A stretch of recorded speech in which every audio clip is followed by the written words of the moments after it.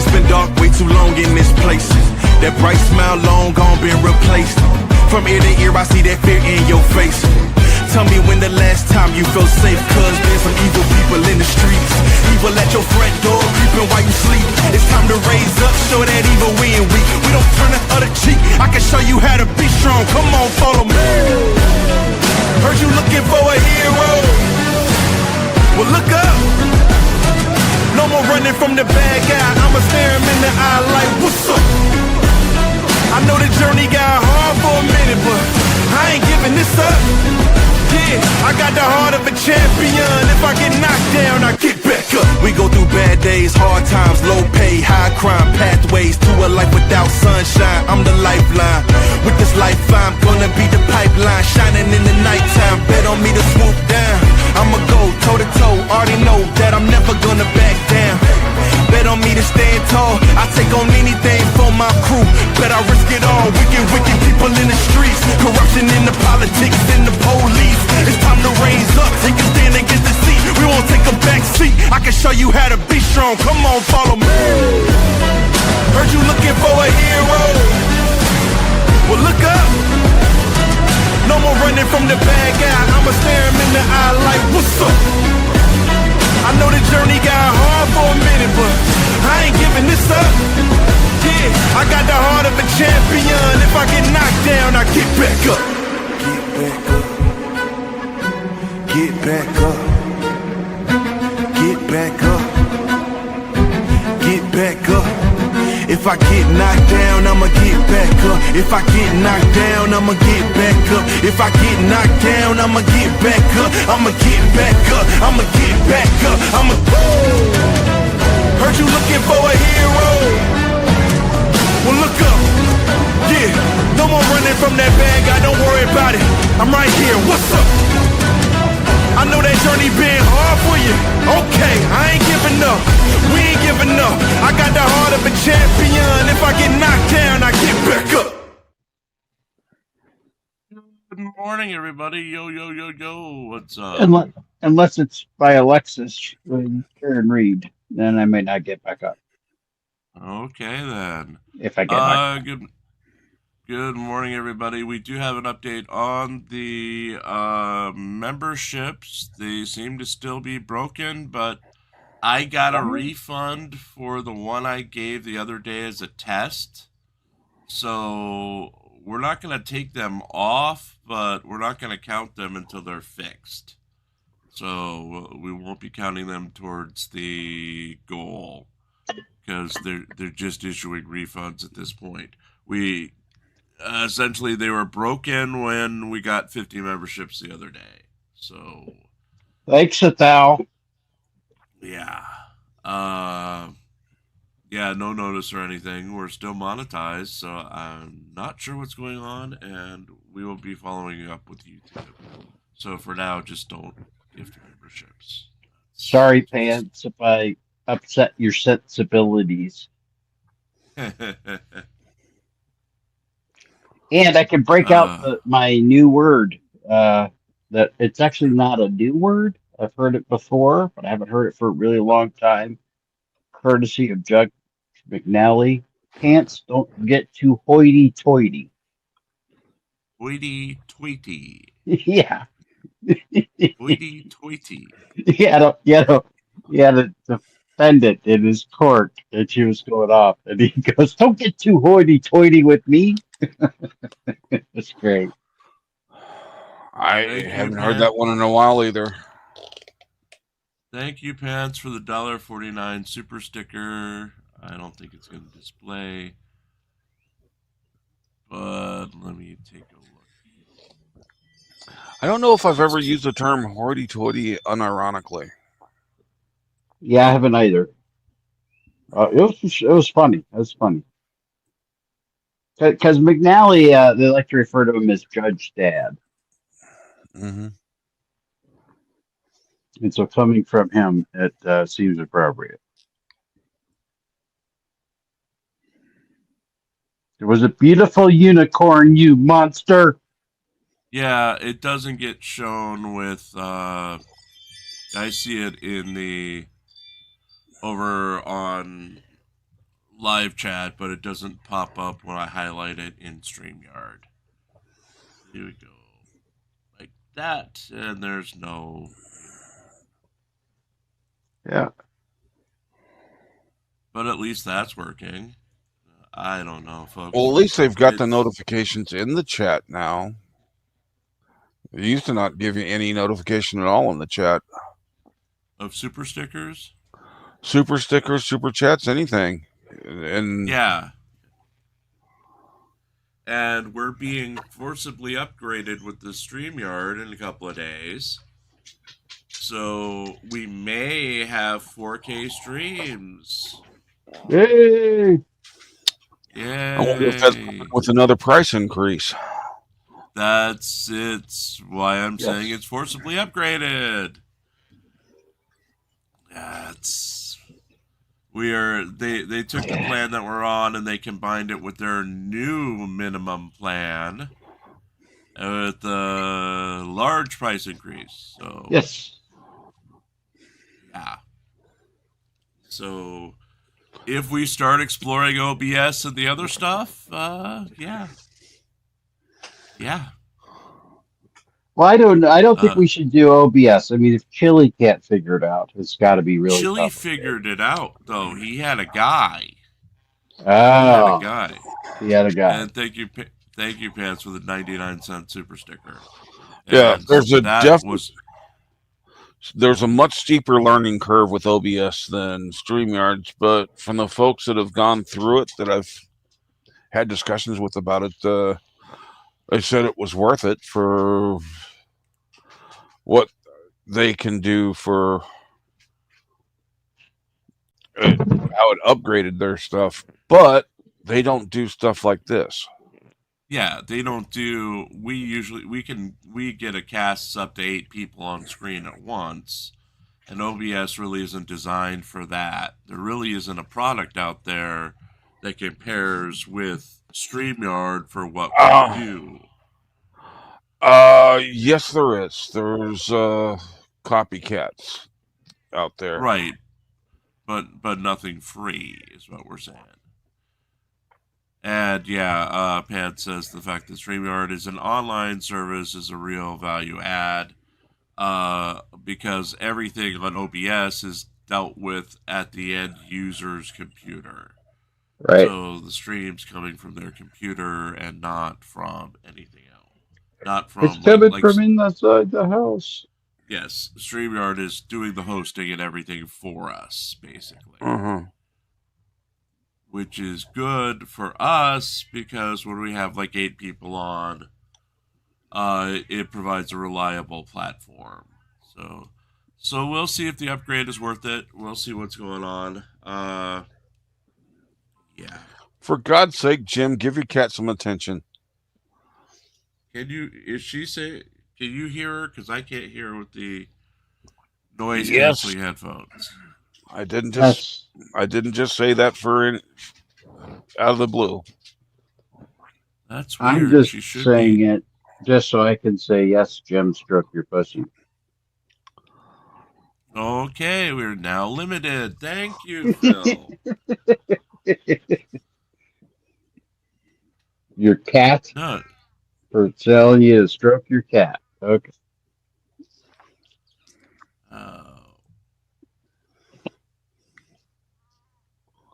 Yeah, with my noise canceling headphones, I can't hear her at all, which is great.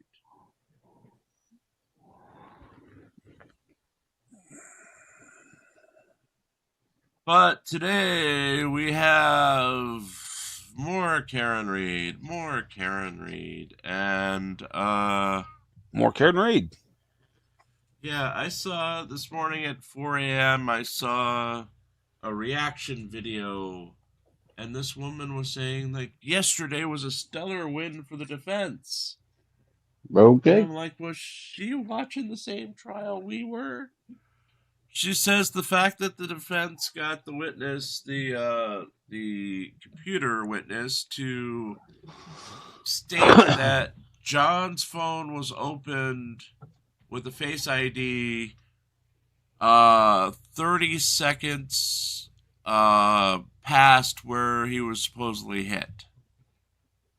By their timeline, makes it a huge win for the defense.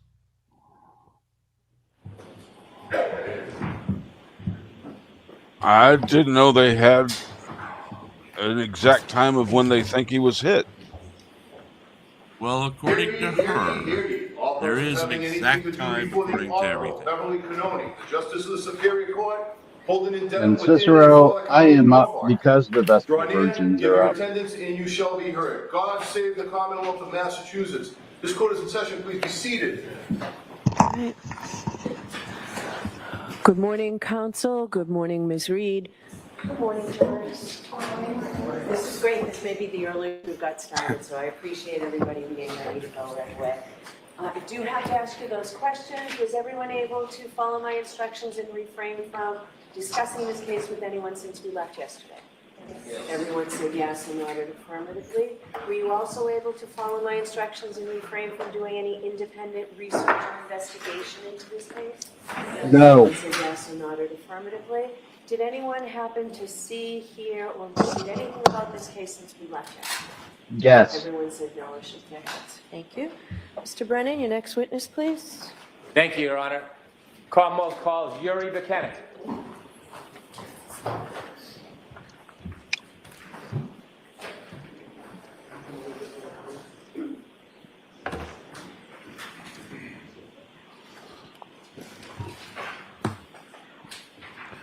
And how many times is Alan Jackson going to reference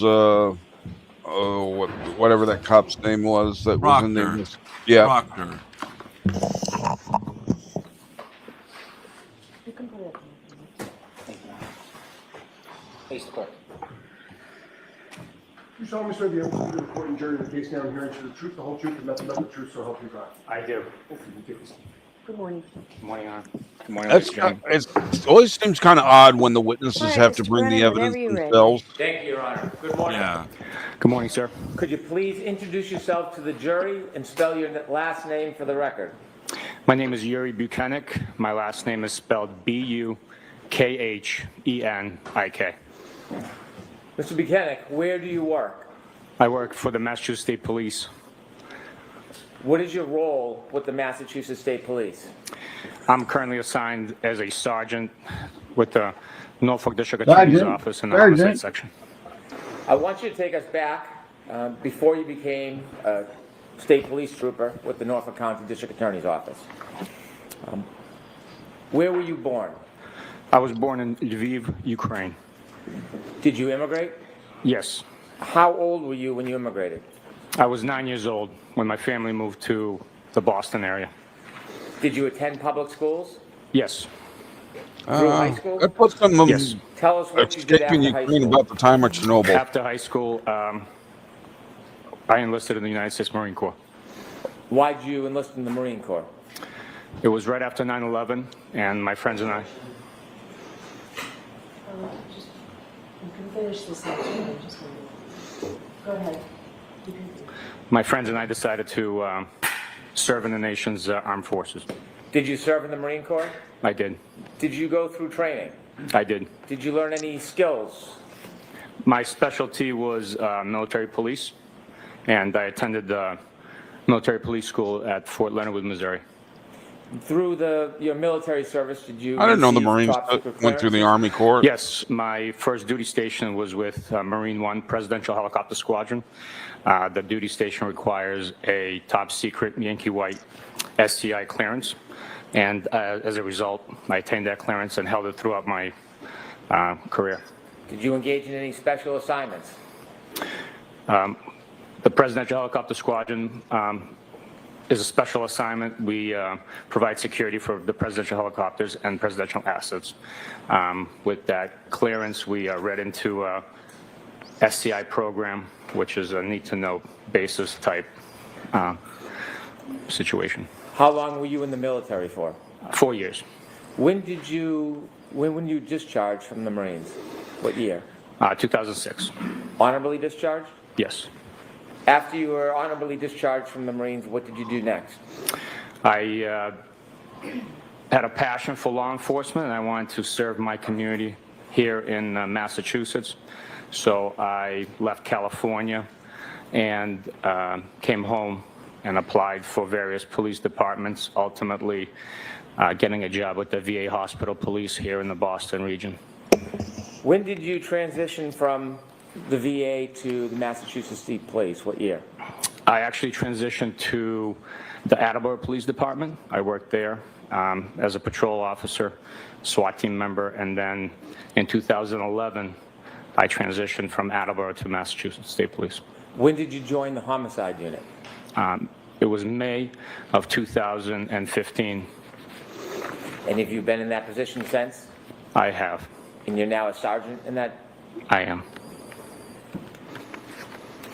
I want to ask you about the structure of the homicide unit for the state police. How many different troopers work in the homicide unit at Norfolk County DA's office? We have a range from 2 to 6 troopers working in the homicide section over the years that I've been there.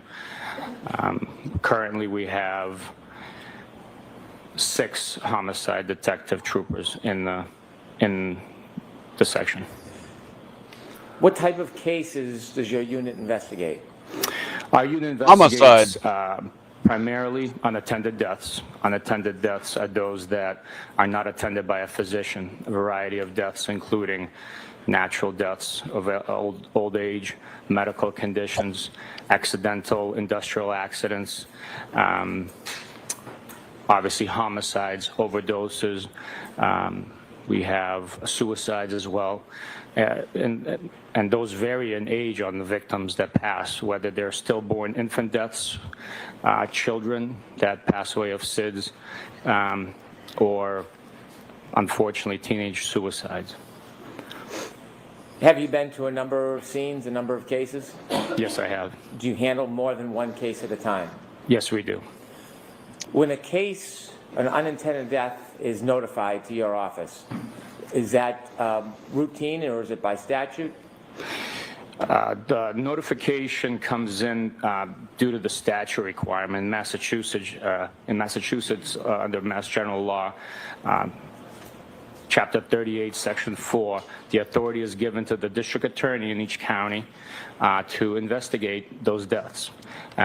They appoint designees, and within Norfolk County, those designees are law enforcement agents from the Massachusetts State Police.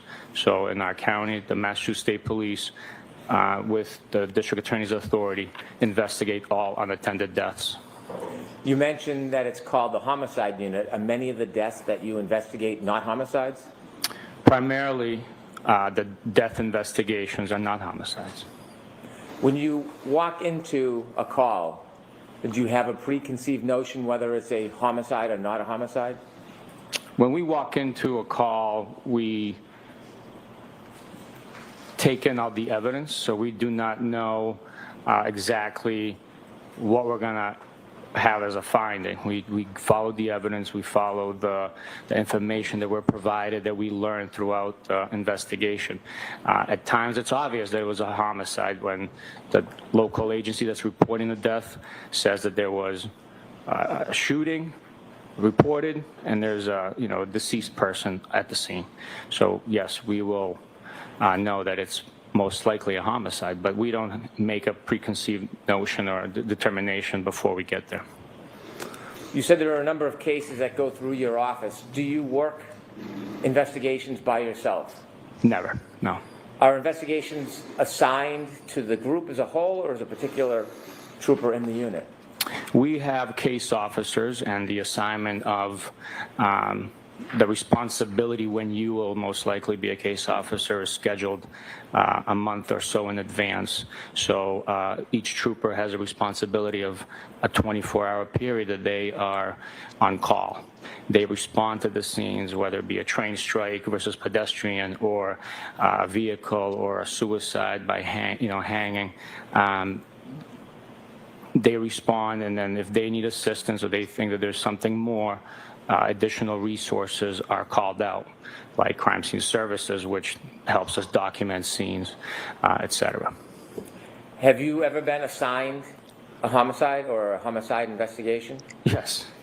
In the cases where you're assigned, do you investigate the case alone? Never. It's always a team effort. Every case requires a team effort. Just the amount of work that goes into collecting evidence, interviewing witnesses, interviewing involved parties, interviewing the suspect, all those tasks that are required in collecting surveillance footage require manpower and time and resources. And so every investigation, although it has a case officer, it requires a team effort of individuals to work together in concert to accomplish a successful investigation. Are you often working on more than one investigation at the same time? Yes, we are. If you were the case officer, would you have other resources you would use to help with the investigation, other units in the Massachusetts State Police or local police? Yes, typically we partner up with the local police detectives, and when we're conducting interviews, it's a state trooper and a local detective that are conducting those interviews or collecting surveillance footage and so forth. And there's a reason behind that. The reason why we pair up is not just the manpower, it's also that we work in a dangerous line of work, and people could lose their life, people could get injured, or unfortunately people could get fired or retire and no longer be available to testify, provide their testimony, or be a resource in the future. Is it a common practice that when there's an investigation, more than one trooper will appear at many events? It is very common and preferred. Unfortunately, in the real world, it's not always possible. A trooper can be responding to a scene and just to simply grab something from another trooper and could be approached, and a small brief interview could happen, or if a trooper's at a home talking to a witness and others show up willing to provide information, he has to conduct that interview by himself because of the resources aren't available for him. Let's talk about the assignment of this case. You said that there's case assignments, a schedule that is made in advance. Yes, sir. On the day or the morning of January 29, 2022, do you know who was assigned to take calls for new cases? Yes. Before 7 a.m. on the 29th, it was Michael Proctor that was assigned to be on call. Is there a supervisor assigned as well, in addition to a trooper that's not in a superior position? Yes, every day there's a supervisor assigned in addition to the on-call trooper. There's a supervisor that's also available for any reason at any time to respond, assist that trooper if there's any questions or issues that come up. Was there a supervisor assigned that morning? Yes, there was. And who was that? It was myself. When did you first hear or learn anything about this call or this case? In a unique fashion, this call actually came from the Troop H headquarters, which is the field services portion of the state police, the uniform patrols that service the Metro Boston area. The headquarters duty office contacted me, I think by mistake, misdialing the number because our names and numbers were listed one above the other. So the call actually came into me. I took the call and advised them that I would call the on-call trooper for that day, and they would contact Canton PD and take the appropriate steps. About what time did you receive a call that morning? Approximately 6:44 in the morning. After receiving the call around 6:44 that morning, did you contact anybody to assign a case manager, or did you get involved personally? I called Michael Proctor and told him to reach out to Canton and follow up on the report of a male in the snowbank. And this is around 6:44 a.m.? Yes, sir. What did you do next? I waited for a call back from Michael Proctor, and he reported the details of, yes, there was a male found in the snowbank in Canton, and that they were requesting our assistance as he had sustained injury and was unresponsive and had been transported to Good Samaritan Hospital. What was the plan at this point? At this point, where I learned that he had sustained injury and there was a heavy blizzard in the area, I decided myself to get dressed, shovel out, and respond to Canton. Were you required to get involved and go to Canton that morning? At this point in time, I was not, but I thought that it would be prudent on me to, at the very least, shovel out, because another call could have come in and I would have had to respond to that, and the driver would have been shoveled.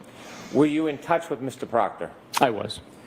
Did you have any plan to meet him? Yes. When and where? We decided to meet at the Canton Police Department. Okay. And about what time were you going to leave your home, or did you leave your home? I left my home probably around 8:50, and I know I arrived to the Canton Police Department approximately 9:15 in the morning. Did you know the address where the person was found in the snow?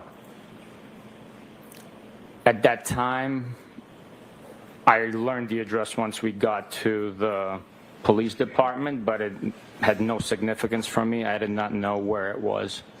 Why did you plan to go to the Canton Police Department instead of going to the scene first? The Canton Police Department, Fire Department personnel and paramedics had already cleared the location. So we, again, given the conditions, we were in a controlled environment inside a police station to exchange information, collect any evidence if it was available, and the police department safety and security of that would have been the best location for it. You mentioned that you arrived at the Canton Police Department around 9:15 a.m.? Yes, sir. Was Mr. Proctor there when you arrived? Mr. Proctor was there walking in with me. When you went in with Mr. Proctor that morning, who did you meet? We went in, we met with multiple Canton police personnel, one of which being Sergeant Good. He was one of the first responders to the initial scene. Did you receive any items from Sergeant Good or any of the police officers while you were there? Yes, we didn't receive it, but we were shown a broken cocktail glass, bottom of a broken cocktail glass. We were provided Mr. John O'Keefe's cell phone, and I was also shown a brown paper bag with 6 plastic Solo cups in it, containing what was reported to be blood in the snow. When you were shown these items and had a discussion with the Canton Police Department, were any decisions made about the future of the investigation? You had shared with us earlier that typically the state police pair up with local detectives. Did you do that morning? That morning we did not. We had learned that there was a loose familial connection through town channels with the address and possibility of a Canton police officer or detective. So Canton police, out of overwhelming precaution of impropriety, not that there was one, decided to step away from any interview investigation assistance with us. Has that happened in your career before? Yes, it has, yes. Since there would be no local detective, did that change your role at this point in the case, your involvement? It did not change my involvement, but it did bring up a concern of manpower. We are obviously limited by staff. The weather conditions also further exacerbated that issue. So transportation was an issue, timing's always an issue, and you can never have enough manpower. Did your role become more prominent given there was no local detective involved? I would have to pick up the slack. I'm a team player. I always want to assist in any which way I can to make others' life easier. And you were Mr. Proctor's supervisor? I was. After you received the broken glass, the cell phone, and you saw the plastic cups with the blood in them, where did the evidence next lead you?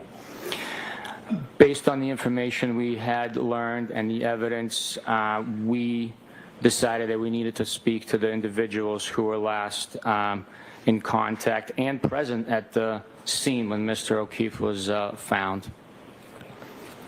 Did you have any specific other information that you were following at that point? Yes, we had statements made by the defendant that she was questioning whether she had hit him, and to that extent. Had you focused in on a target at this point or reached any conclusions about your investigation? No, we were still in the information and fact-finding portion of the investigation. We are not ruling out people as much as we're not ruling people in as much as we're ruling people out. So we need to get as much information as possible that is in physical form, statement form, and circumstantial factors as well. So where did the evidence take you next? Following 3 interviews conducted in Canton with witnesses, we proceeded to the Good Samaritan Hospital because, based on the information I learned, I needed to put eyes on Mr. O'Keefe and his injuries. I needed to see what exactly the witnesses were describing. Do you remember who you spoke with that morning before you decided that you wanted to go to the hospital to see Mr. O'Keefe? Yes, we interviewed Miss Jen McCabe, Mr. Matt McCabe, and Mr. Brian Albert at the McCabe residence. How long, or about what time did you get to see Mr. O'Keefe? We got to see Mr. O'Keefe, I would approximate probably like 12:30, maybe 1 o'clock-ish. Why did you want to see him specifically? I wanted to see the injuries for myself, the location of the injuries, the types of injuries, the extent of the injuries, and overall condition that his body was in would be very telling. The mechanism of injury, how it might have taken place, and also the correlation of any evidence at the scene with those injuries. Now, you don't have any medical degrees, do you? I do not, no. How about biomechanical engineering? No. Do you have life and job experience in these situations? Yes, 20 plus years of law enforcement investigating car crashes, pedestrian crashes, and 10 years in homicide. Your role is not to make a diagnosis, is it? No, it's not. Is this information and your interpretation based on your experience important in guiding what you're going to do in the investigation? Yes, it is very. Do you ultimately get to Good Samaritan Hospital? Yes, we do. Okay, take us through what happens when you get there. When we got to Good Samaritan Hospital, the driving conditions were treacherous. It took us 45 minutes from Canton Center, basically, to Good Sam, which should be a 15, 20-minute drive. At one point, I had to get off the highway because I couldn't tell if I was on the roadway, if I was off the roadway. So the guidance of trees on the side of the road through the town streets actually helped us guide the path to Good Samaritan.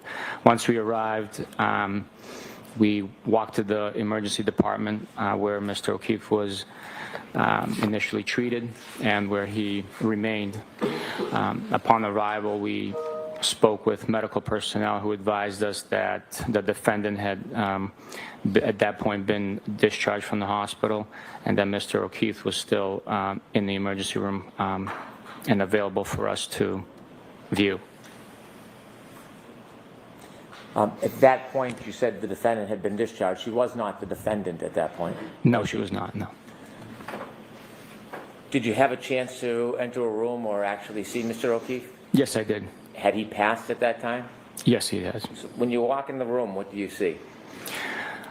When I walked into the room, I saw a medical bed in front of me. Mr. O'Keefe was covered with a sheet, as is typical with any victim that had passed. There was a pile of clothing to the left, at his feet to the left of the bed. I observed several injuries on him once I lifted the sheet, and those were documented with photographs by Crime Scene Services member of the State Police, who also met us at the hospital for that purpose. So there were other members of the team that were there to photograph Yes, Mr. O'Keefe and some of the injuries? yes. How many people were in the room with you and Mr. Proctor when you were observing and viewing Mr. O'Keefe? There was a total of 3 of us, myself, Mr. Proctor, the Crime Scene Services individual.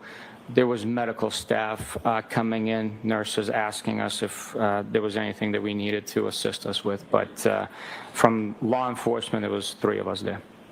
Now, I don't want you to try to give us a diagnosis or provide us an opinion of the cause of any injuries, but rather I want you to share with us, as you're observing Mr. O'Keefe in that hospital room, what are you seeing and what is standing out to you?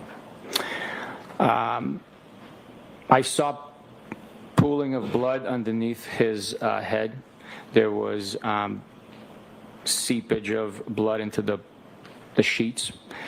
There was also swelling, discoloration, a large amount of blood pooling underneath his eyelids. There was no abrasions or injuries that I observed to that region. So to me, through my training experience, I took that as subdural. Not to any medical observations, but just you as law enforcement. Yes, Your Honor. I'd ask you not to give your personal interpretations of what you saw.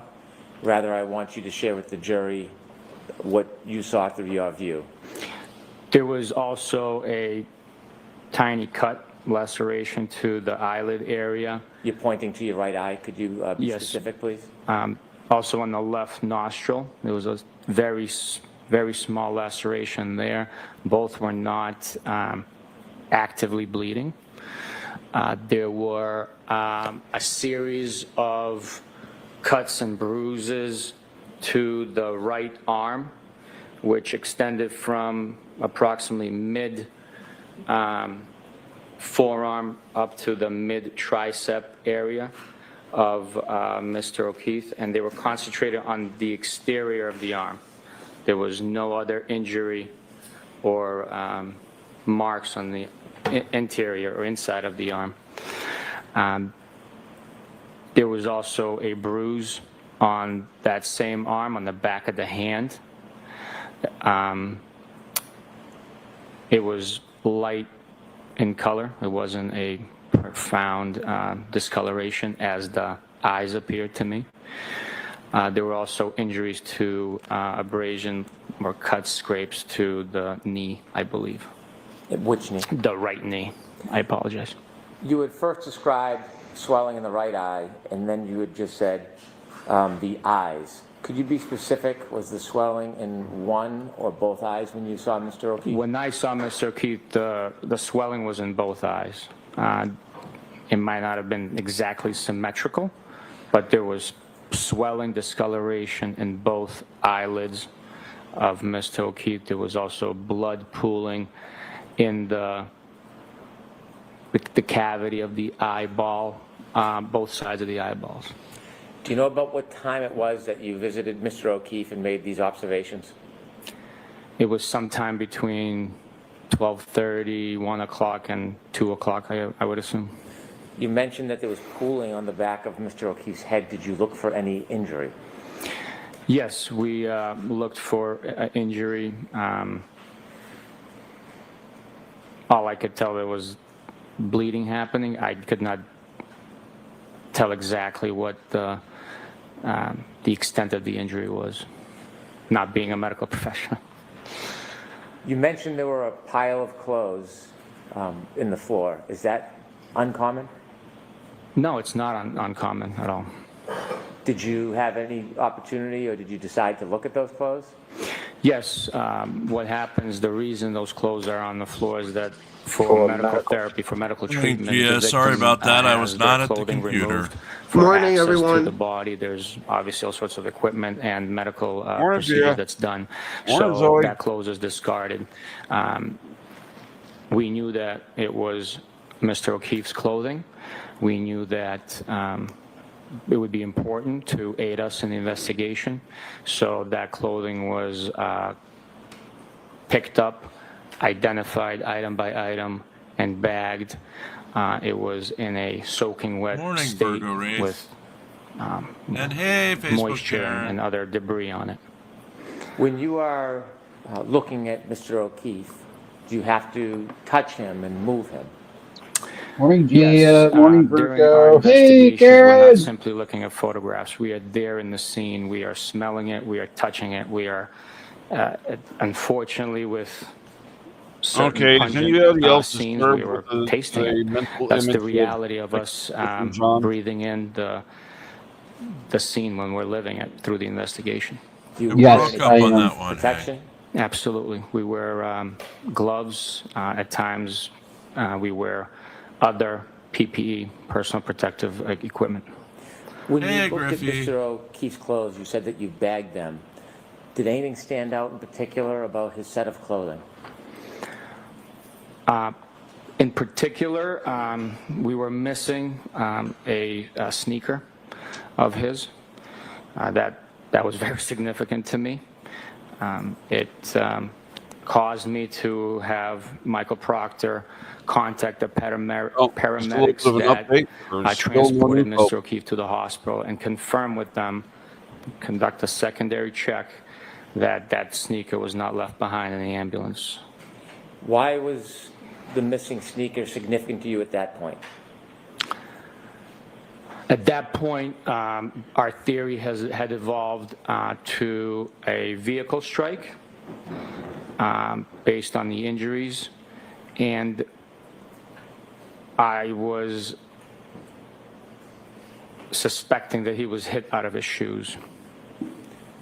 Is there a phrase that's common in these type of situations? Yes, And what's that? knocked out of your shoes. Did you know where the other sneaker was? I did not, no.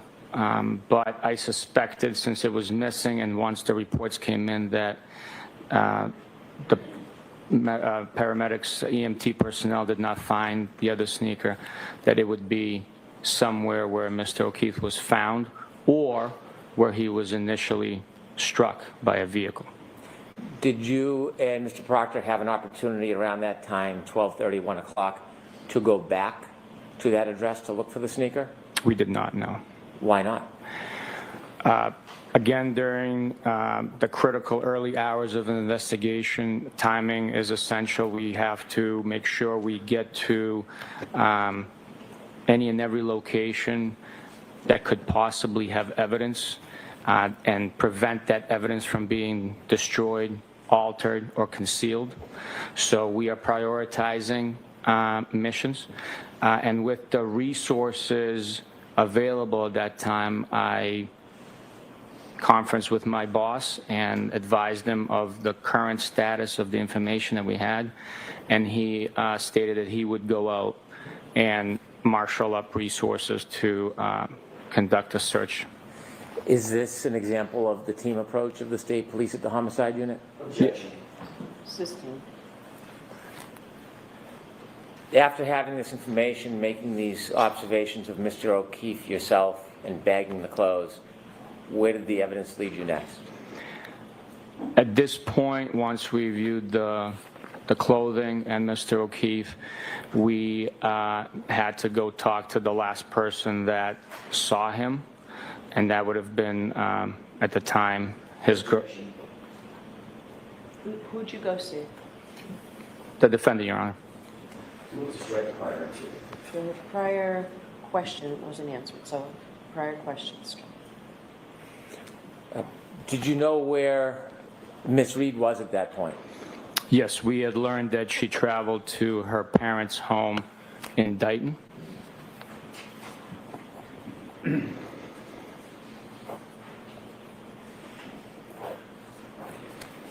Did you learn about any, or did you have any interest in any physical evidence at that point? Yes. With the missing shoe, her stating that I hit him, and along that line of statements, I was interested in the vehicle that she was operating that night. Okay. How far was Dighton from where you were at Good Samaritan Hospital?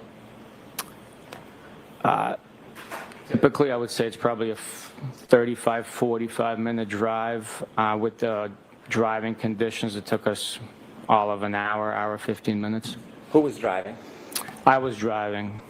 Were you in a issued vehicle, or were you in a personal vehicle? No, I had to drive my personal pickup truck due to the weather. My cruiser would have never made the unplowed streets of the area. Was Mr. Proctor with you? He was. Were you by his side the entire time? Mr. Proctor and I were together the entire day. You decided to go or drive towards Dighton. Did you ultimately make it to Dighton? Yes, we did. Do you know what time you arrived in Dighton approximately? Approximately 3 p.m. On your way down to Dighton, did you learn any further information beyond what you had known when you had left Mr. O'Keefe at Good Samaritan?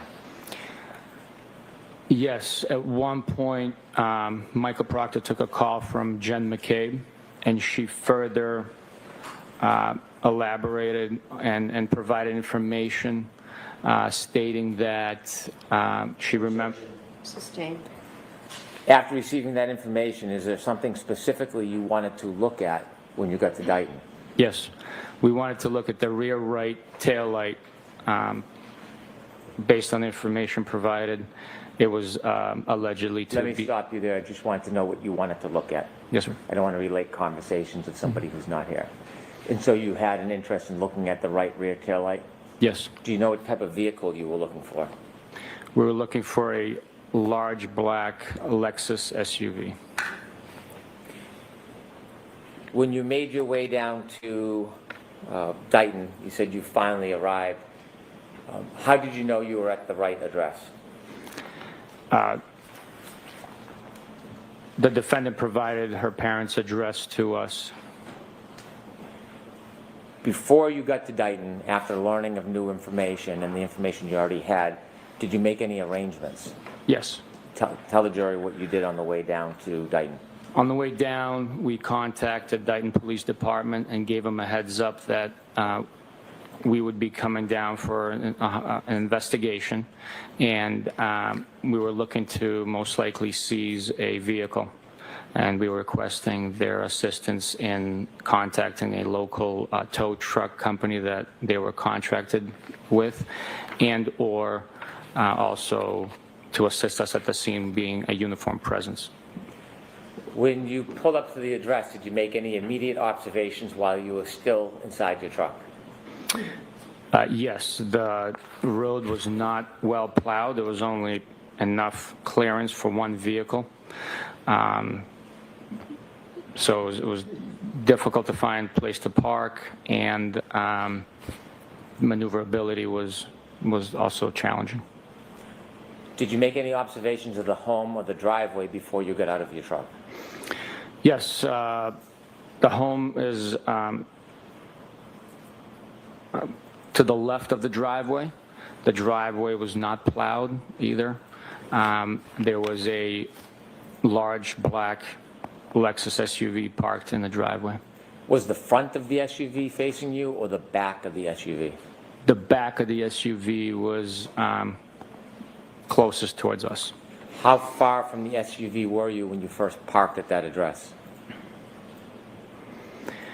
Probably, it's the length of the driveway. Based on my memory now, it would probably estimate to be 60 feet or so. Did you make any observations of the SUV from that distance? It was covered with snow, like it's been either sitting outside or driven outside in the snow, so it was exposed to the elements. What was your next steps? We waited for Dighton PD to arrive to assist us.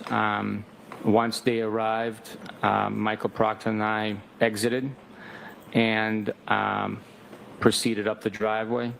I told Michael... Let me stop you with what you said. I want to just know what you observed. Okay. As you're walking up the driveway, how close to that SUV did you get at its closest? At its closest, I got as close as me and the defense table, which is probably 10 to 12 feet. From the 10 to 12 feet, did you notice anything remarkable about the SUV? Yes, there was a large piece of red taillight cover missing from the vehicle. After you made an observation of a large piece of the red taillight cover missing, did you do anything else relative to the SUV at that time? Yes, I told Michael to get close. I'm not interested in what he did. What did you do? What did you see? I just saw the damaged, missing taillight cover. I did not touch it. We did not approach it with physical contact. So. Did you see where Michael Proctor went? Yes. How close to the car or the vehicle did he get? Within 3 feet. Did he ever touch it? No. Where did you and Michael Proctor go next? We proceeded to the front door of the home to make contact with the residents. And how clearly did you see that missing piece? What's your level of certainty? 100%. Did you knock on the door?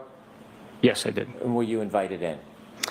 We were, but not through the front door due to the weather and the piled up snow. We couldn't open the storm door.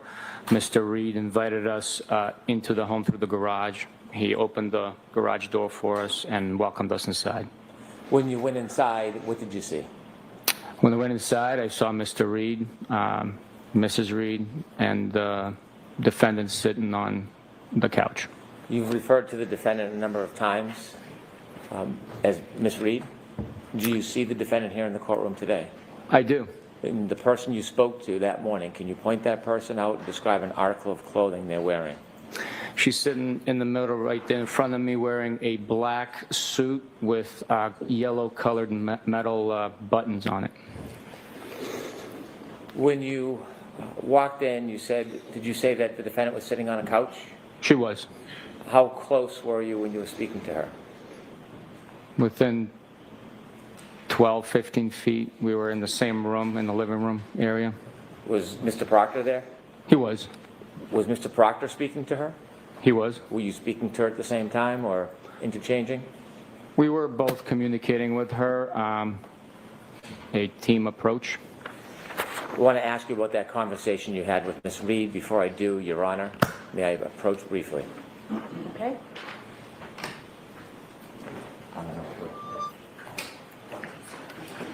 Sidebar. Get your sidebars here. It's the first sidebar of the day. Yep. Sidebar number one. Sidebar number one. Matt says 11 sidebars for today.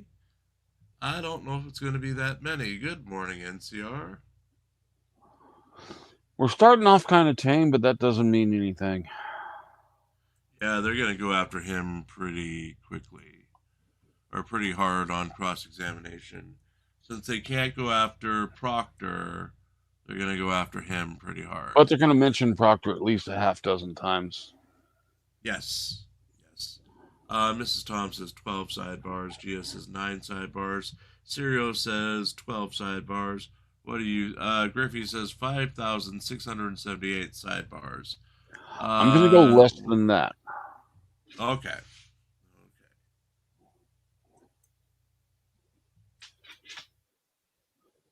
According to Grant Smith Ellis, Turtle Boy lost on the draw again and will not be in the courtroom next week. Aw, no crotch goblin. No crotch goblin. Becca says 13 sidebars. Good morning, Becca.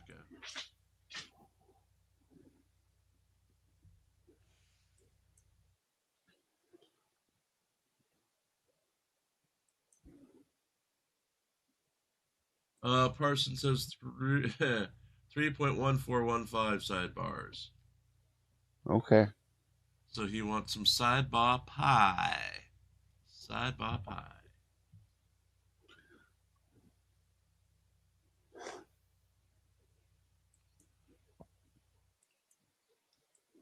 I believe today's special on sidebah pie is a lemon meringue. Lemon meringue sidebah. No, sidebah pie is lemon meringue. Sidebah pie is lemon meringue. Okay.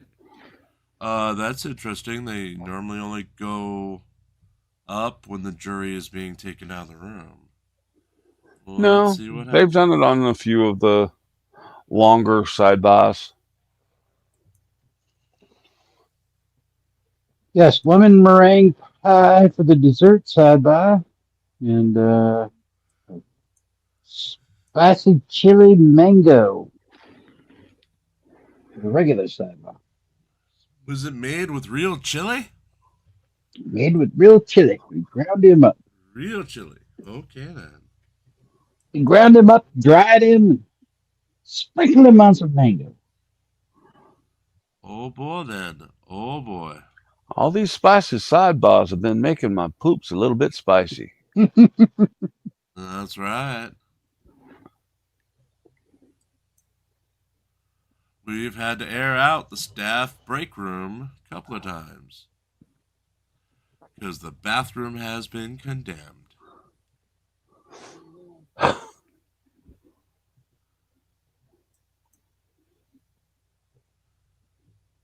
Oh, good Lord. Okay, so they're going to go after this witness. Of course.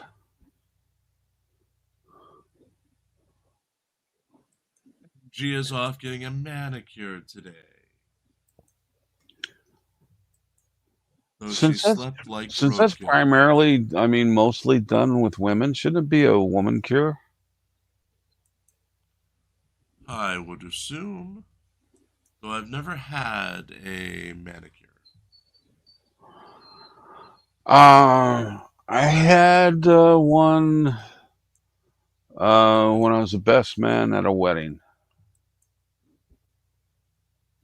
Did you have your nails painted too? No, just well, they were clear coated. Did you put I object on your fingers so you can hold them up at the right point? No. Okay. I know Phil's going to do that when I get married. I object, Your Honor. I object. Oh, God, no.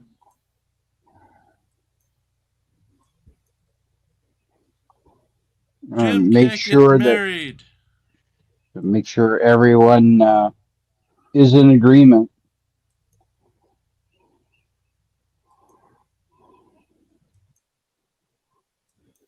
It's about time we get married.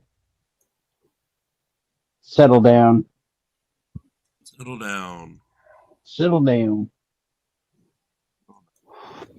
Have little cat boys.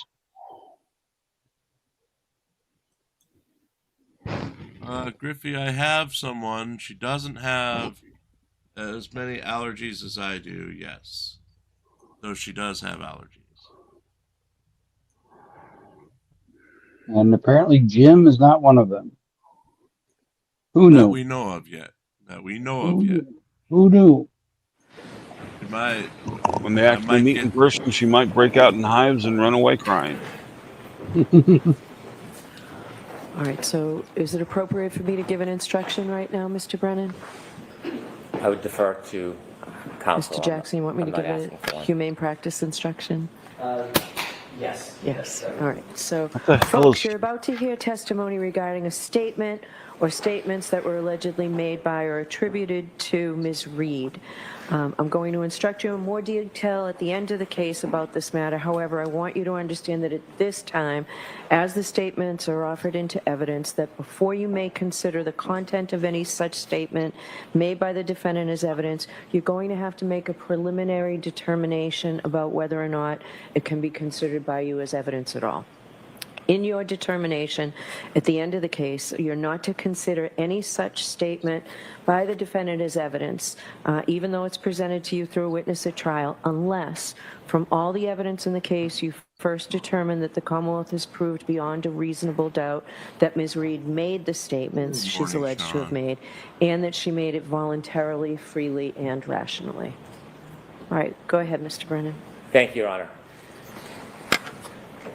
Sir, I want you to begin from when you were in the living room, your beginning conversation with the defendant, the presence of both her father and mother. You're with Mr. Proctor.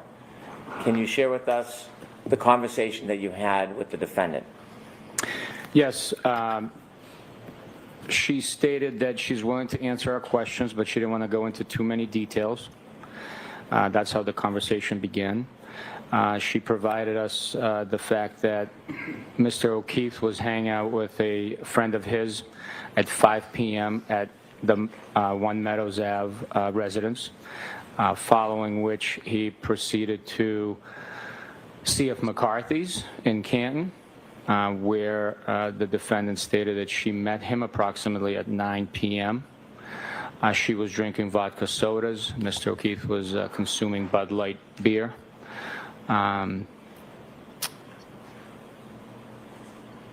After C.F. McCarthy's, they proceeded to the Waterfall Grill and Bar. At this point, the defendant was asked if she brought a beverage with her from C.F. McCarthy's to the Waterfall establishment, to which she stated she didn't think so. After the Waterfall, she was too drunk to remember. The defendant stated that she dropped Mr. O'Keefe off at 34 Fairview. She was asked if she saw him go in the house. She stated no, she did not see him go in the house. She was asked about the damage to her rear taillight, to which she stated, quote, "I don't know how I did it last night," end quote. Once she provided us with the fact that she dropped him off and never saw him go in the house, she was asked to provide details about her leaving. She stated that she made a 3-point turn and left. She was asked to provide some explanation of how Mr. O'Keefe sustained those injuries that he had. She did not. Let me stop you there. Did you get an answer to your question about how he sustained the injuries or the details about the 3-point turn? No, I did not. You mentioned that when you were at Good Samaritan Hospital, you saw blood on the back of Mr. O'Keefe's head. Yes. Did you ask the defendant anything about that injury? Yes, we asked about the injuries that Mr. O'Keefe had, that he had been displaying, and whether or not he had those injuries the night prior at either McCarthy's or Waterfall, to which the defendant stated she didn't see any injuries on him. But then she provided a statement saying that Mr. O'Keefe bumped his head 2 nights prior and asked her about it, which to me seemed kind of strange. But without the commentary,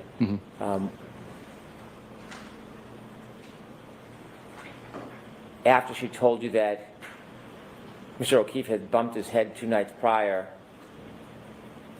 and that he had asked about it or she had asked about it? She stated that he had bumped his head 2 nights prior and Mr. O'Keefe asked her about it. Did she say when Mr. O'Keefe asked her about the bump on his head from the few nights before? No, she did not. Did the conversation conclude? Yes, it did. After the conversation concluded, what was your next step? Once the conversation concluded, the defendant was advised that her vehicle is being seized, and her cell phone was also seized. Were there any other items at that point that you were seizing, other than the cell phone and the vehicle? Not from that location, no. Did you have a warrant at that point? We did not, no. Did you have authority to seize items prior to having a warrant? I'll allow that. Well, what is the process when you want to obtain items but you don't have a warrant? What process do you go through? We seized them to prevent any alteration, destruction of the evidence that could be contained on those items pending a warrant. They are secured. They're not touched or processed by us. The process of obtaining a warrant includes writing an affidavit justifying. Yeah, we don't need to hear any of this part. Understood. Understood.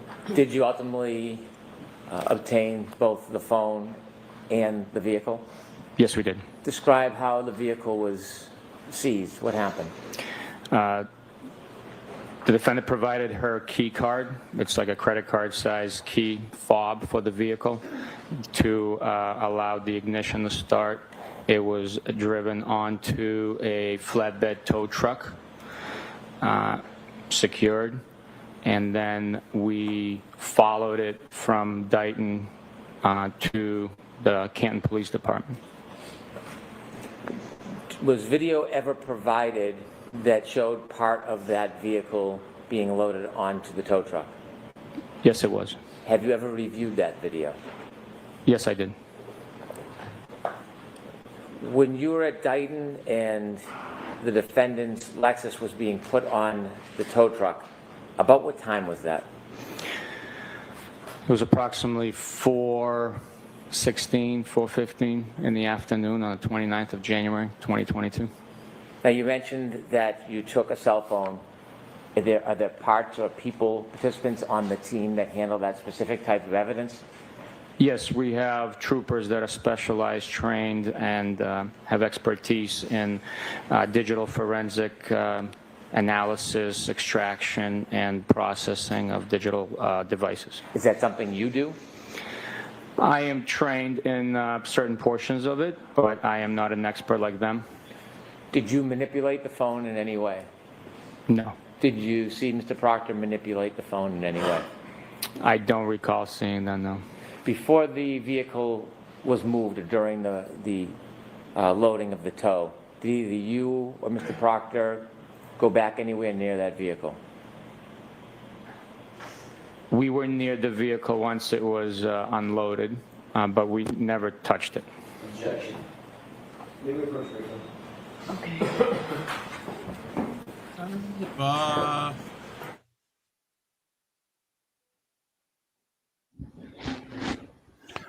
Sidebar 2. That's right. Sidebar number 2.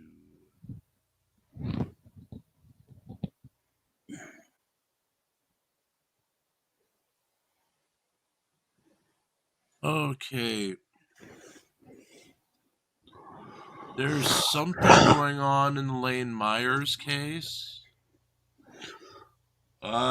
Disposition report has shown up, but it's not available online.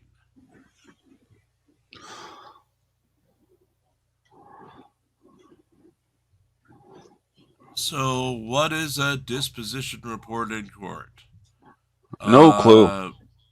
The disposition of a criminal record is the current status, or the final outcome of an arrest or prosecution. Common dispositions are convicted, means you have pled or have been found guilty of court of law. Acquitted means you have been found not guilty by a court of law in a criminal trial. A disposition hearing is where consequences are imposed and has some similarities to a sentencing hearing in a criminal court.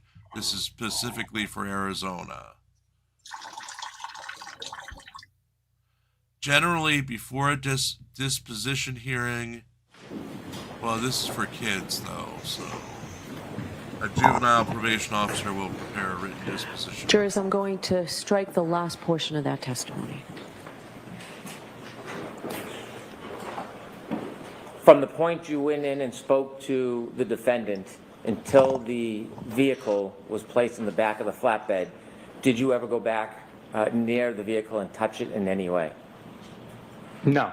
Did you ever see Mr. Proctor go back near that vehicle and touch it in any way? No. You mentioned that the tow was loading the vehicle, the defendant's Lexus, around 4:15. I believe so, yes. Did you join the tow truck driver, or did you keep your separate vehicle at that point? We traveled in my... I'll allow it. I drove my vehicle and followed the tow truck back to the Canton Police Department. Where was Mr. Proctor? In my front passenger seat.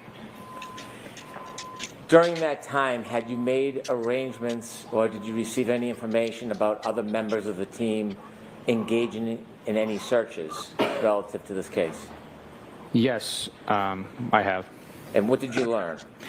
I learned that Detective Lieutenant Tully had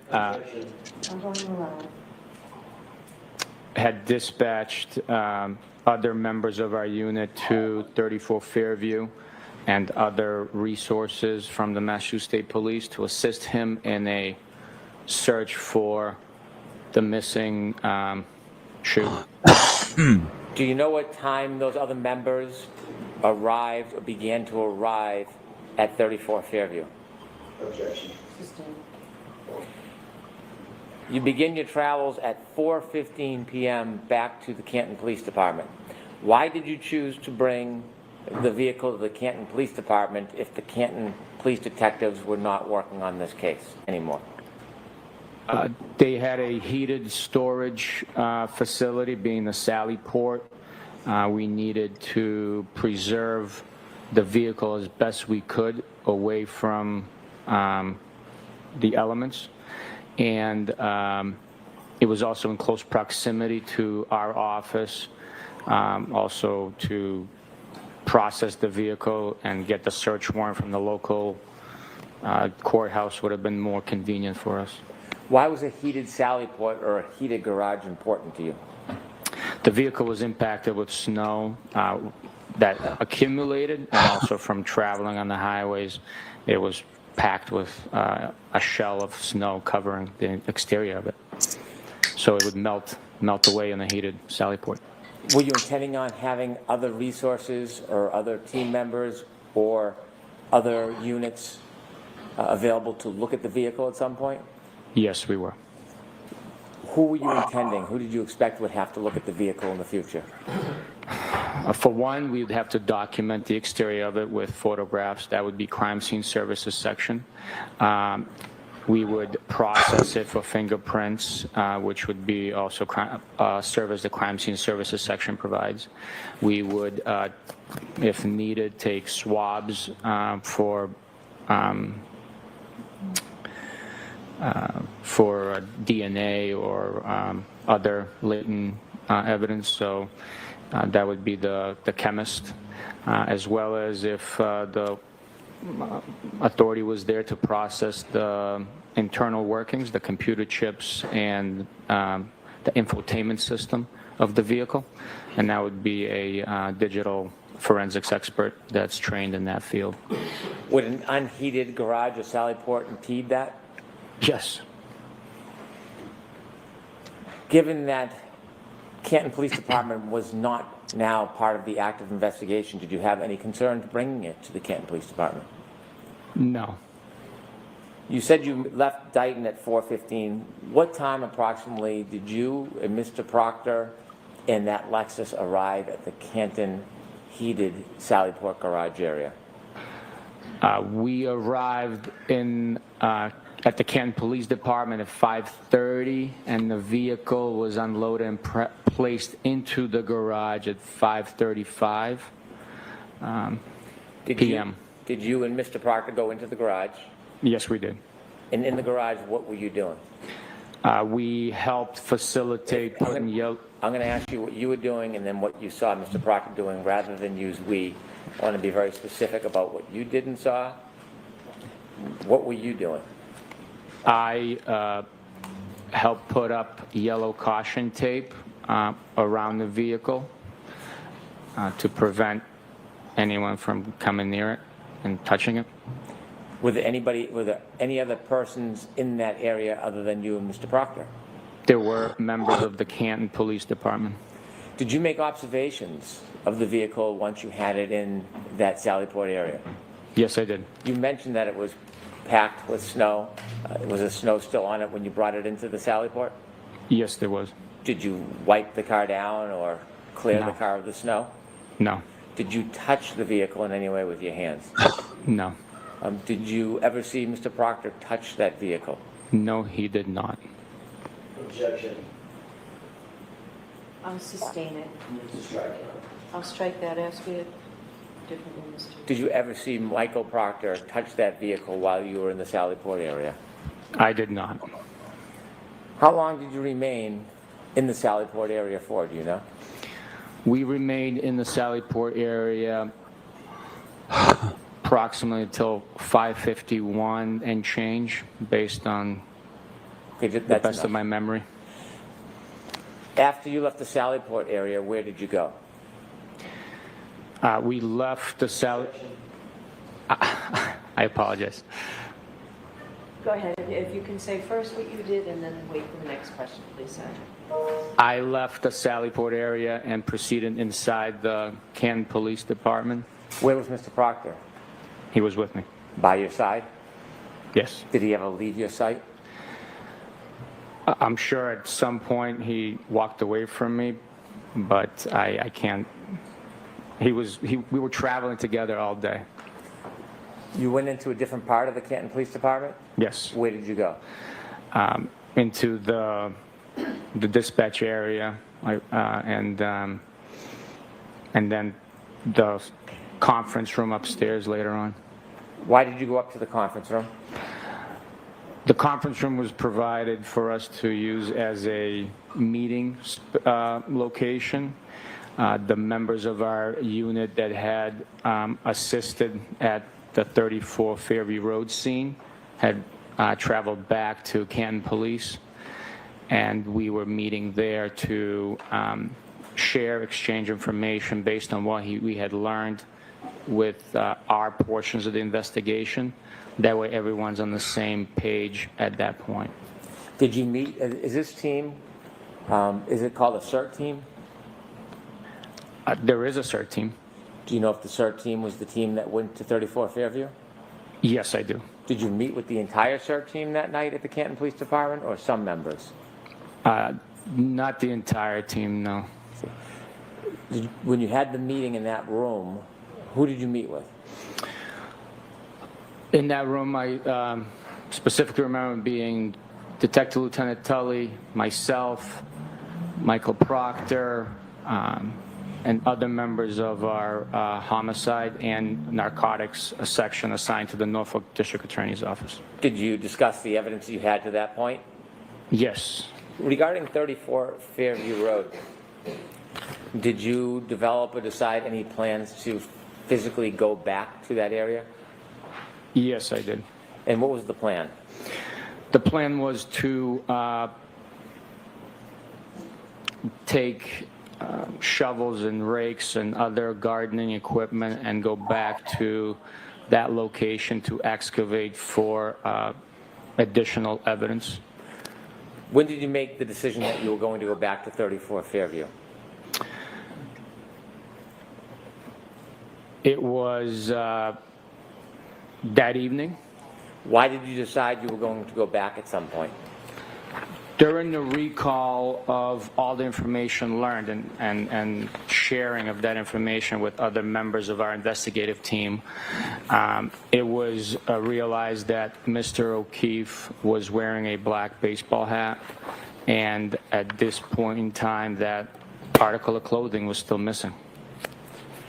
Was there something impeding a full and complete investigation of the scene? At 34 Fairview? Yes. Yes. The heavy, large amount of snow that had accumulated over the last 12 hours or so, heavily hindered our investigation of that immediate scene.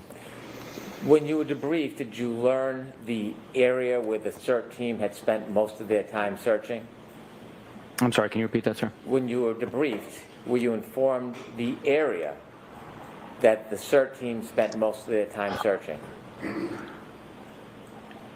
I don't recall on the specifics of it, no. Okay. Now, at some point, did you obtain a registry of motor vehicle record and certificate for the Lexus that you had towed? Yes, we did. May I approach? Yes.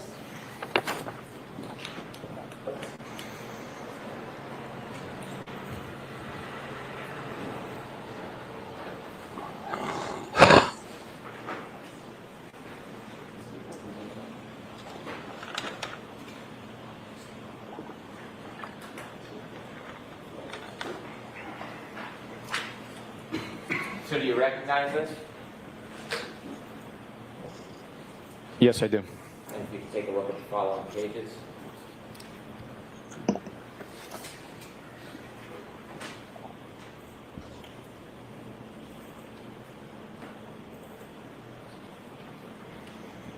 And what is that, sir? It is the Massachusetts Registry of Motor Vehicle title, history, and registration inquiry for a black and color Lexus LX year model 2022, bearing Massachusetts registration 3GC684, registered to Karen Reed. Do I move this document into evidence?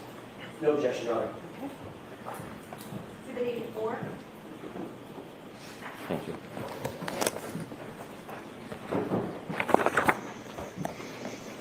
As part of your continued investigation, did you have an opportunity to obtain documents and items? Yes. Did you listen to audio recordings that were included statements of the defendant? Yes, I did. Did you listen to audio recordings from different sources? Yes, I did. What do some of those sources include? Dateline 2020, Gretchen Voss, Fox 25, various media platforms. I want to walk through some of the evidence in chronological order of date. So going back to January 29, 2022, at the hospital you obtained some items. Yes, sir. Did you bring those items with you today? Yes, I did. I want to talk about the progress of those items from when you first obtained them until today. You mentioned that they were clothes that you obtained at the hospital of Mr. O'Keefe. Yes, sir. And you shared with us that they were wet. You put them in bags. Yes, sir. That night, where did those clothes go when you left the hospital? Those clothes, while bagged up, they remained in the back cab portion behind my driver's seat of my pickup truck on the floorboard. Where did you bring them that night? That bag containing all those clothing traveled with me around the area as we investigated, and then after the debrief at Canton PD, we brought them directly here to the Canton office of the district attorney. Did you have those items with you at the Canton Police Department? They were in my truck. I didn't bring them into the I see. office. They remained in your truck while you were in the Canton Police Department? Once I placed that bag in the back of my truck, I did not touch until I removed it from the truck at the Canton District Attorney's office to bring it up. When did you remove it from your truck and bring it into the District Attorney's office? Probably around 8 p.m. on the 29th of January 2022. When you brought the clothes inside, where did you bring them?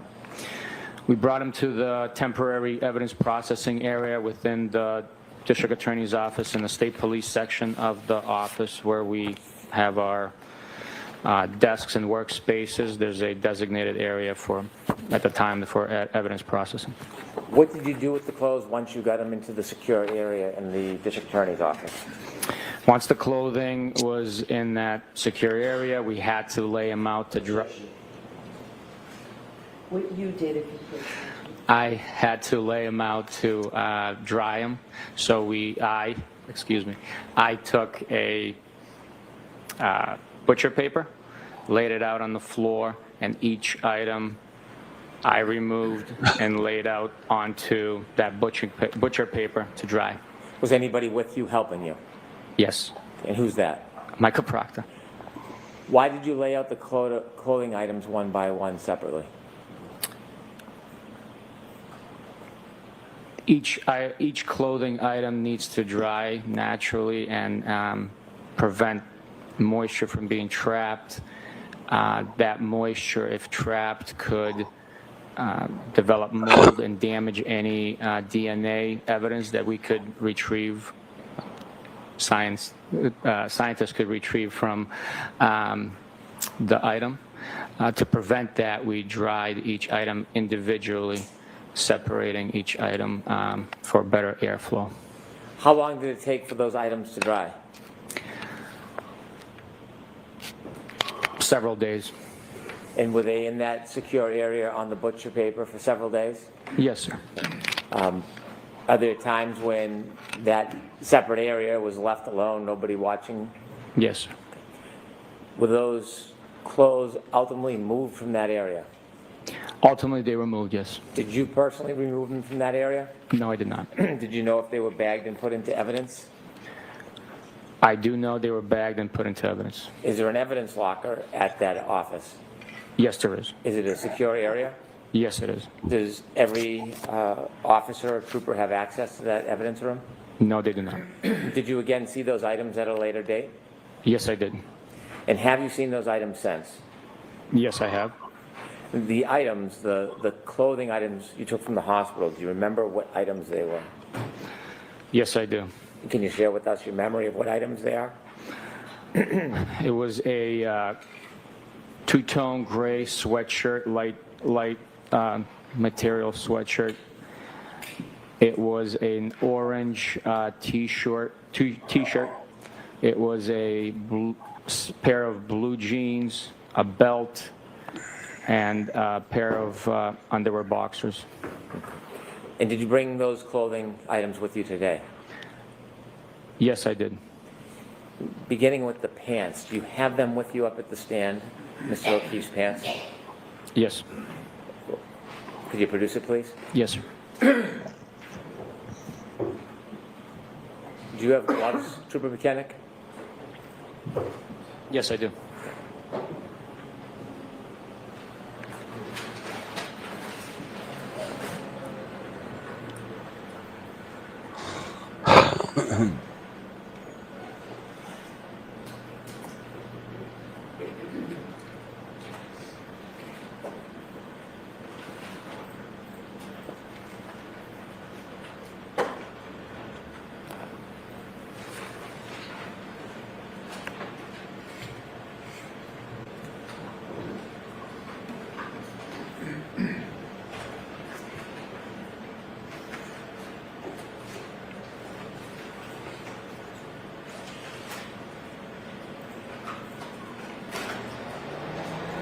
I'd move this item into evidence.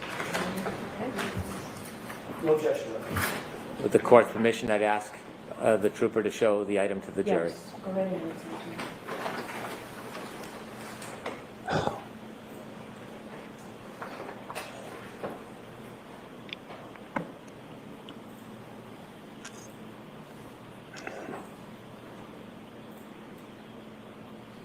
Thank you.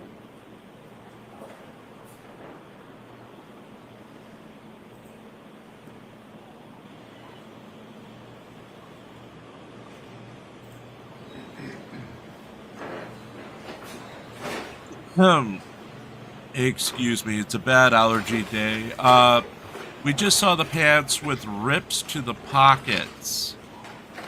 I May I don't approach, Your Honor? Yes. remember any fights where your back pant pockets were ripped out.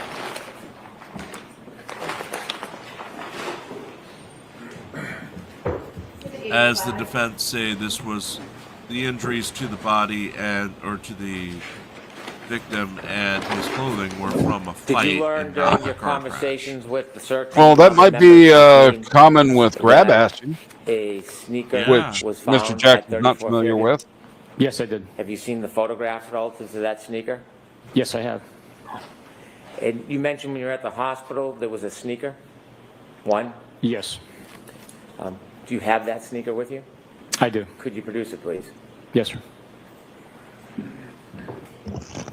You know, I'd move this item into evidence.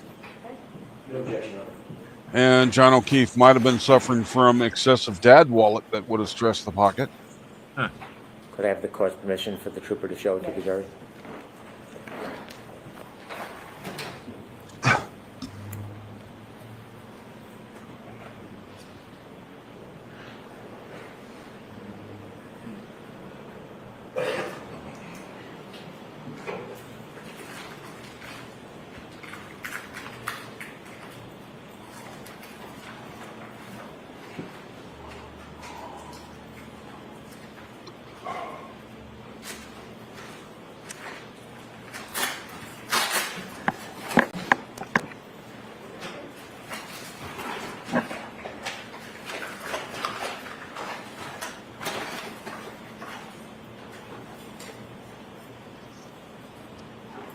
Trooper, is that the sneaker that was at the hospital when you visited Mr. O'Keefe? No, so this is the sneaker from 34 Fairview. Could I have that marked?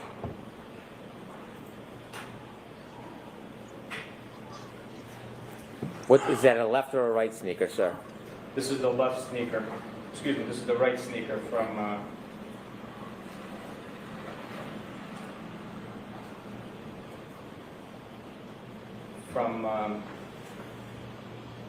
34 Fairview Road, Kansas. Objection, Your Honor. Sure. If you could put the speaker back in the bag and let Mr. Brennan bring the bag over, please.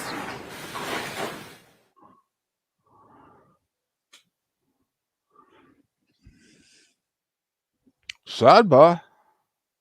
Is it sidebar? Sorry, we just got an update. And yes, it is sidebah number 3.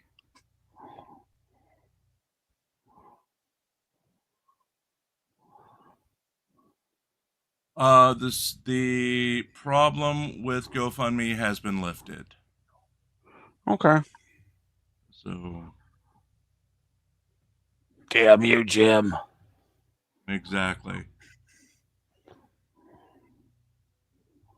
And Oh. I will update the sidebar in a second. We're also following there. A document showed up in Lane Myers' file that says there's a disposition report. A disposition in Arizona is basically a plea deal. So we have no information on this yet. It's not available online. Judy may go over to get it because it says it's available at the courthouse. Essentially, go ahead. Question. Is that just do that include plea deals that are offered, or is that a plea deal that's been accepted? We don't know. Okay.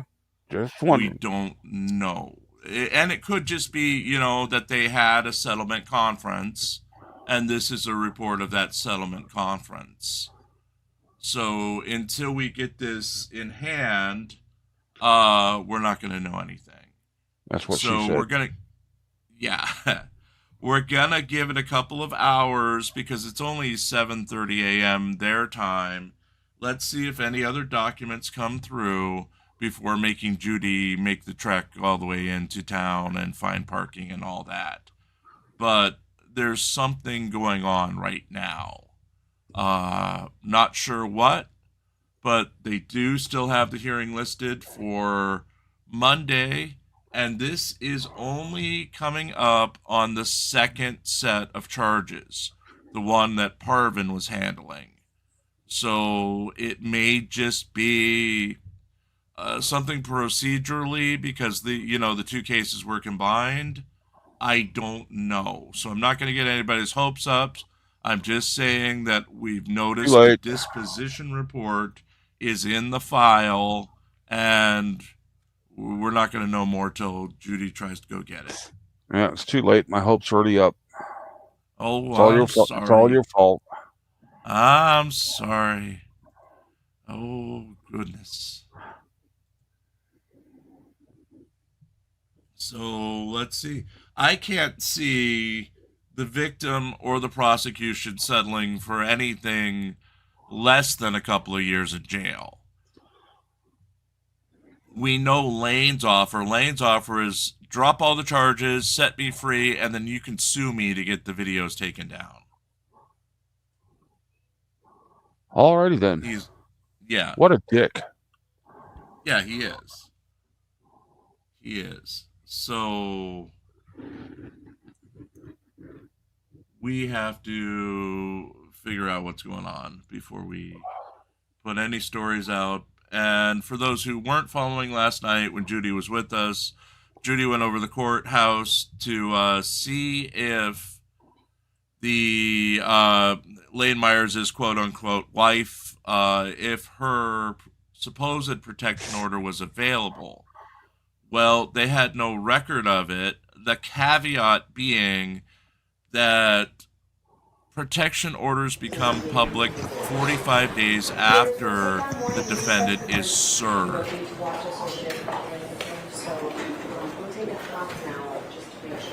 Okay, we're going to the morning break. We'll continue the discussion during the break.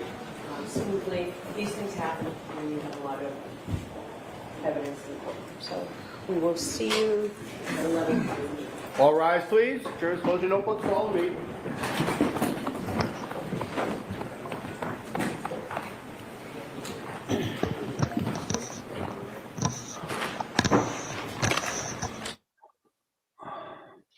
So, yeah, Lane Meyer stuff, we don't know yet. We're going to figure it out. And Judy hasn't even gotten out of, hasn't had her tea yet. But, so last night she went over to Superior Courthouse where these would be filed. They had no record, but the... Just let me know and I'll come right back out. Your Honor, may I? Yes. Be heard? Yes. May I, during the break, in the company of a representative from the defense team, speak to Trooper Buchanan about this issue? I have no problem with that. Do you, Mr. Jackson? No, no problem at all. You will facilitate things. Yes, you may. Thank you. Okay, sorry for pausing.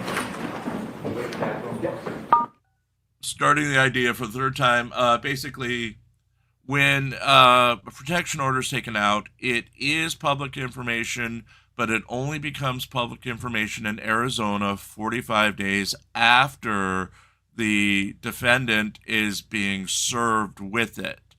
Because Christopher Ruff was never served, they don't have a record of it yet, and they don't have anything to make public.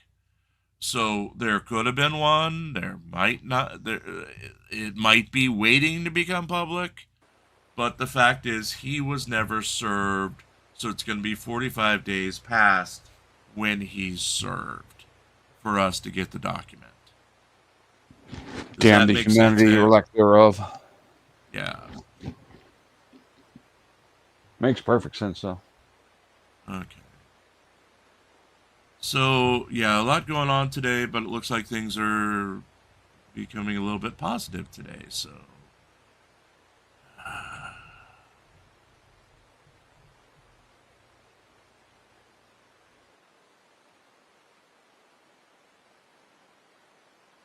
Anything new on the Turtle Boy front, besides that he's not going to make it into court for another week? I didn't see, but hold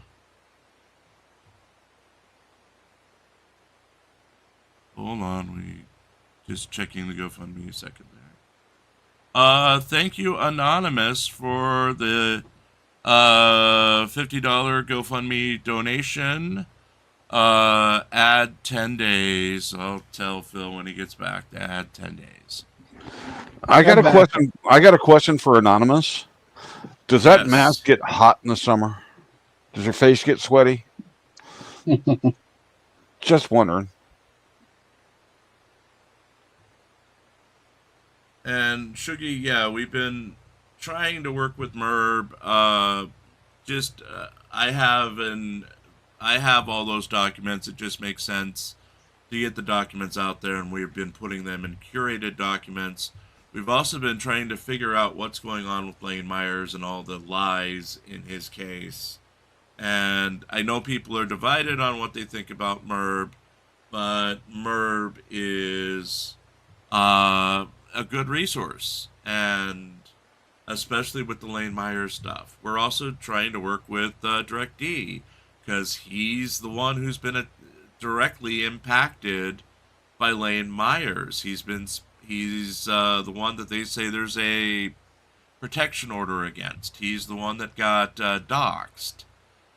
As his reputation is not the greatest, I know there's some feedback there, but he's the source in the case, and we can't slit our own throat by not trying to work with the source in the case.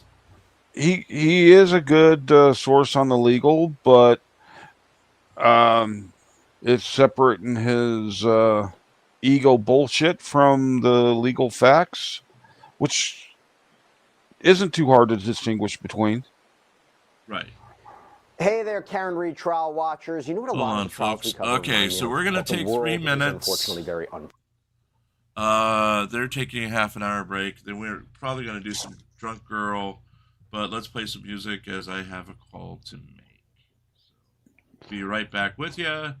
Music is gonna be. Let's go back with our original theme song, Half Measure 1982. And we'll be back with you in about 4 minutes.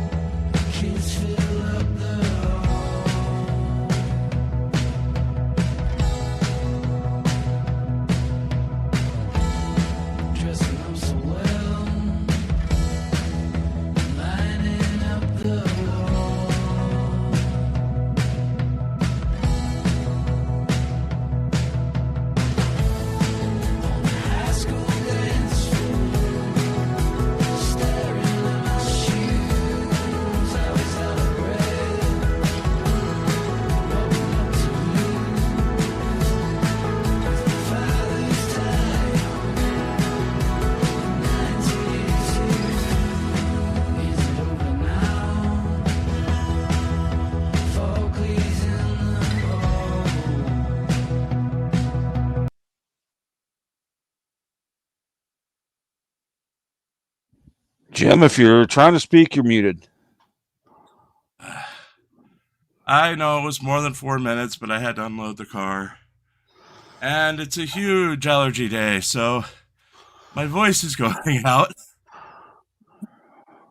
And I'm dying here, so not literally, but yeah. Okay. Good Lord, you might not get a lot out of me today, but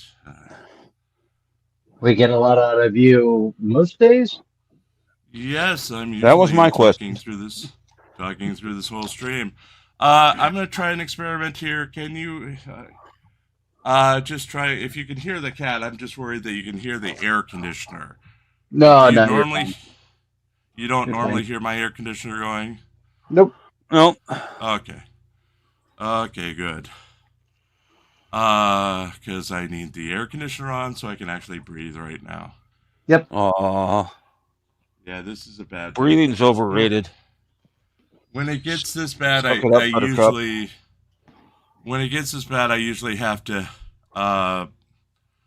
wear a painter's mask with the filter. Oh yeah. So, because it is bad out there right now. How bad is it? It is so bad, his throat's going to close here any second.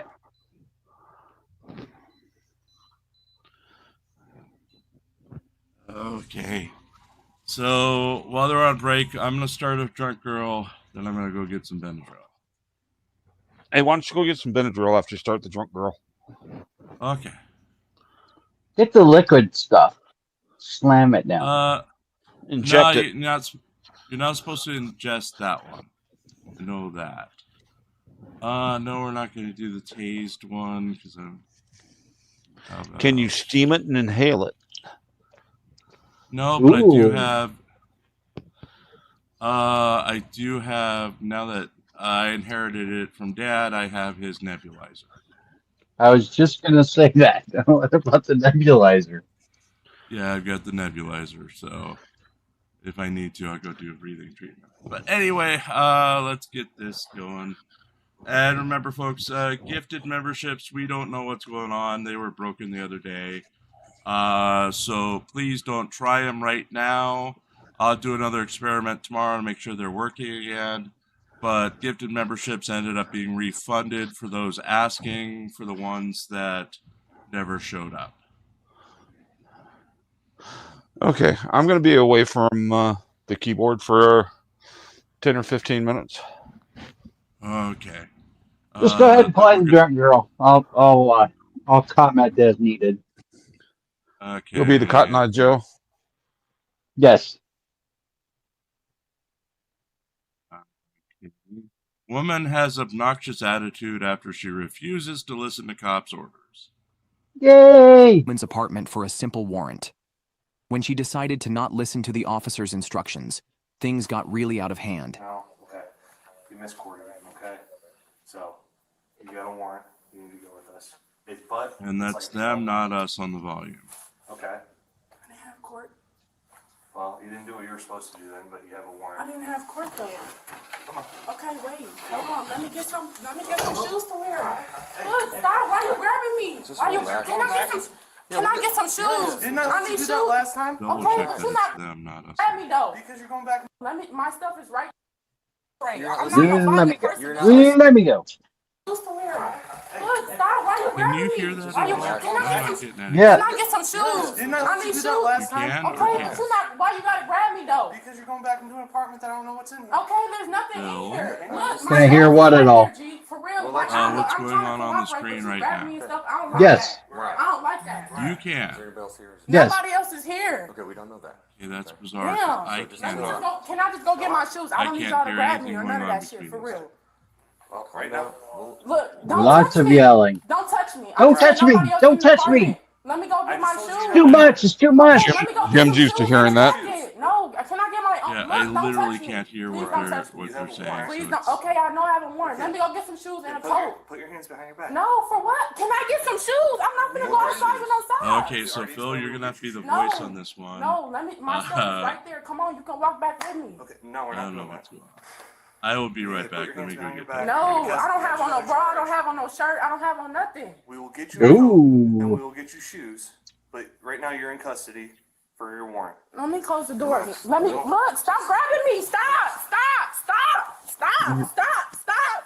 Come on. I'm trying to close the door because y'all not letting me get no shoes. No, I already explained. Stop. Yeah. Gotta close the door to get shoes. No, let me go because y'all grabbing me. Stop. Let me go. Let me go. Let me Yes, go. you're under arrest for your warrant. Because I y'all just not. told you it's a notice to appear warrant. You don't even Okay, know but you're why. trying to put me in cuffs and I'm trying to get a jacket and shoes. No, I already explained that to you. We will do that. Didn't I do that for you last time? No, you Yes, I didn't put me in did. cuffs first. Yes, You didn't. You let me get my stuff. It doesn't matter. It do What happened matter. last time? Let me close the door because I'm not trying to make a scene. You're Come already on. making a scene. Close the door though. There. All right. Now, Let me go so I can get my sit things. up. Sit up. Can you let my hands go? No, we're gonna sit you up with you. Let my hands go. We're gonna do it with you. No, let my hands go. Let Why my are you making hands this go. difficult, Mariah? No, Let my because y'all people blowing me. go. You're not listening to what I'm saying. Like, I'll cooperate. you're not I'm listening- not no violent person. you're not listening But to y'all us. grabbing me. No, y'all grabbing me though. You're not listening Y'all to us. grabbing me though. Yeah, we are. Okay, let me go. You're in custody. Let me go.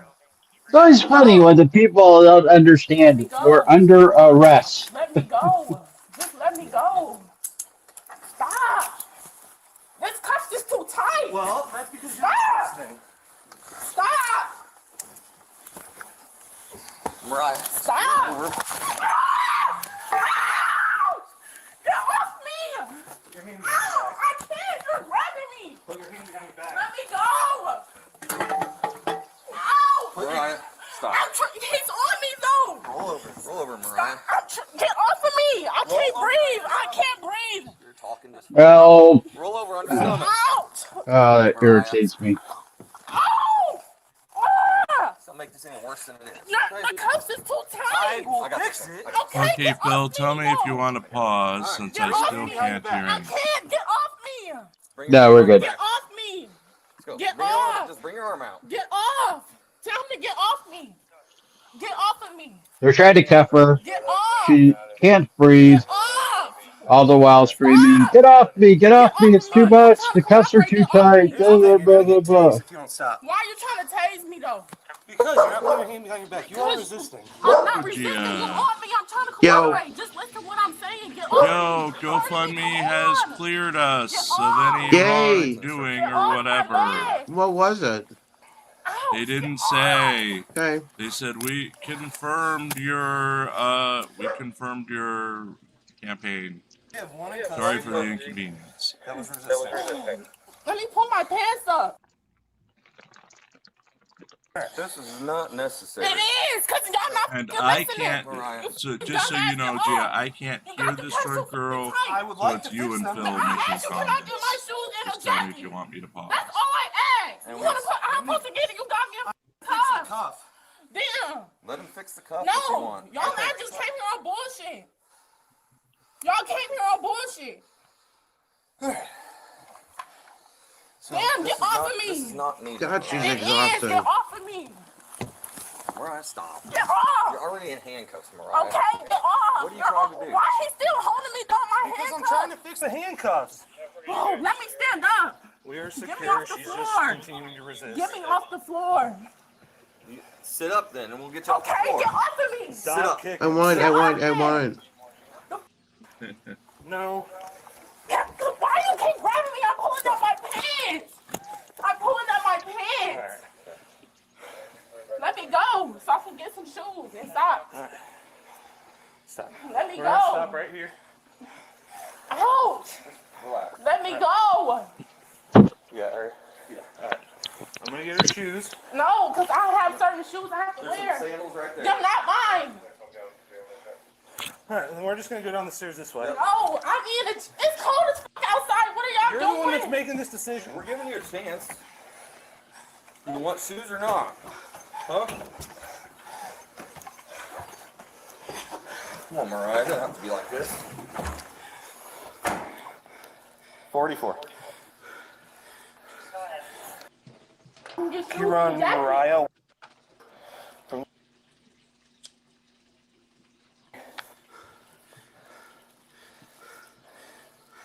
Those are still not double locked because they're not fit correctly. Yep. Come on, Mara, stand up. No, because I'm trying to get a jacket. It's cold as outside. We'll get you one. No, I have a big ass coat in the room. You wouldn't let me go back there and get it. Correct, because I don't know what's back there. Yeah, I just said you could walk with me. I said you could walk with me, you f***ing dummy. Mariah. No, because y'all boom. Y'all finna have me go outside with no shoes, no coat. It's cold as hell. Okay, are you going to sit here with Officer Whitmer? Let me go. We're not letting you go. In custody. You got my cuffs tight as hell. I already tried to fix them and you pulled your hands No, away. you didn't. Kicking at him. Because he was on me. He wasn't trying to fix them. He had his knee in the back of my hand. Lucky neighbors. I'm more than lucky neighbors. I know. Or my jacket. I will get your Crocs and your So jacket. I should be glad that I can't Yeah, hear a damn you don't thing. know where it's at. Yes. Okay. Okay. All you had to do was go in handcuffs. We could have walked back there, got it, and then out of here. Serious No, I told It you was to come back always with the room. a noise No, I fest. need to put on a different shirt. I don't have on no bra, no nothing. And I was at the top of the stairs. So I heard everyone stomping up the stairs every night. No, you're using excessive force for no fucking reason. It's like That's not my fucking name. Mariah, stop. 200 Let me square go. foot apartments. Y'all stop grabbing me. Sit still. Let me go. She's got Okay? she's got No, I'm a not following orders. I'm not warrant, listening to you. and so they're arresting her on the warrant. Do you understand? And then she's going, I'm going you had no reason to arrest me. That's not resisting. You're using excessive force. Unnecessary force. Oh, good golly, her headlights are out and NCR is... They're not my shoes. I have on these big socks, my shoes. But she doesn't have a bra on. Those aren't my shoes. Or shoes. It's And not she in that needs your room. coat. Should we marry NCR off to this woman even though No. he's I need not to change here? my socks. My Crocs not gonna fit in these. Purple or white? Bia says no. Phil, what do you White's say? fine. I'm gonna go no because she wears Crocs. Okay, you don't have to grab me though. Let me go. Crocs with Let me socks. go. Let me go. No. Can I sit up? Move. Now Pat No, I need says he some can different fix socks. it. Go get my Very socks. bossy. Either you put these on or you're going to walk outside like Pat that. has No, I an need a interest coat. here in I need this a one. coat. I already told you, but you're not cooperating. No, you're not listening to me though. That's not how this works. That You is would how this marry works. pants off. Okay, and I said I was gonna cooperate. Let me get a shirt and get my Since jacket he and my shoes says and we go I down to can the fix station. her, Jim. But you're not listening to me. Of course I'm gonna be on defense because you come here with excessive force. I knocked on the door. You- okay, I told you you I said- know who you are. Okay, I Alright, heard all okay. that. But I said, let me get my shoes, put on a different shirt and my coat. I'm But not you gonna trying let to you, you I'm trying not to gonna put let me you in. walk back there. I don't- said, did you not Mariah. hear me say you could come with me? I said that. Mariah. I said that. Mariah, I said you could walk didn't back there with me so I can get All my you had to do stuff. was go in handcuffs and you could have got your stuff. She wants to control everything. Listen to what you're doing. No, I'm not. Y'all using excessive force for no f***ing reason. Can you let me go? I'm leaning up against the Okay, wall. if you're just gonna lean up against the wall, that's fine. Okay, I just don't touch me. Don't touch Well, me. that's not how this is gonna work It because is you are how in it's gonna custody. work. So, yeah, You throw want- those shoes down. Do you want to get up? Do you want Can I go get a coat? I'm not gonna go outside and my feet not gonna. I have one of these fuzzy socks. My feet not gonna fit in there. Can I go change my shirt and get a No. coat? We're not doing that. We'll get you a coat.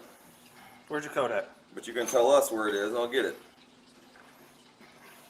I'm more than willing to fix your handcuffs so they're fit properly, but you've got to cooperate so I can do that.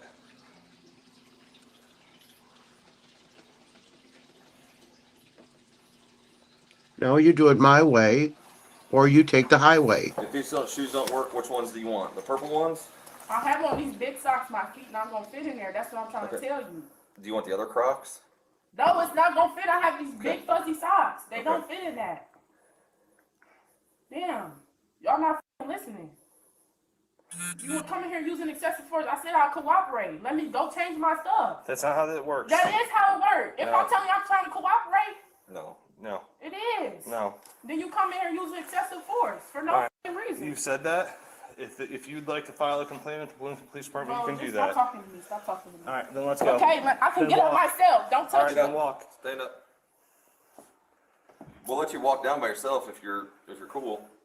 These cuffs Okay. too tight. I would need love to fix my them. socks. You just got a fucking hole in my sock. Do you have keys anywhere so I can get to your No, apartment? no, I don't. Okay.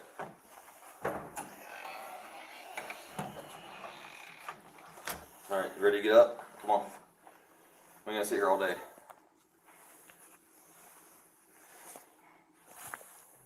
we'll let you get up and walk It's cold downstairs. as outside. No. Okay, so you're gonna go, whether we have to drag you.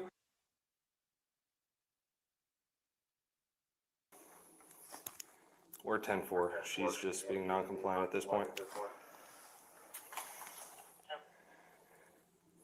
All right, so it's time to go. You want to go out the front or the back door? Probably easier to go out the back. There's a car right out there. So we'll go out that way. How about that? Do you want to walk with Officer Whitmer? I don't want to walk with none of you. I can walk myself. Okay. Then get up and let's go. Can I help you And stand can up? I catch my breath? Y'all just did all that. Can I help you stand No, up? Because I that can will stand help up you on catch my your own. breath. No, I can stand up on my own. I don't want none of y'all touching me.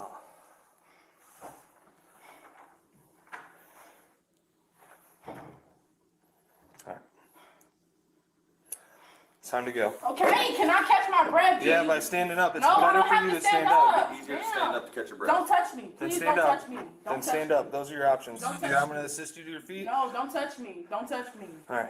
You're Don't not touch controlling the situation. Stop. Don't touch me. All right. Stand up. Stop.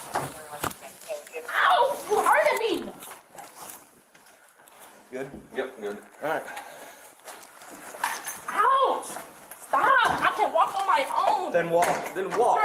You're dragging me. Yeah, because you're resisting. I'm not resisting. Y'all using excessive force. No, And I can't- Right, this is nonsense over It's a not. warrant that I just told Okay, you. and I just told you it's cold as hell outside. You're not letting me get a jacket. I don't have on no bra, no nothing. I would have let you get a No, jacket. you wouldn't have. I said we can go get my stuff. Okay, let me go. I can walk down the stairs myself. Let me go.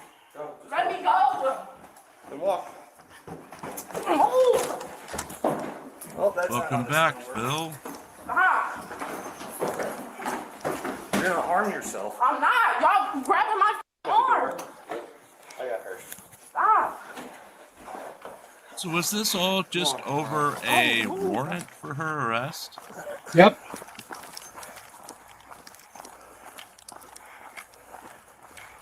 Well, Pants, if they come after you for warrants, I hope you're dressed more appropriately. Let for me the go. I can walk on my own. Not after the way you just acted. Hey, Grabbing me Garrett. like that. Stop grabbing me like that, Jim.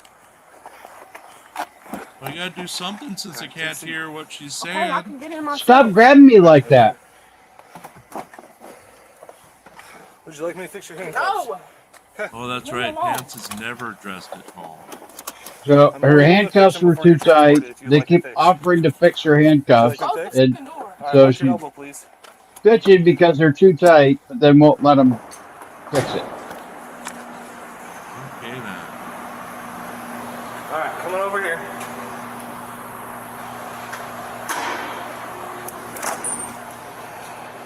You people. You people. She was charged with resisting arrest. Do you think she should have just cooperated with the officers to avoid the rough arrest she had to go through? Yes. Let us know in the comment section below, and don't forget to like and subscribe. That's bizarre. I couldn't hear anything with the actual footage. But as soon as the guy started talking at the end, I could hear it. And it's not just my normal deafness, it's... Okay, let's close this window.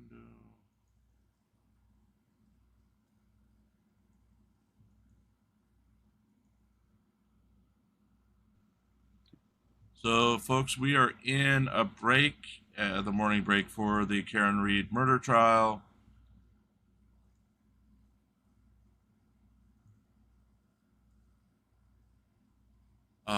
They're supposed to be back at 11 a.m., which is in a minute, so hopefully they'll be right back. Did they mess up the evidence bags? I don't know. I don't know what the sidebar was. Yeah. There was some chatter in Kate's Discord that they messed up the prosecution messed up evidence bags. Okay. I don't know. I'm not clear. Well, let me do the rounds and see if anyone's talking.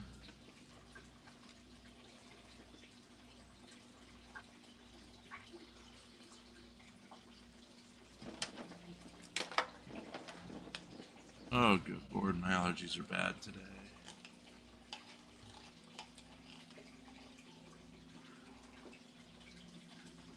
Today, Frauditor Wrangler is going to be sentenced. We'll update as soon as we hear whatever happens there.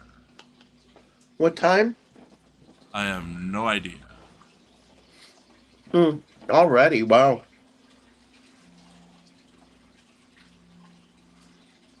Okay, I'm back. Welcome back, Hank.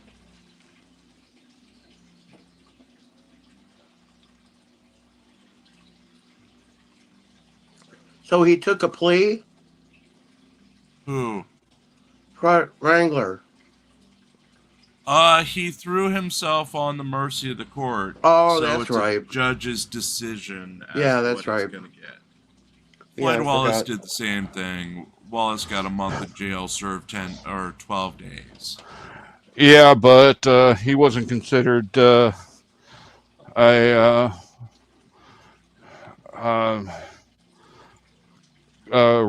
recidivist, repeat offender, whatever the upgrade is. Yeah, I can't see Wrangler getting out of this without at least 5 years in jail. Oh, I would at least double that. Now, I don't know what that's going to do to his little channels devoted to him, since he's not going to be with us for a long time. They'll continue what they're doing now and taking what's left of his audience and profiting off of it. There you go. Yeah, we don't normally cover Wrangler here, so I just don't follow the case.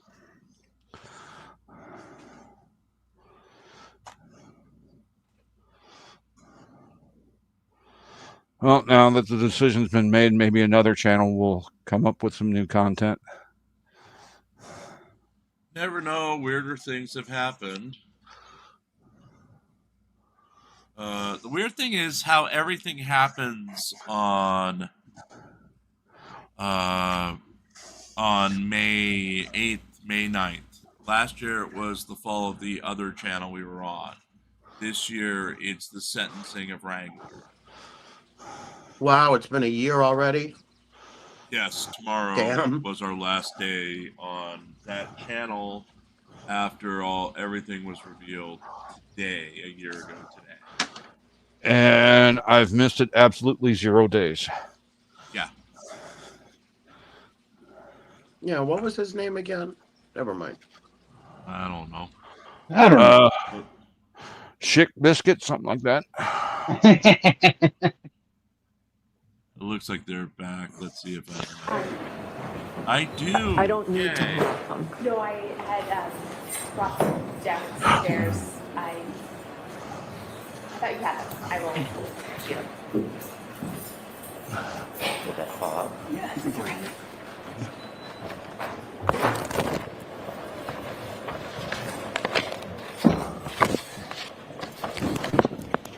Pants, in all seriousness, yes, I do believe he does. He does what? Miss us. Miss us. Oh. I don't care if you... I don't know. I don't care. Thank you.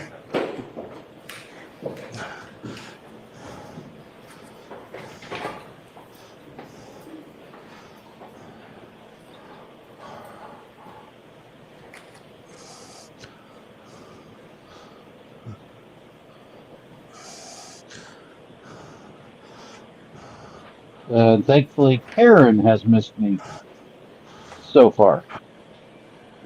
With every shot so far. Yeah, with every bullet so far. Oh, married with children.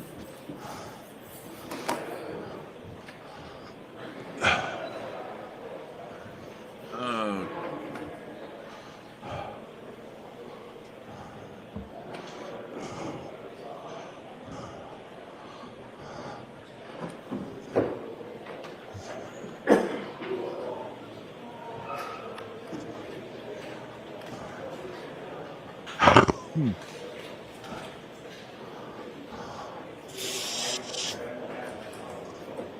They're getting rowdy.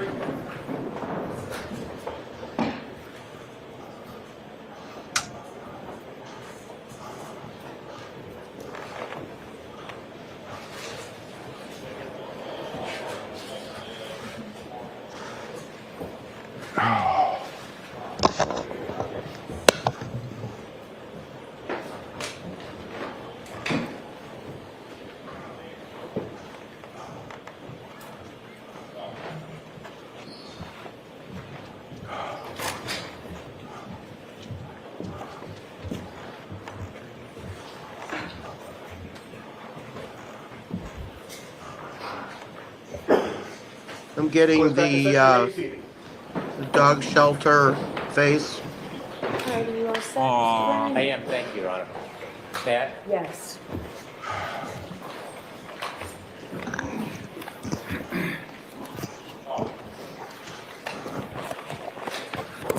Sir, when we left, we were discussing Mr. O'Keefe's sneaker that you retrieved from the Good Samaritan Hospital. Yes, sir. Would that be his right sneaker? It would be his right sneaker. Do you have that sneaker with you today? I do. And again, could you open that bag and show that right sneaker to the jury? Yes, sir.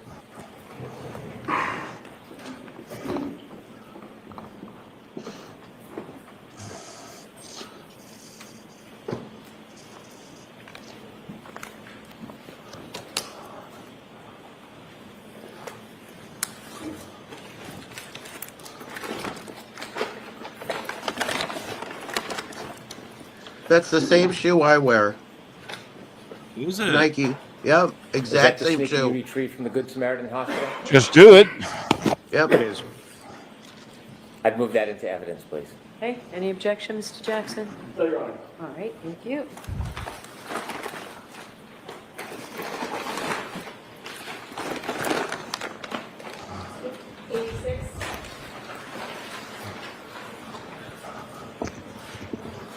Trooper Mechanic, there are two more items. I'm sorry, Your Honor. Okay, go ahead. Thank you, Your Honor. Trooper Mechanic, there are two more items that you retrieved of John O'Keefe's clothing from the Good Samaritan Hospital. Did you bring those two items with you? Yes, sir. Are those two of the items that you laid out on butcher paper to dry? Yes, they are. Were they ultimately bagged and put into evidence? Yes, they were. And did you bring Mr. O'Keefe's T-shirt? Yes, I did. Is it placed in an object so it can be seen? Yes, it was. What type of object? It's a transparent plastic sheet. I would move the T-shirt into evidence. No objection. With the court's permission, could Trooper Mechanic show it to the jury? Yes.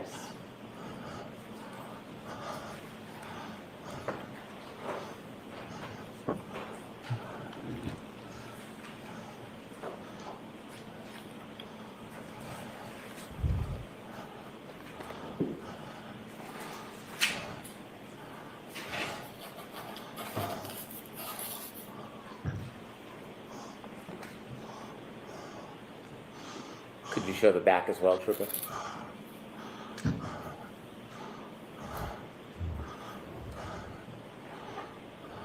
Thank you. Mr. Brennan, could you help assist the court reporting, please? Of course.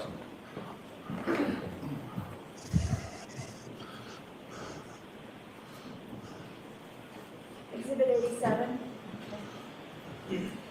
Just place it on that side. Yeah, that'd be great. Thank you.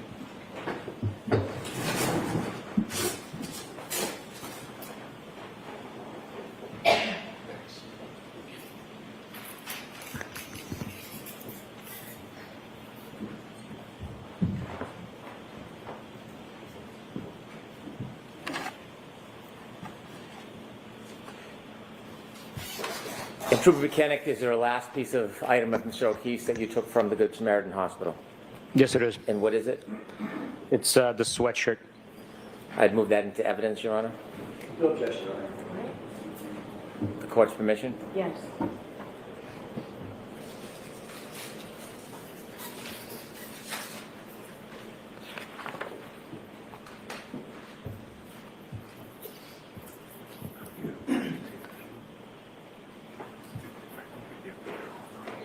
Could you show the back side, please?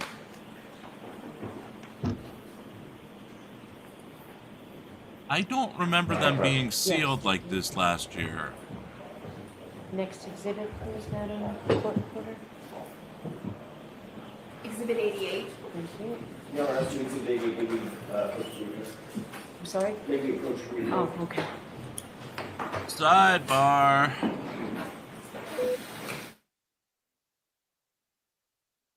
Sidebar number 4. What flavor are they again, Phil? How many sidebars are they going to have over the evidence? This is at least the second, maybe third. Yeah, that's been 3 so far. They are a chili spice mango. Chili spice mango sidebars today, folks. Remember, because it has chili in it, you better get your shots, because we don't know where he's been. And well, I did grind and the ground up red glasses might cause some digestive issues. I wonder how much that suit costs. It's certainly not from Goodwill. Nope. Could be. You don't and know how much that hair dye does.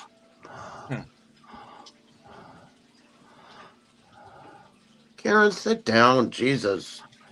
He probably spends more on a haircut than I spend on haircuts in a year.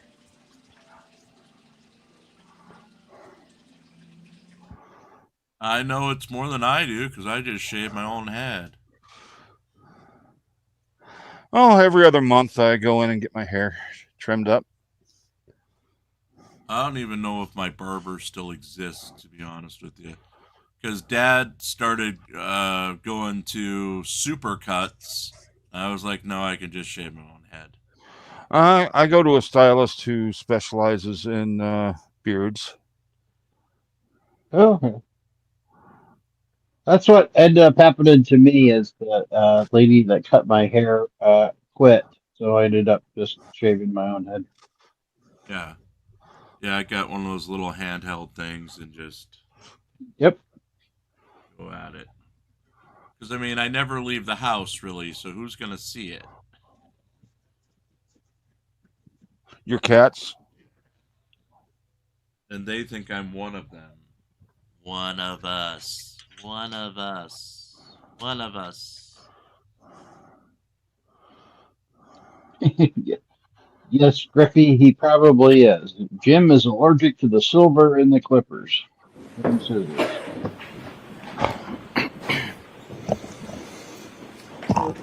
Jurors, every piece of evidence that you're getting is recorded, and we have to keep a very clear record. So sometimes we spend time that may seem like a waste of time to you, but it's very, very important for the case. So we do appreciate your patience.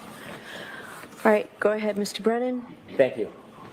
Trooper Kennick, you shared with us that you met with some of the members of the state police that night and then returned to the Norfolk County District Attorney's Office to put the clothing on butcher paper, you called it. What was your next step in your investigation? We met and discussed the next steps. My decision was to go back to 34. What else would you call butcher paper besides butcher paper? And excavate for the missing clothing item being Mr. O'Keefe's hat. There was also plans to start writing search warrants. Did the weather get better over the next couple days? The weather did take a turn for the warmer temperatures, yes. Did you return to Fairview a few days later on February 3rd? Yes, I did. Was that the first time you personally had visited 34 Fairview? Yes, it was. When you went to 34 Fairview on February 3rd, 2022, do you remember about what time in the morning you went? Sometime between 8:30, 9 o'clock, maybe 9:30. When you went there, did you travel with anybody? Yes. Who did you travel with? It was other members of my unit and a member from crime scene services. Did you all travel in the same vehicle, or did you meet there? We all traveled in our own issued cruisers. Was this a planned search or a planned excavation on February 3rd? Yes, it was. 2022? Yes, it was. Who was there at the scene, 34 Fairview, with you? It was Trooper DeChico, Mike Proctor, and Trooper Evan Brent. And Trooper Evan, Brent. Brent. Was Trooper Brent the photographer? Yes. What type of tools did you bring when you went to 34 Fairview? We brought snow shovels, garden shovels. I brought a like an E-tool, military-style E-tool. Was there still some snow on the ground? There was, yes. Did you and the members of the group begin to look for any evidence? Yes, we did. Were you looking on the street, or did you move to more on the grass? Objection, Your Honor. Ask it differently. What area were you focused on at this point? We were focused on the lawn portion of the property by in the vicinity of the flagpole, the fire hydrant, and along the edge of the asphalt. Did you see a berm, an asphalt berm, separating the concrete street and the yard? Yes. Were you looking anywhere near the area of the berm? We did, yes. Were you looking anywhere on the street? The street was plowed, but portions of the street still had remnants of snow, so we did check that area, but it was much easier to identify anything because it was clear of snow. Where was most of your focus? On the lawn. As you worked your way through the lawn, did you or members of your team come across any items that you believe to be evidence? Yes. I'm going to ask you to produce some of that evidence to us. Beginning with 535, did you find a number of pieces of plastic? Yes. Could you produce 535? Yes, sir.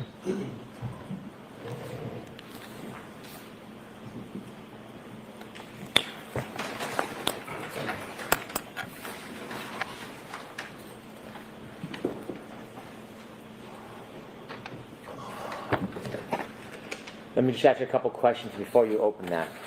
If somebody identified an object that they believed to be evidence, what was the process to handling it? On this day, we identified an evidence. The process would have been documenting each item that was located with photographs. Then one of the members of the individuals present would bag each item into a paper bag. When they were bagged, would the person bagging them use any type of protection like you're using? Absolutely, every time. After the items were bagged, was the bag sealed? Eventually it was sealed, yes. When you say eventually, what does that mean? Once it was, all the items were inside and it was brought back to the office, it would be sealed, signed, completely filled out with all the pertinent information on the back. Could you open that bag? Yes, sir.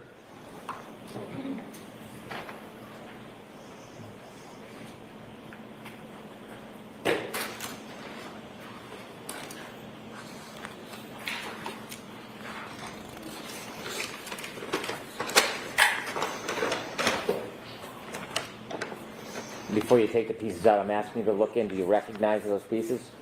Yes, I do. What do you recognize them to be? I recognize them to be the items that we recovered from the lawn area on the left side of 34 Fairview Road on February 3rd, 2022, during the planned excavation of the property. And were they photographed before they were put in that bag? They were. Your Honor, may I approach before Trooper Buchanan Yes. opens that bag or goes through it?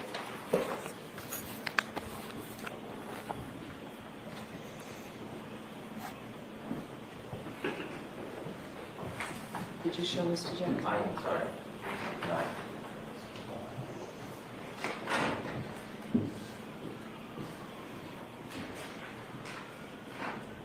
I think if she had just done the right thing and tried to save his life and admitted she was drunk, took a plea, she'd already be out.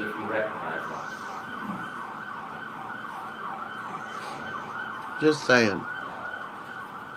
She may not have even served time. Yeah, You know, I mean, it was an accident. accidents happen. Yeah. I do Instead, recognize Time, but it would have been days, not years. Items collected from the lawn at 34 Fairview on February 3rd, 2022. Do those particular photographs correspond with the pieces of items? Called 911 while she's trying to help him. They do. You know, looked empathetic. I honestly think there's a really good chance that she was so drunk she didn't realize she hit him until she got home and noticed her broken tail light and going, huh, was he behind me when I backed up crazily? Yeah. Yeah. Instead, she's hurting so many people.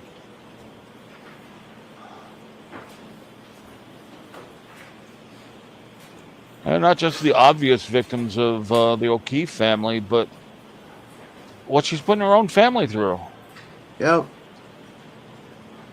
I mean, her dad is aged like 15 years since. Yeah. And he can't play golf. I mean, you know, how cruel can you be?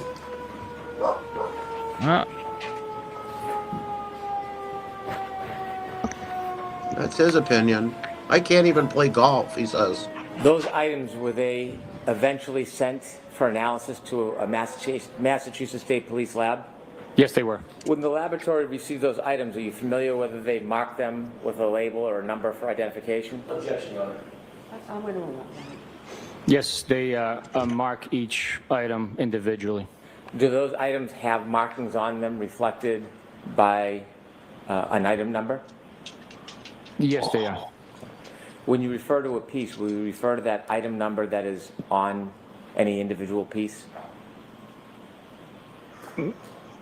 Once it's labeled, it is identified by that individual piece, by that designated label. So if there's any numbers written on any of those pieces, was that written by you? No.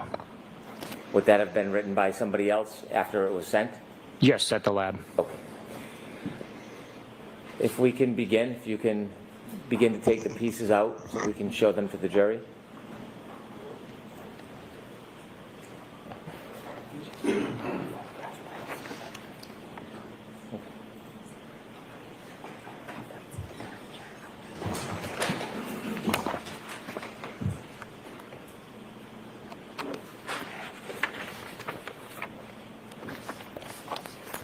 And does that have a number on it or a tag? Yes, it does. This is item 22-02-184-7-8, also alphanumeric A. May I approach, Your Honor? Yes.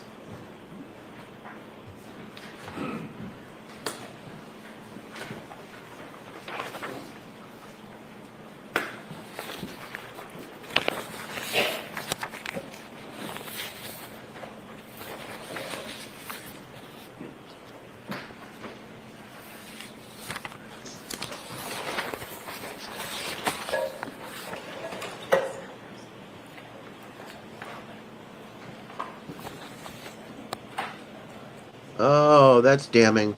Thank you.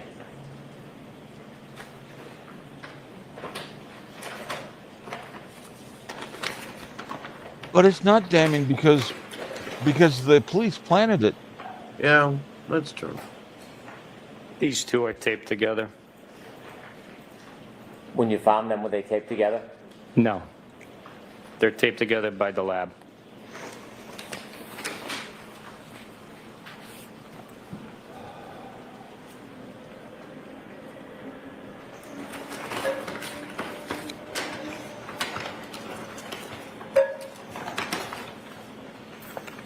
There's also a canister labeled debris collection.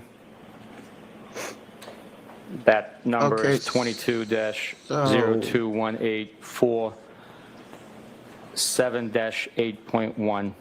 he was killed in the house, and then they had to stage it like he got hit by a car. Uh-huh. Without No. leaving Yeah. any tracks from the house to the body. This is So someone 7-8. in the 27 inches of snow had to go to John's property where she allegedly 7-8N smashed as in out November. her tail light, gotten those pieces, and transported those back to There are also the crime scene. items too small to Yep. label. And with a, they also say that they letter and number. left him inside Those until were, right before the body was put into found. a So bag like this. Almost looks like a stamp they- bag. if they wax would've stamp bag. taking the Those body all out items in that bag. to where it was found, like at the 1 o'clock time frame, Altogether, there are. those footprints might have disappeared in the falling snow. But they want to come It up with does the look time like those are frame all of the items. he had to Some have of them been are in the inside house the until much canister later. that I pulled up. Understood. Like 5 John, a.m., move yeah. those items into evidence, please.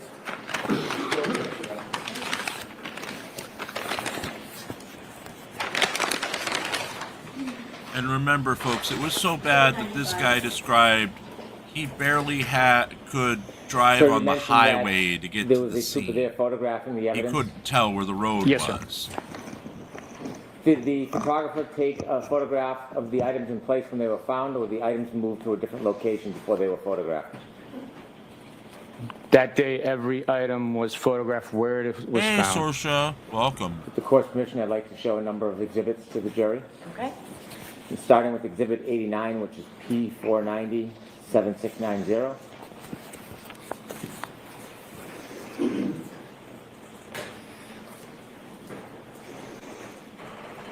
Trooper, is that one of the items you found that morning? Yes, it is. Do you know where, in relation to the fire hydrant or the flagpole, this item was recovered? It was in the general vicinity between the flagpole and the fire hydrant. The area we were excavating was approximately 40 to 50 square feet in area. Mr. Brennan, can that be expanded, please, so that the jurors can see what we're looking at? Thank you, Your Honor. Is the item that you recovered on top of that leaf? Yes, it is. Okay. If I could next show Exhibit 90, which is P492-7692. Before we close up, sir, is that the fire hydrant that is at the corner of 34 Fairview Road? Yes, it is. Could we close up, please, on that? Why is there a ruler on the ground? The ruler is utilized to help put the item to scale by the photographer from Crime Scene Services. They utilize these measuring rulers for scale of the item that you're looking at. Sometimes it's hard to depict how large an item is if there's no reference point. Could we do a little bit further view to show the fire hydrant? Thank you. Is that where this piece of evidence was found, in that exact location? Yes, sir. Thank you. I'd like next to show to the jury Exhibit 91, which is P515. We have yellow fire hydrants. I wonder why they're red. Do you recognize that piece of evidence? Different areas, different colors. The snow, maybe?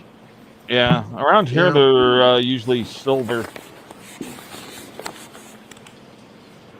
Is that the same piece of evidence that is depicted in Exhibit 89, P490-7690? But it'll vary from one town to another. Yes, sir.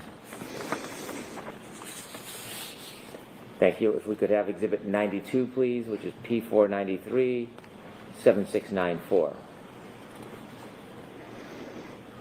Could you zoom in, please? Is that piece of evidence in the bag that you've provided as evidence, physical evidence? Yes, sir. Was this found It's in the near bag. the area of the other pieces?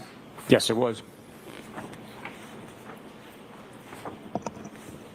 If we could show Exhibit 93, P507-7711, please. Could you zoom in, please?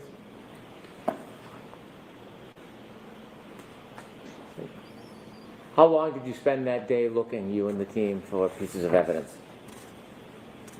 I was probably 45 to an hour. And finally, if I could show Exhibit 94, P5037707. And could you zoom in, please? And this piece of evidence, where in relation to the other pieces was this found? In the same vicinity. Thank you. If you could take that down, please.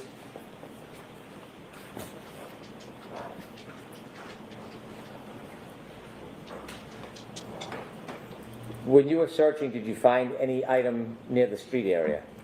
Yes, we did. What did you find?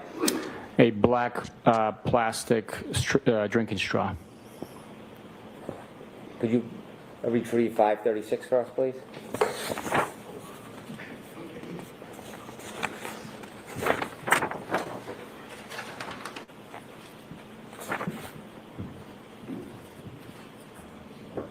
I'd move this piece of evidence into evidence. No objection. All right. May I approach, Your Honor? Yes, let's get it paused. I'm sorry, Your Honor? Let's wait till it's marked. Exhibit 97. Thank you.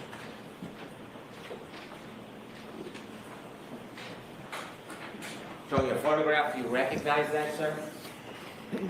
Yes, I did. What's it a photograph of? It's a photograph of the black drinking straw that we found at 34 Fairview on February 3rd, 2022. What location did you find it in? It was close to the paved berm on the street. So I think he took her drink. Yes, it was. I'd move this into evidence as an exhibit, please. Okay. Yeah, he did. Yeah, I think he took her drink away from her. Exhibit 98. Or got it out of the car.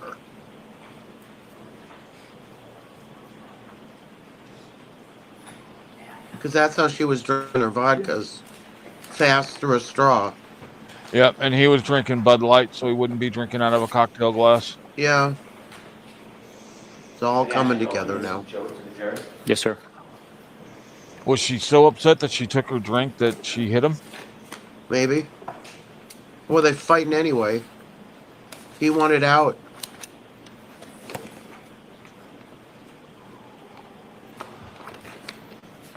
And is it really that hard to conceive that they were acting normal in front of others, but be arguing in the background? Especially seeing that they argued all day. She called him like 87 times.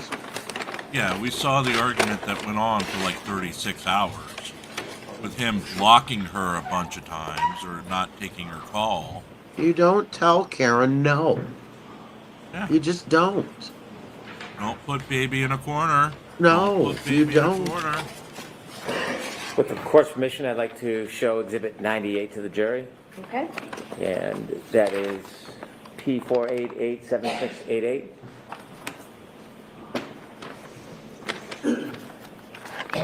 Sir, could you look at that photograph? And Yeah, because the commercial ones around me are red. So that makes sense. Do you recognize what's in that photograph? What's that? I do. Hydrants And what is that? are colored based That on is pressure. the photograph of the straw we picked up from the street in front of 34 Fairview So the Road. commercial ones that are around me, Please, Ms. Gilman?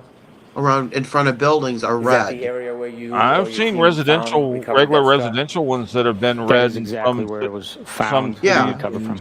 Well, maybe they That have photograph doesn't less, show much of so the they grass can area. go Is- further. I don't know. How far is that area I- from the fire? I think it's just a matter of what that city determines to color their It's hydrants. probably, with my estimate, 15 feet, maybe 20 from the fire hydrant. What color It's- our hydrants are?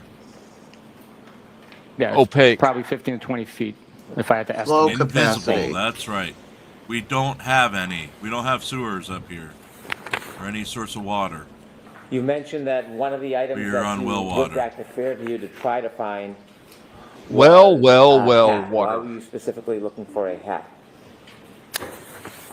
I had learned that Mr. O'Keefe was wearing a black baseball hat the night prior to the incident. So was that the night the lights went out in Georgia? The clothing from the hospital, and the hat was not part of that pile of clothing.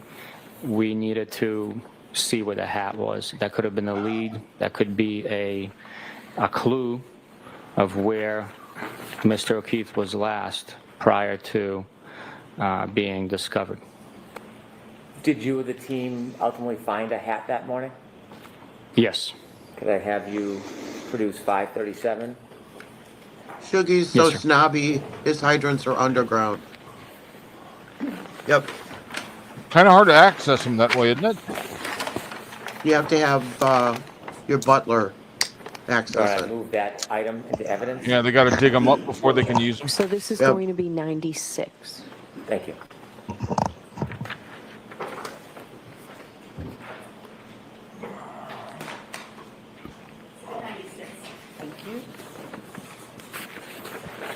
Plus, we have beacons that they can access for location as well.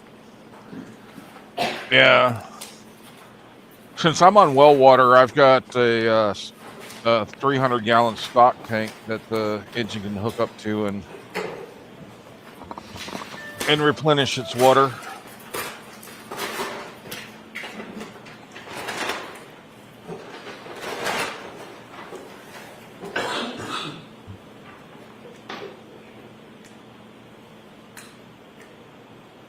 Uh-oh, thin blue line hat. That's gonna ruffle some feathers. Billy's gonna go Nike. crazy. Yep.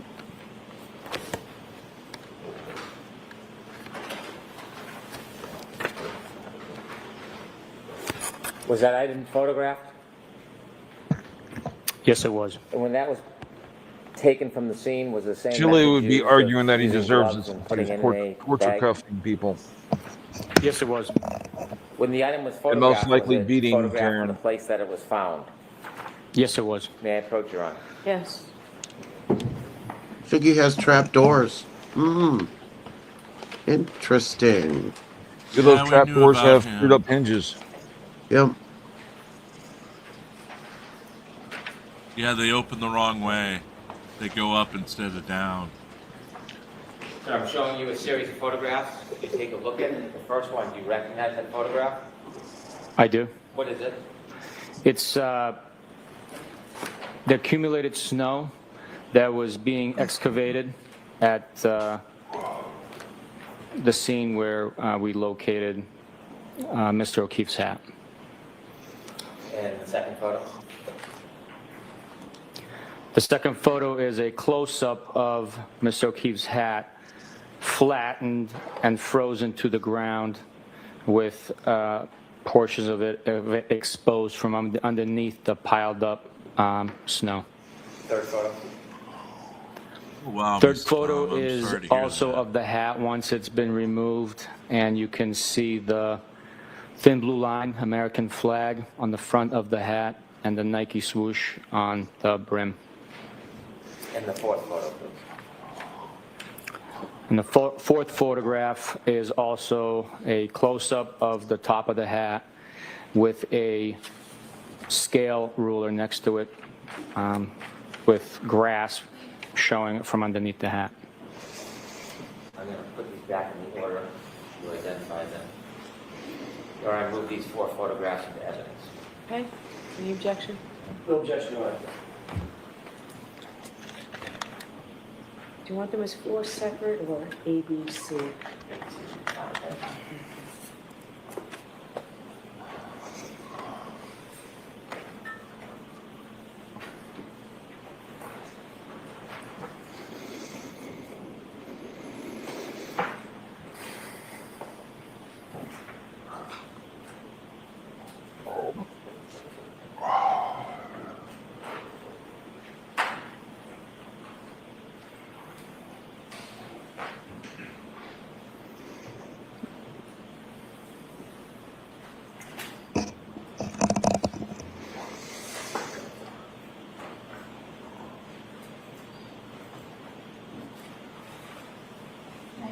99A through 99D, so marked. Thank you very much.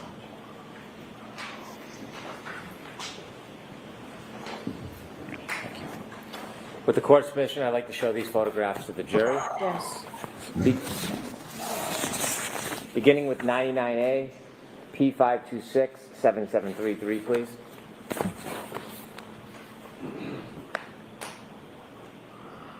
Could you close up just a little bit, please? Sir, can you describe what you see here? Yes, that's the excavation track by one of the members at the scene. You could see the hat frozen flat to the bottom, or on the bottom of the snow, right on top of the grass. It was under approximately 1.5 feet of snow that had accumulated in the area. Okay, next show 99B, P5277735. This is again the close-up of the frozen flat hat to the grass at 34 Fairview Road.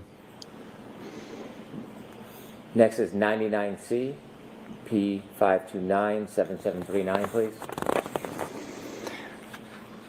Once pulled out and flipped over, again, this is the same hat belonging to Mr. O'Keefe that was discovered frozen flat to the grass at the scene. Thank you. You can take that down, please.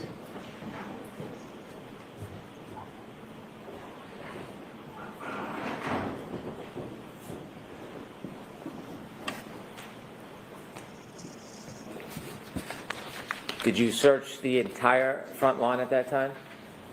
No, we did not. And we can see from those photographs, is there still snow in that yard? Yes. As you continued your investigation, did you continue to go back to Fairview over time?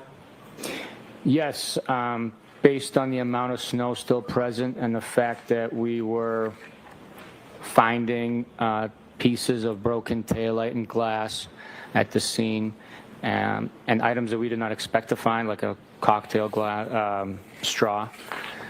I directed my members to go by the scene every day as the temperatures rose. Snow would expose more evidence on the lawn, and with the hopes of finding each and every item that was present. On February 4th, the next day, 2022, did you receive a call? Yes, I did. Not what was said, but who was that call from? I believe it was... I don't want you to guess if you don't know. Was the person a member of any group? Yes. From what group? It was Canton Police. As a result of receiving a call from the Canton Police, or someone from the Canton Police on February 4th, 2022, did you go anywhere? I was already en route to 34 Fairview to conduct a directed check of the area. When you say directed check, you drive by every day on your way to work? I told my members on every day to work and home to make sure someone's checking the lawn to make sure that any evidence that exposes itself through the melting snow would be identified and collected. So as you were on your way there, you received a call from someone from the Canton Police? Yes. Did you arrive at 34 Fairview on February 4th, 2022? I did. When you got there, did you see any more items? Yes, I did. How many?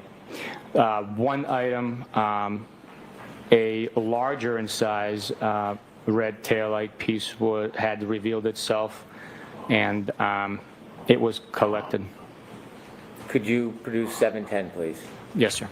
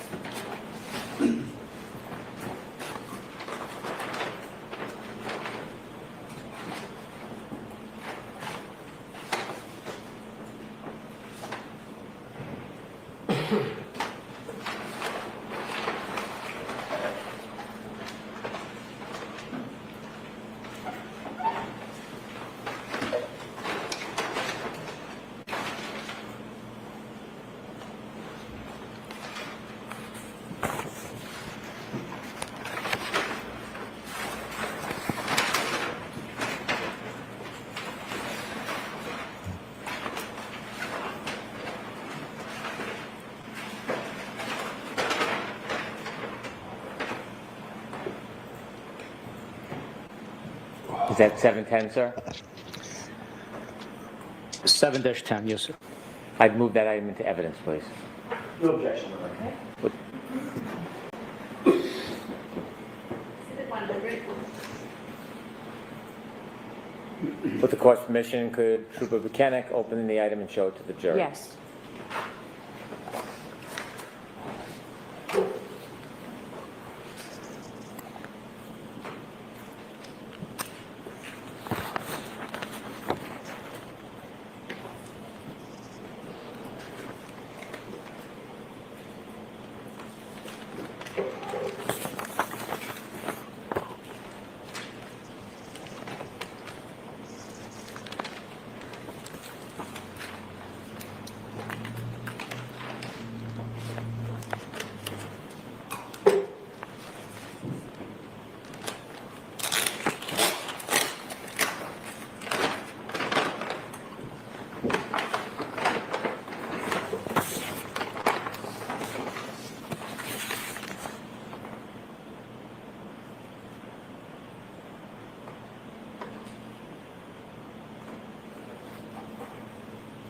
Thank you.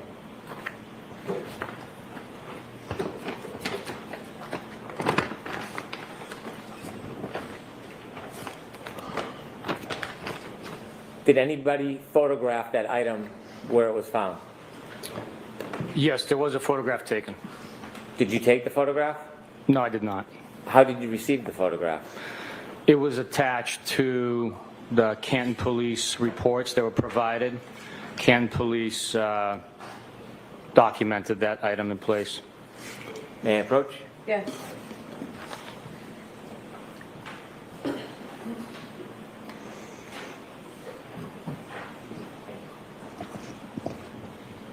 Showing you two photographs. The first page, you recognize that item? Yes, I did. What do you recognize that to be? That was the item I collected on February 4th at 34 Fairview Road, which I was just showing to the jury. And the second photograph? The second photograph is a zoomed out general vicinity photograph of the same item from 34 Fairview Road, the lawn area, approximately 7 feet from the roadway. I'd like to move these into evidence. A and B. Court permission? Any objection, Mr. Judge? No objection, Your Honor. Exhibit 101A and B.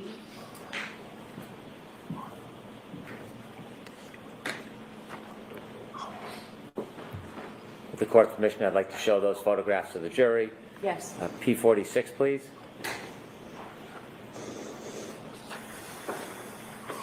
Is that a photograph of the item you just showed the jury, sir?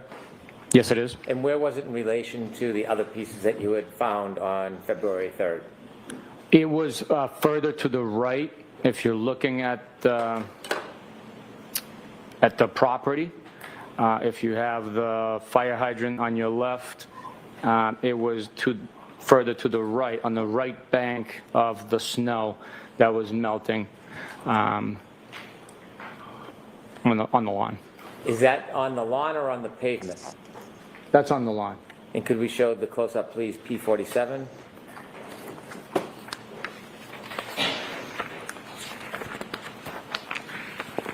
Thank you. You could take it down, please.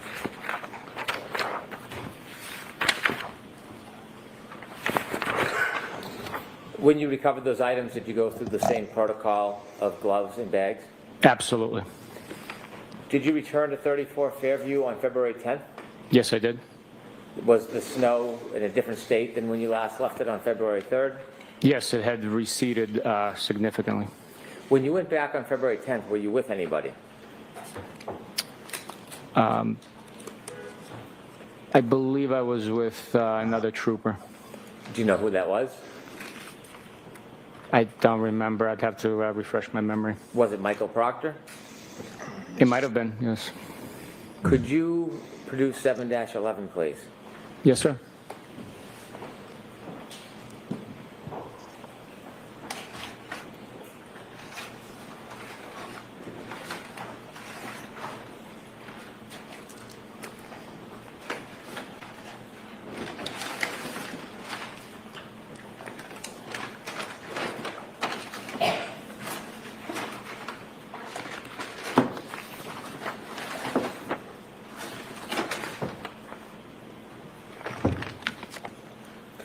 Does that bag contain some of the items you found on February 10th at Fairview Road?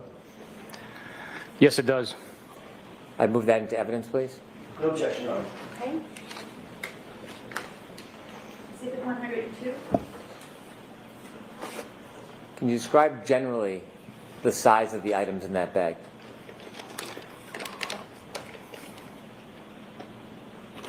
Can I open it? Please.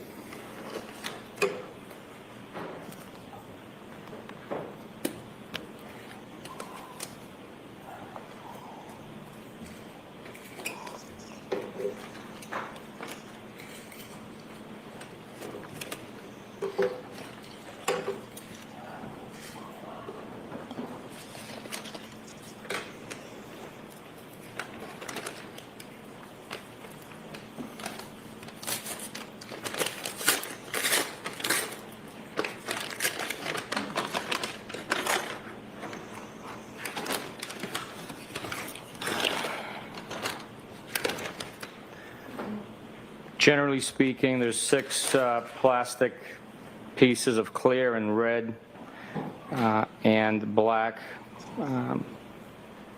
items that are in size approximately to like $50. Without going through every one of them, can you just pull out one red and one clear to show the jury a representative sample of what's in the bag?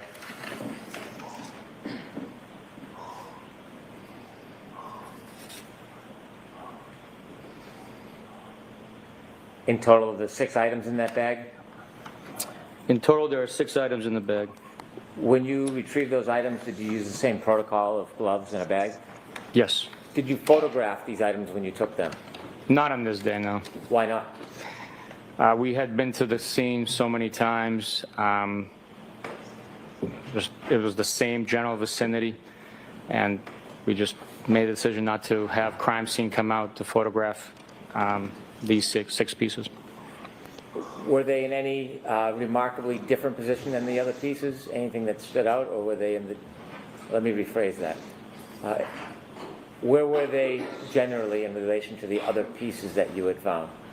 They were all in the general area where the other pieces had been located. It was on the left side of the lawn, but near the flagpole, between the road and the home. Was there another group of items that you found that day that you put in a separate bag? Yes. Could you provide us? May I approach? I'm not sure if I've marked this one for evidence or not.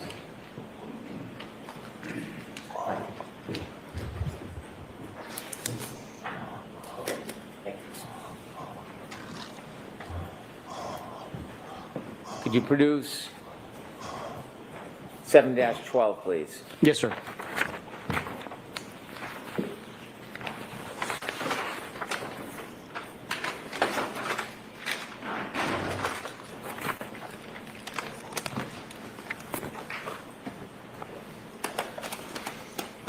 I'd move this into evidence, please. No objection.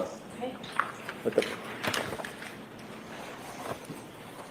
Exhibit 103. with the court's permission, could Trooper Buchanan open the bag? Yes.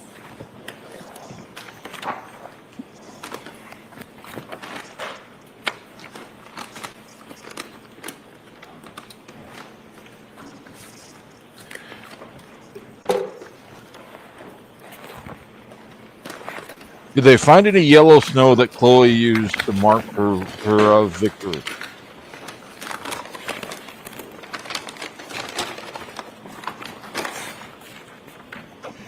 Probably In not. that bag, are there don't different know. types of items? The items you showed us before were Or maybe plastic.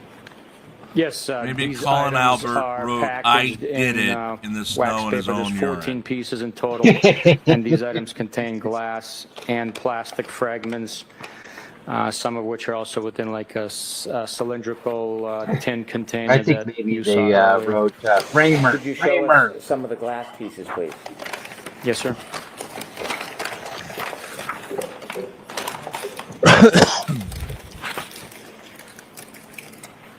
I'm gonna have to open the wax bag. Please. Song? What's up? What's up? What's up?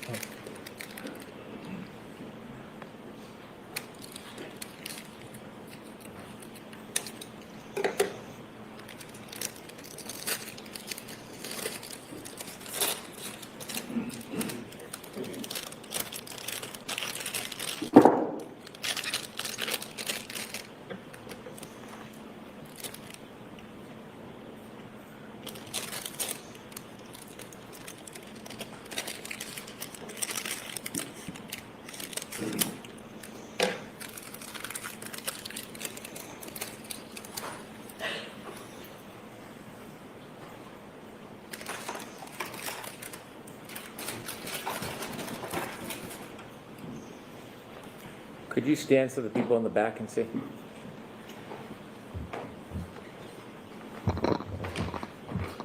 Thank you.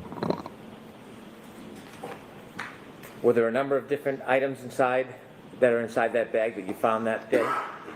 Yes, there are a number of glass pieces taped and labeled for identification at the lab and mechanically pieced together to form this one piece in my right hand, and this is one solid, thick piece of curved glass in my left hand. And again, is this February 10, 2022? Yes, it is. The last evidence bag, you said that you did not photograph where they were found. Did you photograph where these pieces were found? No, I did not. No. Any different reason than the last bag? No. Do you have a memory of where these items were found in relation to the items in the last bag? Yes, they were all in the general vicinity where all the other taillight pieces were located, as well as the baseball hat. How much snow was on the ground at this point? Most of the snow had melted. There might have been some areas that was still present because of the excavation that took place. So very little to no snow was present at this point in time. May I approach, Your Honor? Yes.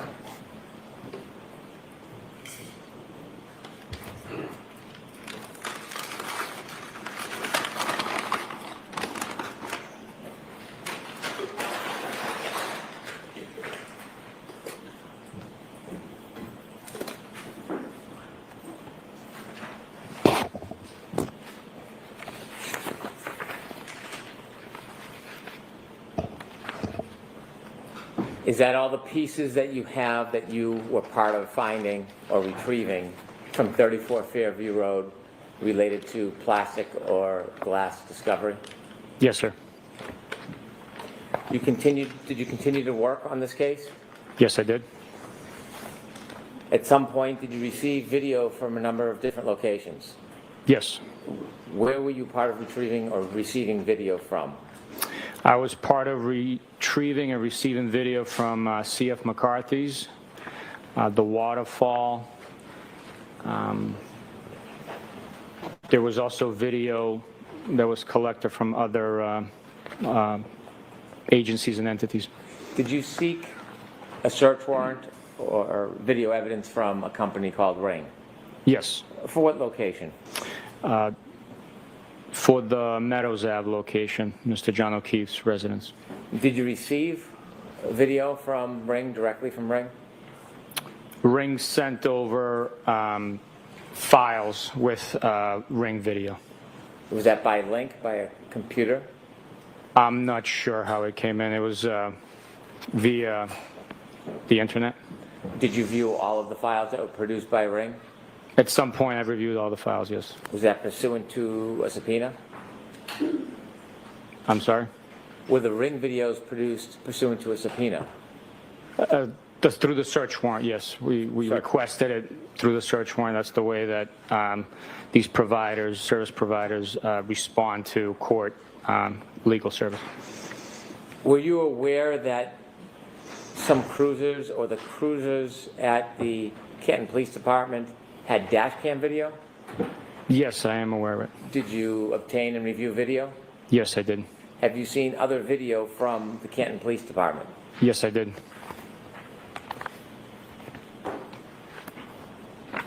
At some point, were you asked if you would consent to provide your DNA? Yes, I was, yes. Is that uncommon in investigations? It's not common, but situations do arise where you're asked to do that. So it's not the first time that's happened, but it has happened before where a law enforcement individual officer has to provide DNA, and they consent. Did you? Yes, I did. Did you review any other materials in this case? Did you review any reports? I did review reports, yes. Did you write reports in this case? Yes, I did. Now, I want to ask you about Michael Proctor. You had told us that you were working on this investigation with him. Yes, I was. Are you still working on this investigation with him? No, I'm not. You were Michael Proctor's supervisor? Yes, I was. When you work for the state police, you have a personal phone and a phone that is provided to you by the state police? Yes. The state police phone, is that a work phone? Yes, it is. What type of information do you receive on that phone? You can receive communications via email, text message, cell phone, tower, voice communications. Okay. And do officers communicate with each other at times on those work phones? Yes, they do. And during that time, did you have a work phone that you were using for communications? Yes, I did.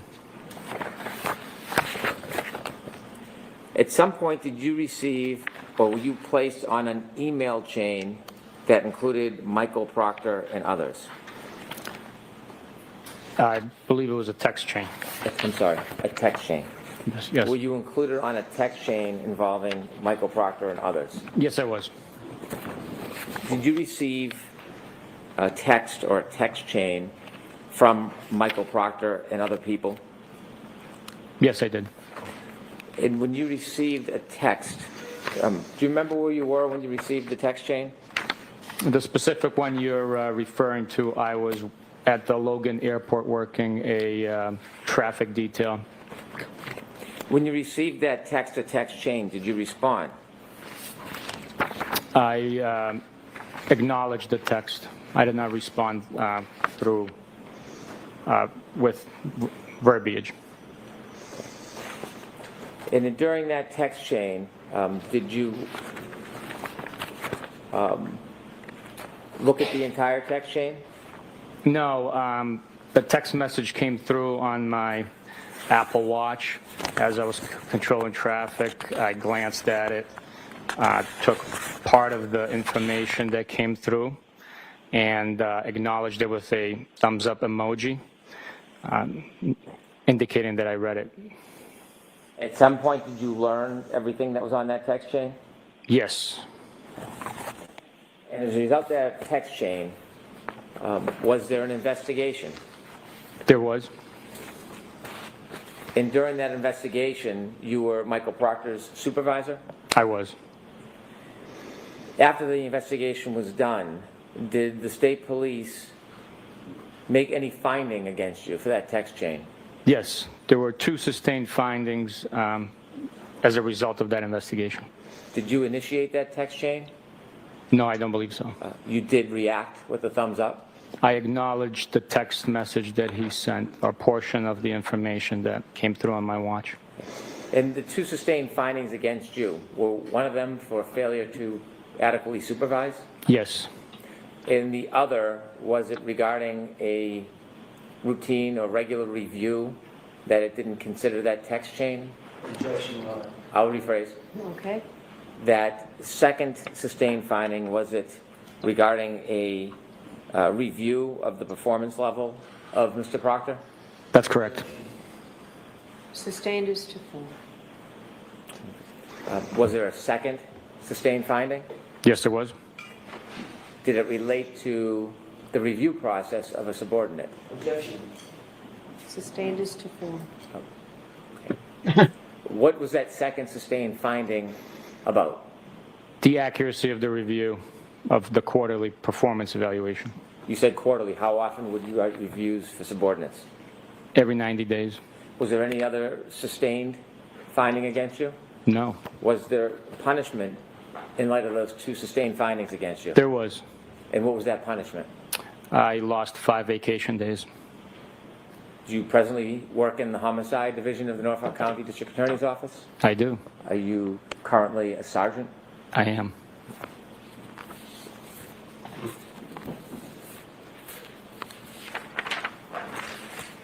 Have you ever reviewed that entire chain that was at issue? Only through the documents provided for me during the internal investigation. May I approach, Your Honor? Yes.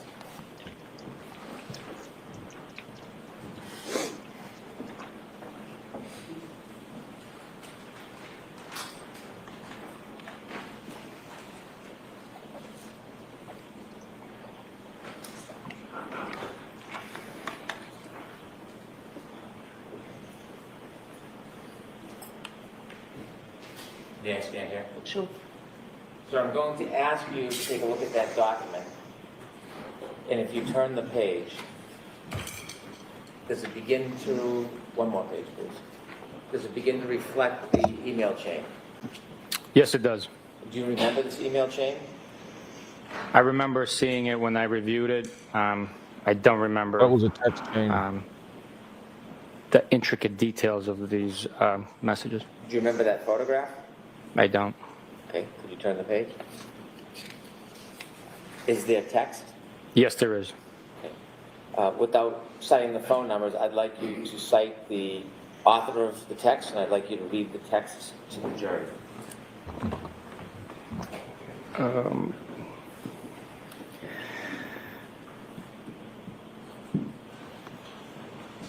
you want me to date it in time or no? Sure. August 17th, 2022, 9:44 p.m., 25 seconds. Funny, I am going through his retarded client's phone. I'd like you to read all of them, please. Next one, no nudes so far. I hate that man. I truly hate him. Can you give the author for each comment? And can you start again, because I want us to understand. I'm sorry, can you repeat that? The author, whoever makes the comment, I'd like to have the name of the author. I'm sorry, this document does not identify who the author is, sir. Okay. Yeah. Yes.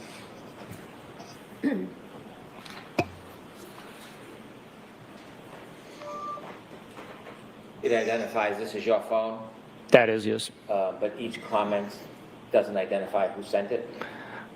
No, it does not. I assume it's an extraction from one device, but I see. If you've made any of the comments yourself, would you tell us?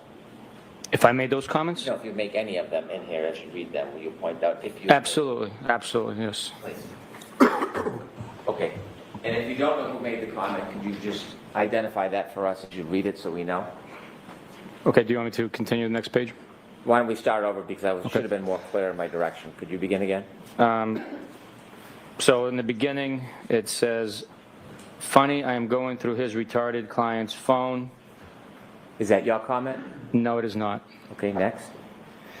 It appears to be the same person because of the way that the extraction happens, and it says no nudes so far. Again, this, I believe it's the same person because all of these are identified as sent. It says, I hate that man. I truly hate him. Do you have any belief that's Michael Proctor who is writing these? Yes, I believe that is. Next, please.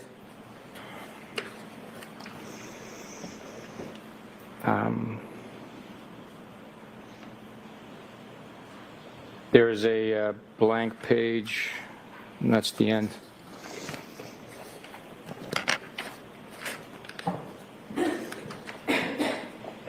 Yes, sir.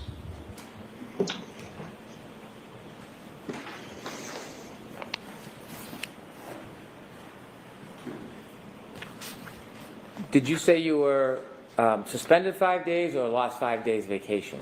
Lost 5 days of vacation. Okay. And have you continued on your cases? Yes, I have.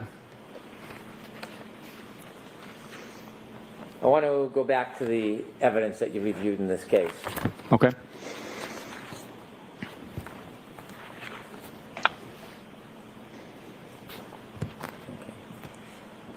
Did you get to look at the Ring video for John O'Keefe's home at Meadows?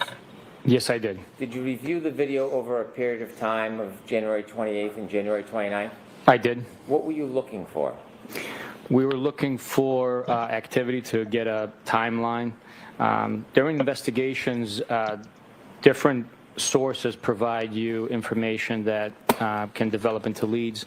It also helps verify witness statements. It helps verify information that's coming in. We always trust, but we always verify the information that we take in from individuals we do not know.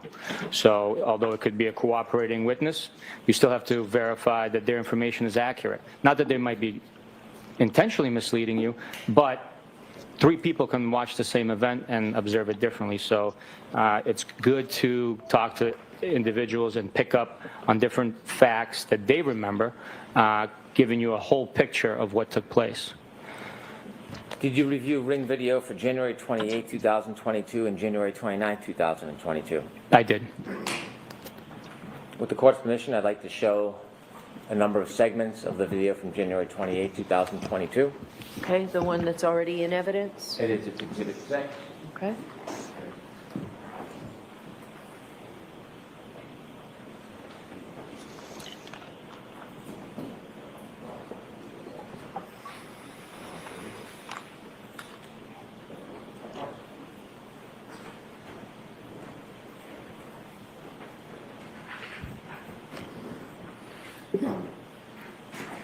Thank you.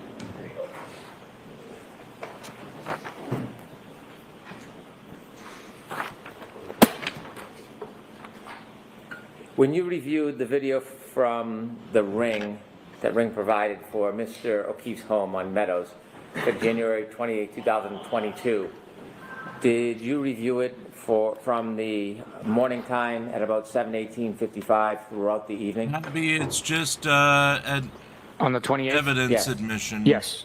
Okay. There's nothing, no real fireworks here. Well, they're just going over pieces. They lit the fuse and the on some explosive with the text chain. Yeah. And you know, Alan Jackson's gonna run with that one like it's a fucking marathon.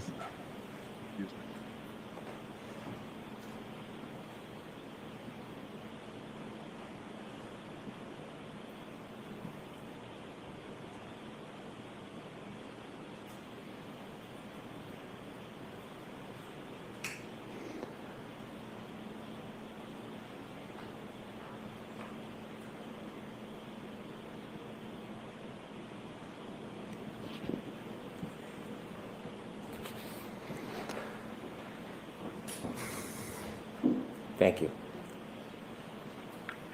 After that video, did you have an opportunity to look at video at about 5:05 p.m.? I'm sorry, there was a noise coming from a bag over there. I apologize. Not a problem. Can you repeat that question? Sure. On January 28, 2022, did you have a chance to look at video from the Ring at about 5:05 p.m.? Yes. Could I have video 145, please?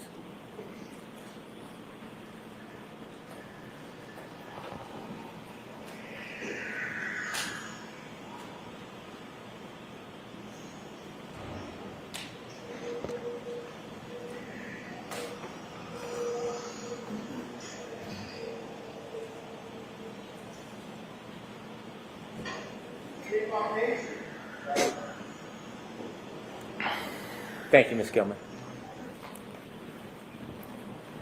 Did you have, there's more video. Did you have a chance to look at video from a little later that evening, 7:36 p.m.? Yes, I did. Could we have video 149, please?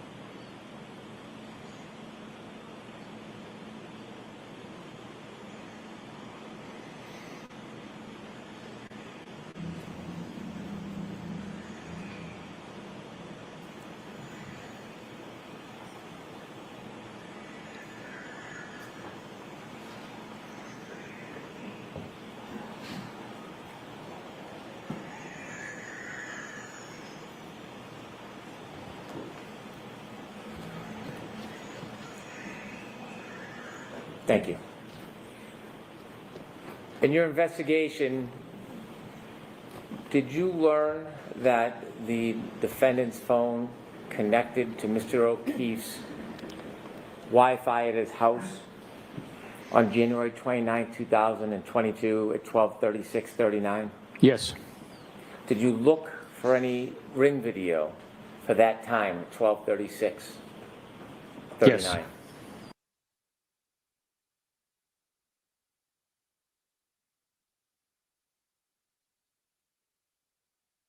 That's them and not us. If they don't Was come there any back, we'll ring switch to video court on TV. 2022? Yes, I did. Could we see video 153, please?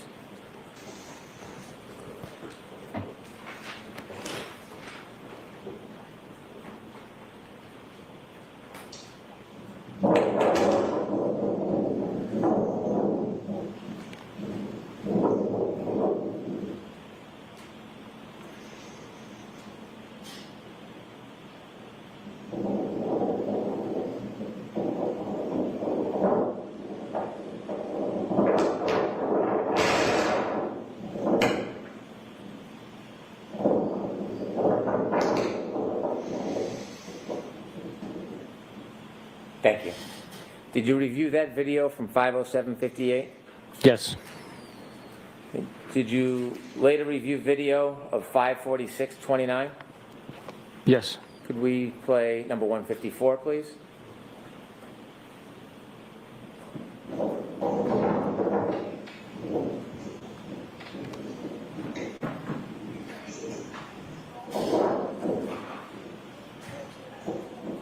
Could you stop that, please? Do you recognize what's in that video? Yes, I do. What is that? That is, top left corner is Mr. John O'Keefe's vehicle.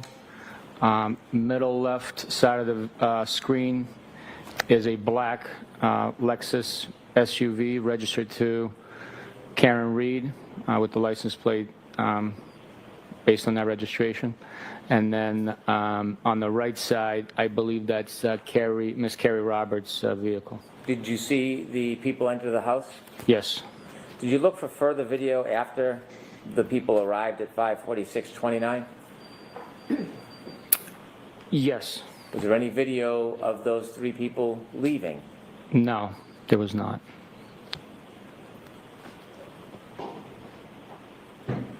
Was there later video at 7:05:16 a.m.? There was, yes. Ms. Gilman, can we see video 155, please?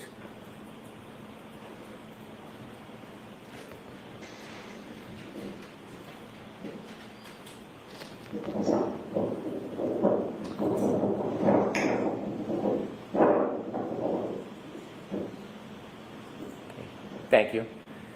Did you later see video at 8:23 a.m.? Yes.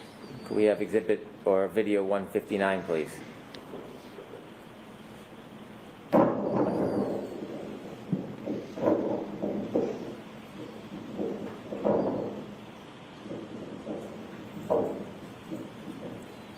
Thank you.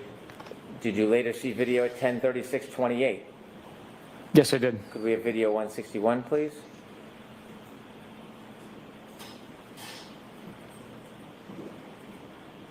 Could you stop that, please? Do you know who's in that video? I believe it's Mr. Paul O'Keefe and Mrs. O'Keefe. Could you please play?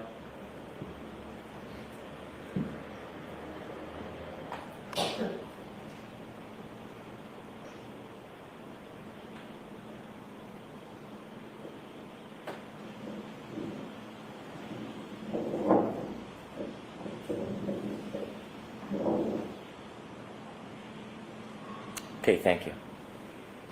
Did you later look at video of 12:04? Yes.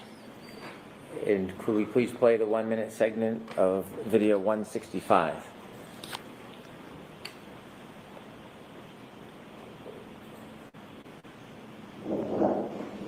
Could you stop that video?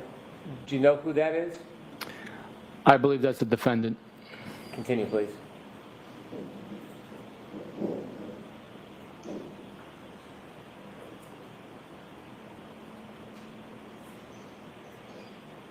Could you stop that? Do you know who exited the car? I believe that's Mr. Reed. Okay, continue, please.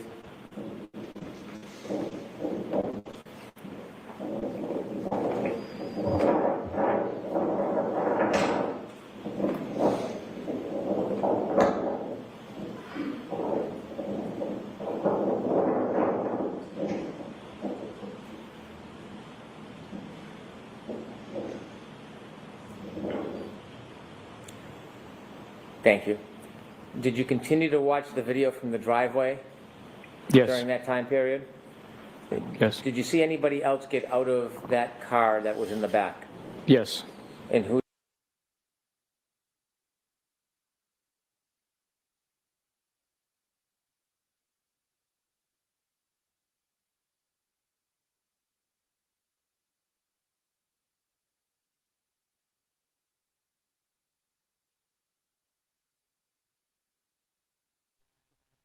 Okay.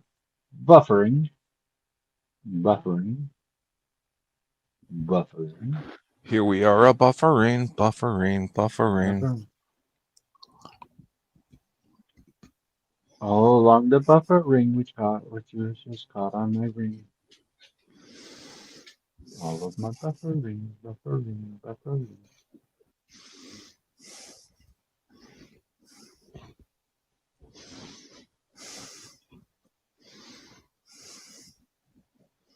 That car that was in the back?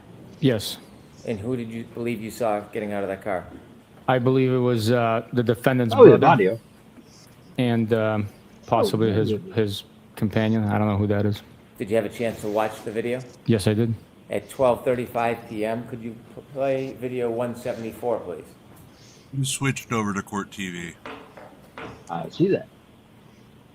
The other one was buffering too much. We didn't notice. It was buffering? I know. Reluctant Prophet is about to commit felonies on the air. That's what I was watching. Whoever that is. Nice. One of Lane Myers' buddies. Wow. Is that Josh? No, Reluctant Prophet's another one. I think he's in the Tucson area. Okay. Mark Kelly. Not the senator. Not the senator. He's trying to call everyone related to his court case, including the brother of the judge. Is Reluctant Prophet in reference to the fact he doesn't want to get a job and make a profit in life? Thank you. Sounds like it. Did you look at video from 1240? Yes, I did. Could we have video 171?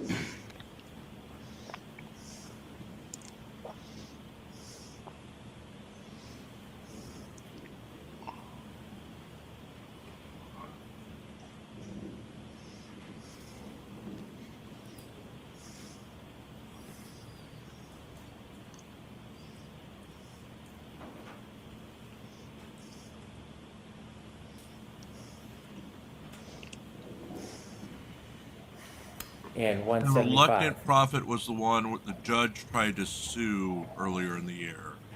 Judge Ball of Pima County City Court.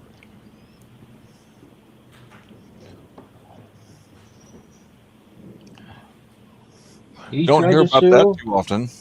He tried to sue, or the judge tried to sue him? The judge tried to sue him. I forget the case details, but the judge later dropped it.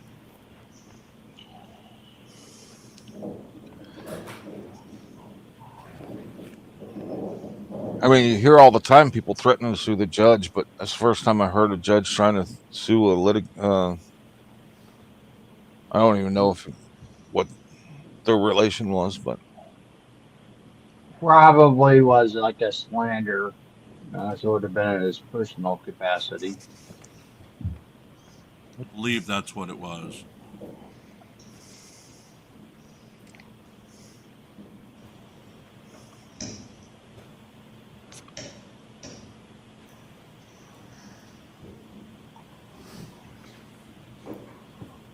Thank you. Did you look for further video to see if there was any video for the time around when the Lexus was taken from Meadows that morning? Yes. Was there any video that was produced that shows the time around before and the time that Lexus was removed from that driveway that morning? There was no video, no.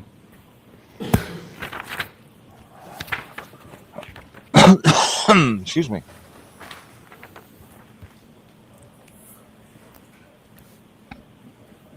When you were at the Sallyport, did you get an opportunity to look at the Lexus's rear taillight area? Yes, I did. Did you get to make observations about the damage that you viewed that morning? Yes, I was. Did you later have a chance to see, after the snow melted, what that damage looked like? Yes, I did. Could I have Exhibit 54, please? No. No, you may not. Do you recognize what's in that photo? Yes, I do. And what do you recognize it to be? That is the defendant's Lexus SUV that was seized and later processed. It's currently in the Canton Sallyport, I believe. Could we close up on the right rear taillight, please? Do you notice anything about that right rear taillight? Yes. What do you notice? It's missing a large red portion of the lens. Is that consistent or inconsistent with the damage that you saw when you first saw that car? That is 100% consistent.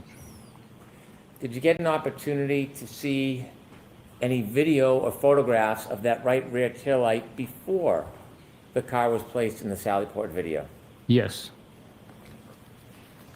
Did you view the ring video from Mr. O'Keefe's Meadows Ave address? Yes.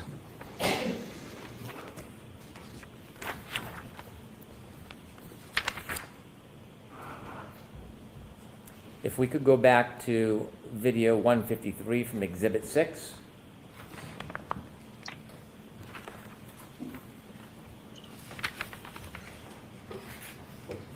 If you could play this, please. Did you have a chance to review this video?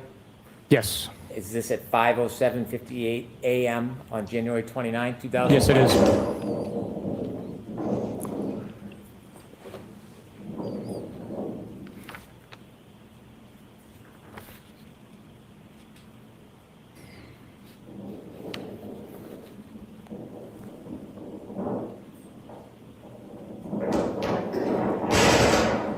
Could you stop, please? Do you notice anything about the right rear taillight in that video? Yes. What do you notice? It's showing white and is missing the red taillight cover lens. Could you zoom back out for a second, please? Could you continue? And I'm going to ask you to stop in a second. Stop, please. Do you notice anything about that still of that video? Yes, it's consistent with its appearance of missing that red taillight lens.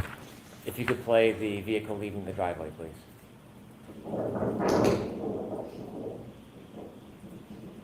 Thank you. May I approach, Your Honor? Yes.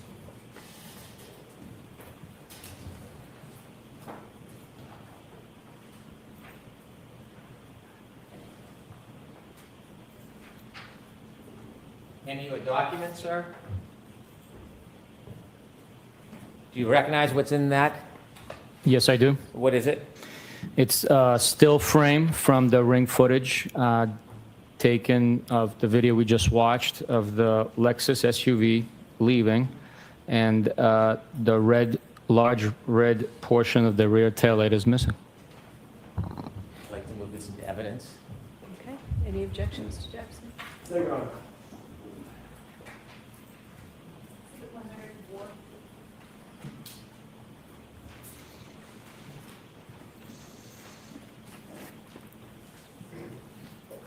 If I may correct the record, the ring video exhibits are from 12A, not Exhibit 6. Okay. At some point later that afternoon, you shared, or mid-afternoon, you went to Dayton, but before that, did you review any other evidence of the damage to that taillight before you and Mr. Proctor even got to the Dayton address? Yes. Could I have Exhibit 10, please?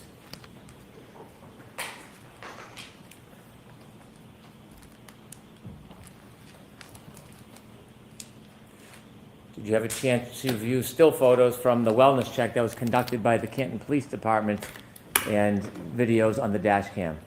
Yes, I did. Did you review this photograph?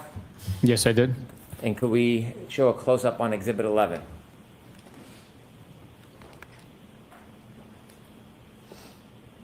Did you have a chance to view the dash cam from this footage at 8:26:31 a.m. relative to the damage to that right rear taillight? Yes, I did.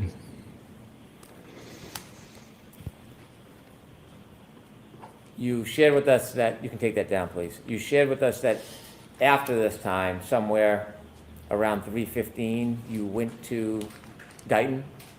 Yes. And you shared your observations when you got out of your truck and walked towards the car? Yes. Was there any difference between the damages that you've seen in the video, the photograph, and what you saw that morning? The only difference is the amount of snow that's impacted on the vehicle. The damage is consistent. The large red lens is missing in every single piece of, every single image that I saw. You mentioned that there was a tow of that car in Dayton that you were there for. Yes. Were you aware that video footage was provided to us from that tow? I was made aware, yes. I'd like to enter into evidence a video from alarm.com. Okay. No objection, Your Honor. Thank you. Exhibit 105.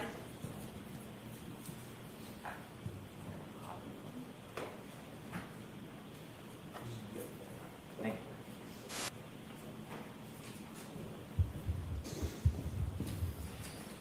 Did you view the video that was provided to us relative to the right rear taillight?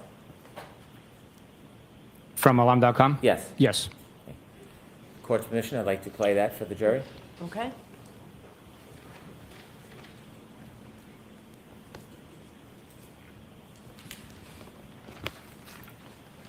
May I have a moment, Your Honor? Yes.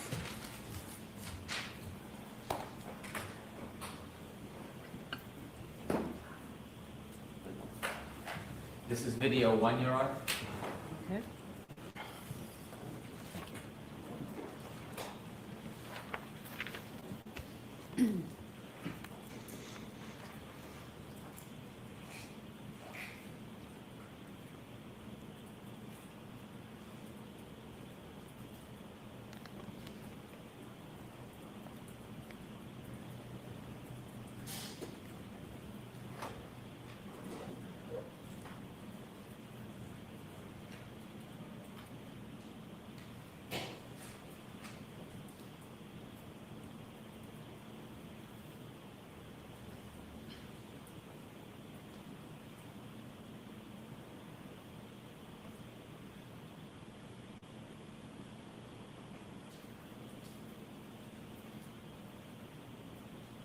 Could you play video 2, please?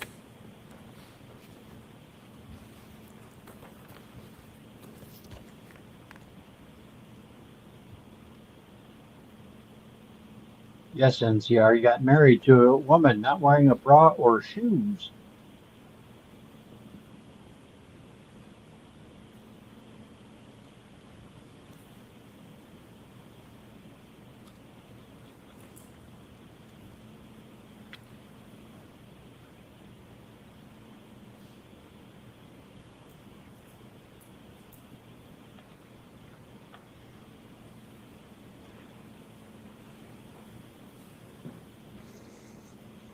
Could you stop, please? Do you notice anything about the color of the right rear tail light? Yes, it was white. Could you continue, please?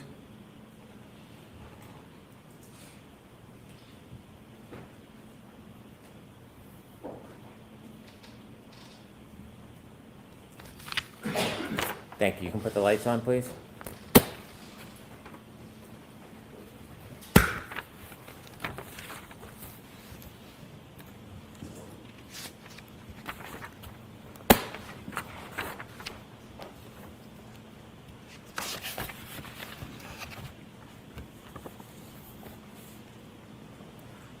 Sir, did you have an opportunity to review video from CF McCarthy's on the evening of January 28th, 2022? Yes, I did. Did you have an opportunity to review videos from the Waterfall Bar on January 28th, 2002? Yes, I did. Did I say January 29th, 2022? Yes. Did you review all the entire relevant time periods? Yes, I did. When you reviewed those videos, were there a number of different things you were looking for? Yes, there was. Can you share with the jury what you were looking for? We were looking for consistency in statements that were already received through interviews. We were looking for description of clothing individuals were wearing at the bars, at those locations. We were looking for any evidence of aggressive behavior, any sort of information we could learn to help us with the investigation. We're also looking to see and document how much alcohol consumption was on the recordings. When you went through the videos, did you happen to have an opportunity to copy and clip portions of relevant time frames regarding alcohol ingestion? Yes. Did you put all of those videos together in a sequence to show the course of the night, times when you could identify alcohol ingestion? Yes, I did. Did you put that into a video format for a presentation? Yes, we did. You know, I think this presentation may take a few minutes. All right, where is the council sidebar for just a second, please? Jurors, feel free to stand up. Sidebah.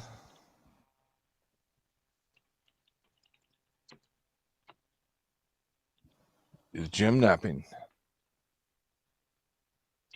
I'm having an allergy day. He's mainlining Benadryl, so makes him a little sleepy. Sidebar 5.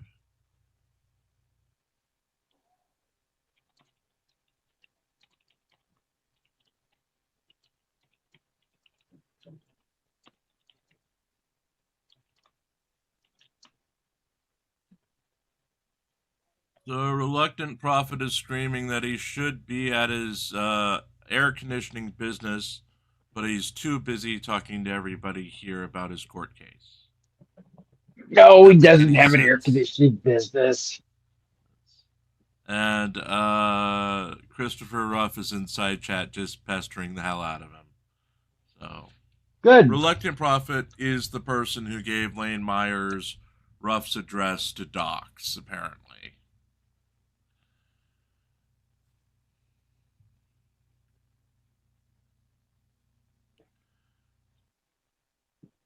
And we've got sidebar number 5. What was going on when they were sidebarring?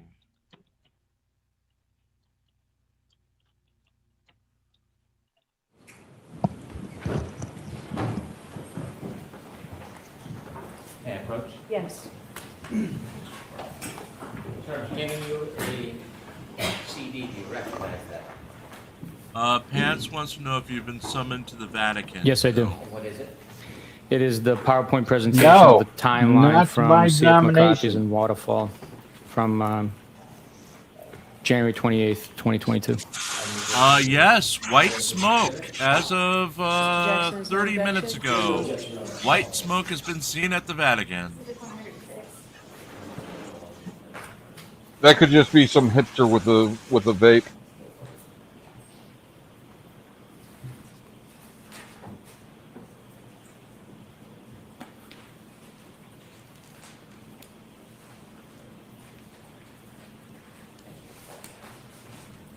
Well, I have white smoke out in my smoker.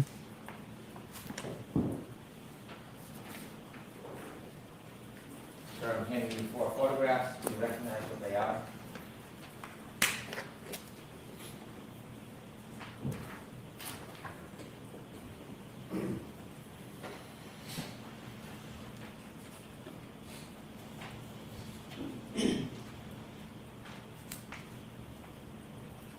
Yes, I do. What are they? There's still frames from C.F. McCarthy's on January 28, 2022 at 9:26:01 as timestamped on the footage cam. Are there 4 photographs? There are. Now I move these 4 photographs into evidence. No objection, Your Honor. Thank you. Is one exhibit again with the letters, please?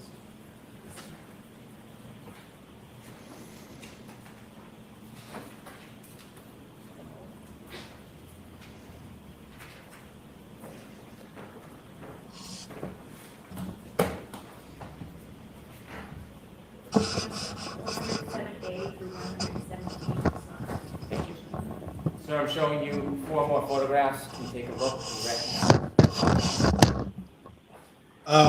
Breaking news, as of 3 minutes ago, white smoke has been identified coming from the Vatican. You're about Yes, 3 we minutes can late see on that. giving that news. Yeah. But we had news. You were married off this morning. Yes, I do. Apparently. There's still shot To a woman who was photos showing of her the headlights. waterfall And very surveillance footage from the night of 28th into the morning of 29th. Was it wardrobe malfunction or was it intentional showing her headlight? Apparently it was piercings. Well, it So was she was intentional. not wearing a She was bra. not wearing a bra. Yeah. So she's closer to your goth girl dream.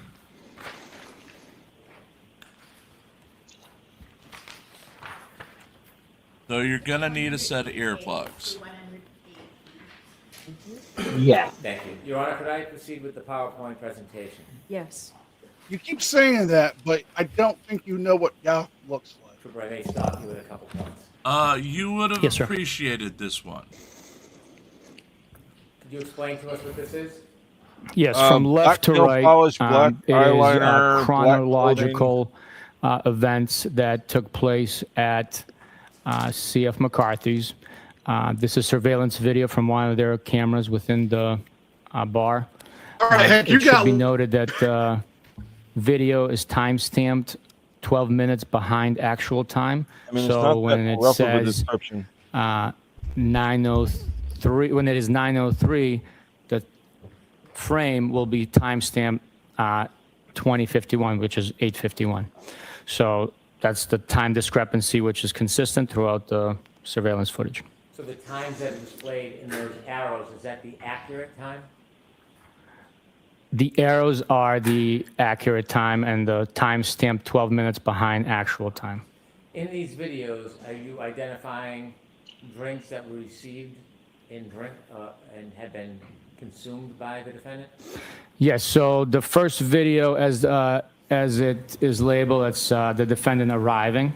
The next one will be the ordering of the drink and receiving the actual cocktail. Okay, let's start with the first video at 9:03, please.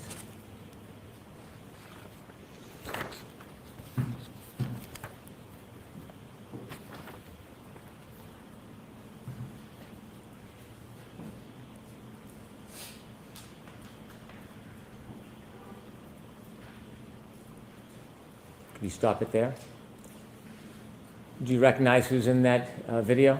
Yes. From left to right of people that you recognize and identify the clothing they might be wearing? From left to right, it'll be Mr. John O'Keefe wearing the gray sweatshirt that was displayed earlier. And then the defendant, who he is trying to embrace with one arm there. I do not know who the other individuals are in the shot. Okay, thank you. If you could continue, please.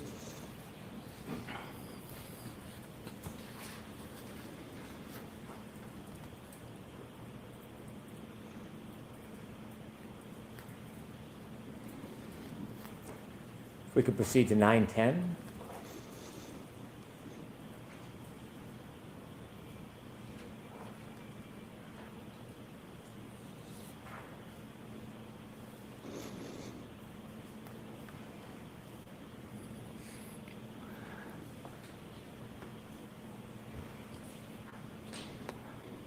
What did that show, sir?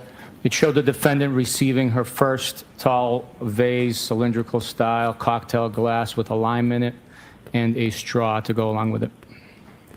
927, please. Does it have a coconut?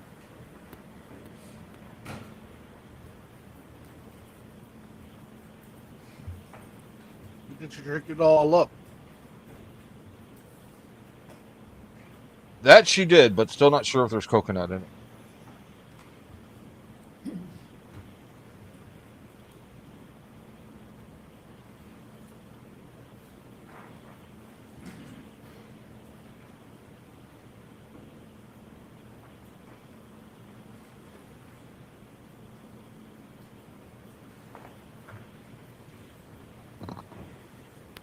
Coming.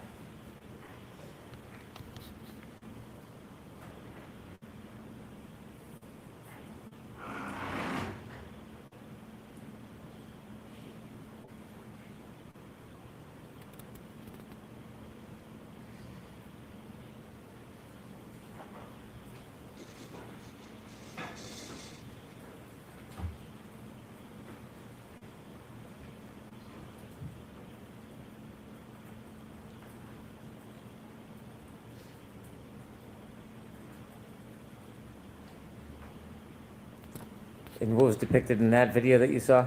In that video, we see the defendant get handed her second cylindrical tall style cocktail glass while she finished the first one and then picked up the second one. When you've made a relevant observation in the video, please interject and stop so you can point out for us what you've seen. Absolutely, sir. Okay. Next, please, 932.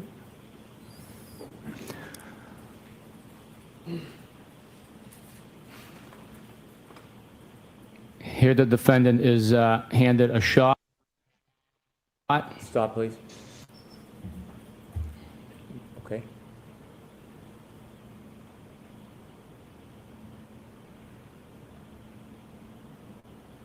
Right there. I think we'll just have to play it and you'll have to speak as you're watching it. It doesn't look like it can be stopped. Sorry, Ms. Gilman. She's handed a shot by the bartender on the left side of the screen. She picks it up and puts it into her second cocktail glass, making it a third beverage of alcohol content that she's consuming.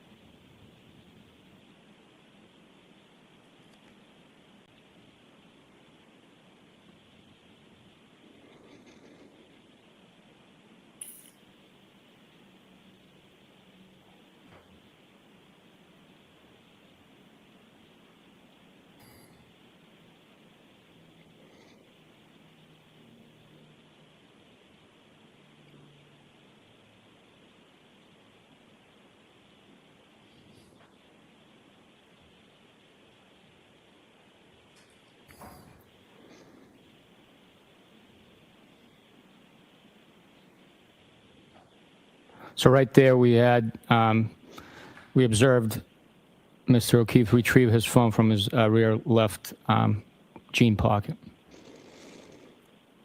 and he put it back.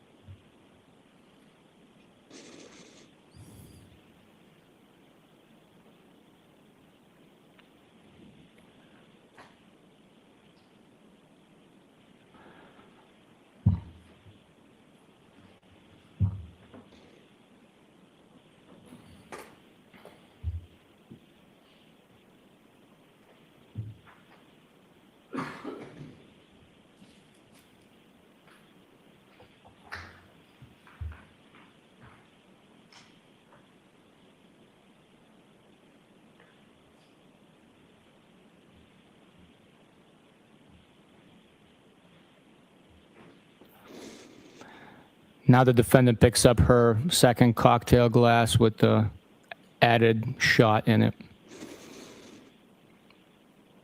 and consumes it.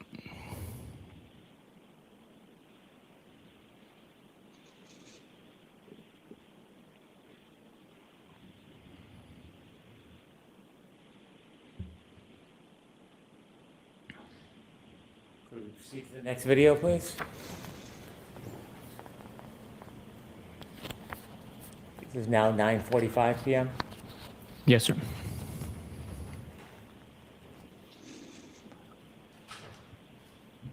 And she is officially hammered, would you say?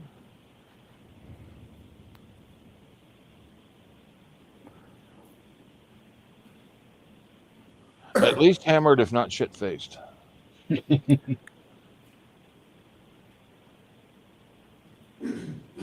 So the bartender hands over another cocktail glass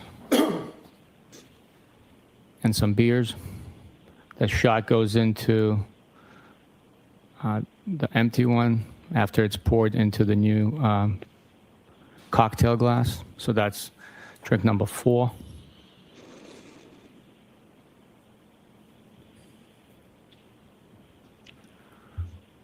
Mr. O'Keefe putting his cell phone in his back pocket again? Yes.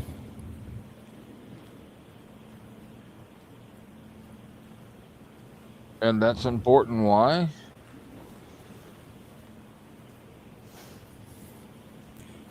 By 9:45, how many drinks have been served to the defendant? 4 drinks. 4 drinks between 9:10 and 9:45? That's correct. In 35 minutes, 4 drinks.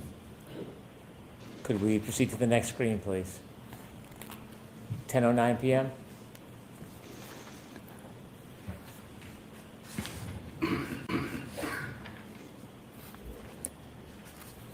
Here the defendant speaks with the bartender and gestures that she wants a shot. Objection. The objection sustained. I'll strike that.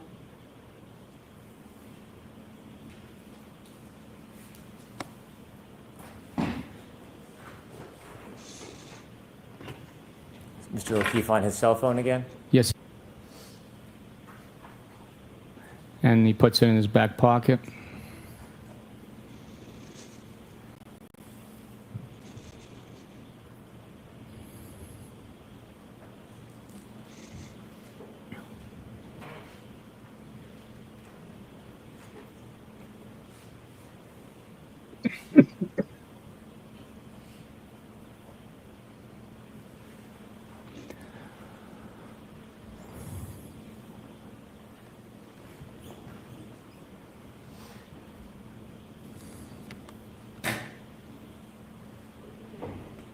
The defendant is showing Mr. O'Keefe the middle finger, and then puts beverages on the bar.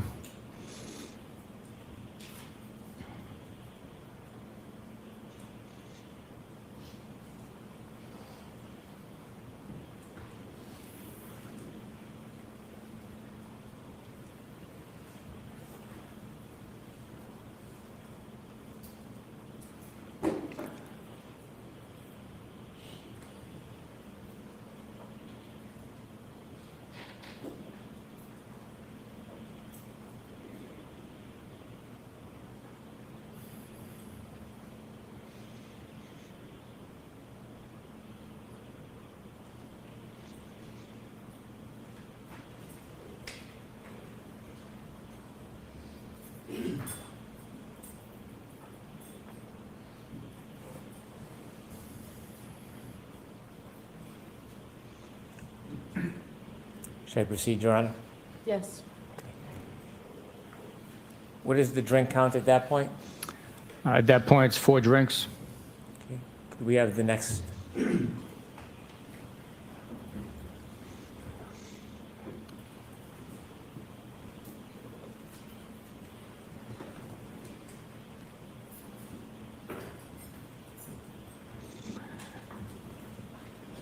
Mr. O'Keefe brings over a couple of beverages. The defendant retrieves the cocktail glass.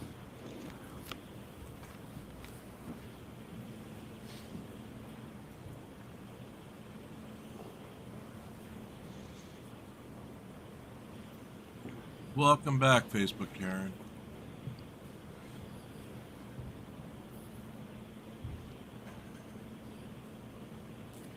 Apparently, Karen Reed's father got to court very irate and A shot glass is demanded picked up by one of the patrons, and the something be defendant done retrieves it about from him and someone places it back on reporting the on bar. his activities.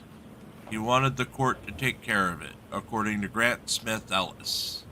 The court opted to do nothing. So he didn't put the 2 beds together for bunk beds, so he has plenty of room for his activities. Yes.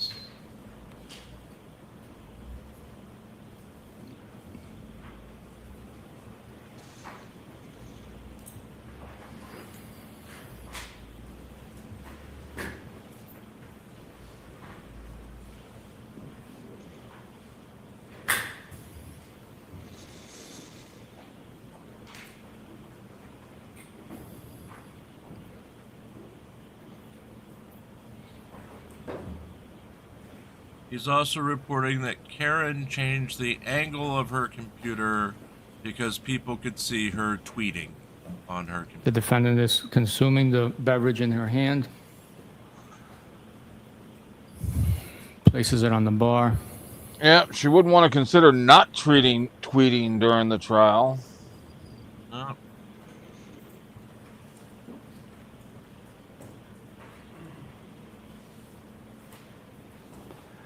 And then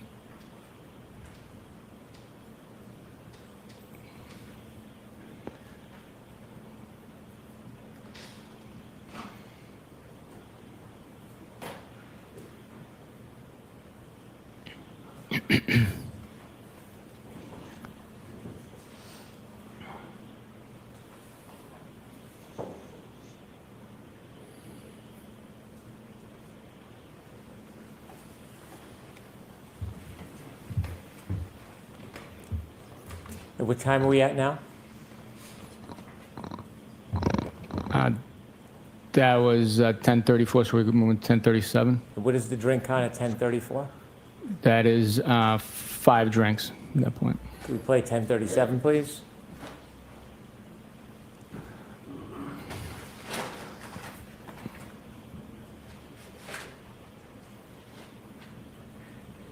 The bartender makes 4 shots, top left corner.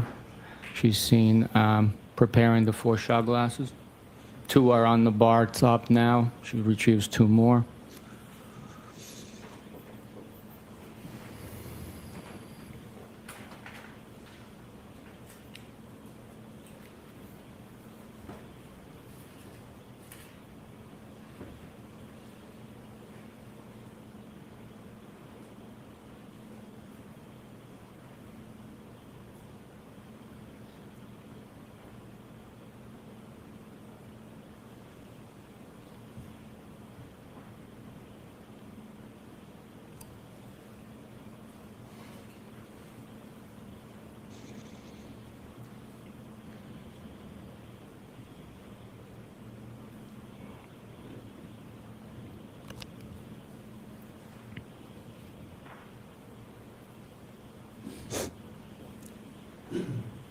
$10.41, please.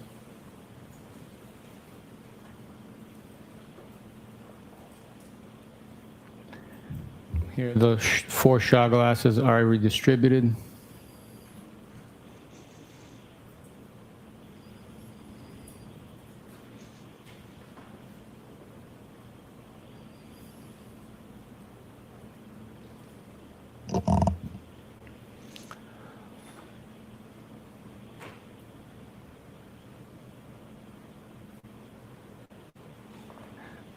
pours it into her drink.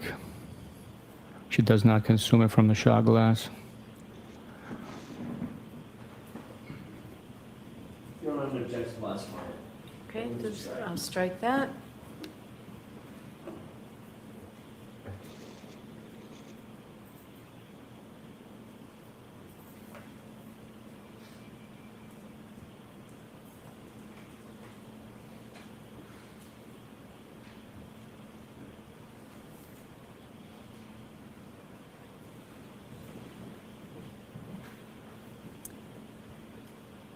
The next video, please.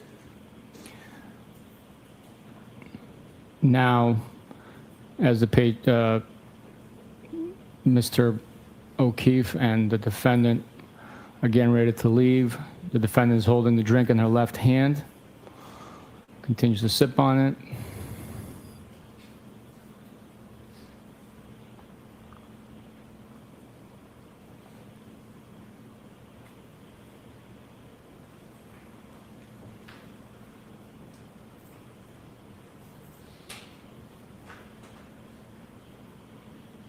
And the two walk out of the bar without the beverage in their hand being deposited anywhere.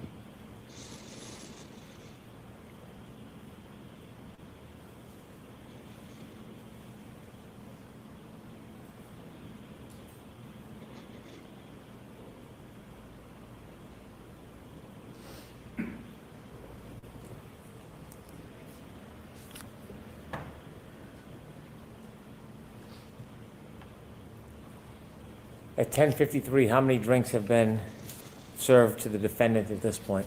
7. Objection, Your Honor. I'm going to sustain the objection. Move to strike. I'll strike Next slide.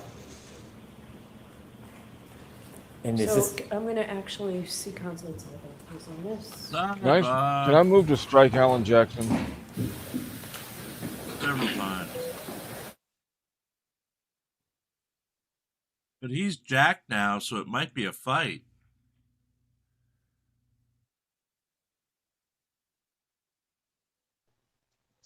Can we just take him and Karen out for drinks? And then let her drive home? For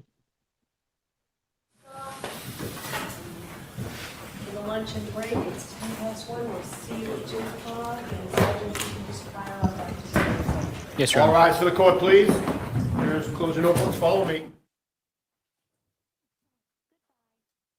Okay, well, it's lunch break, so we're going to do 5 minutes of music, then we'll be back with you for some Drunk Girl.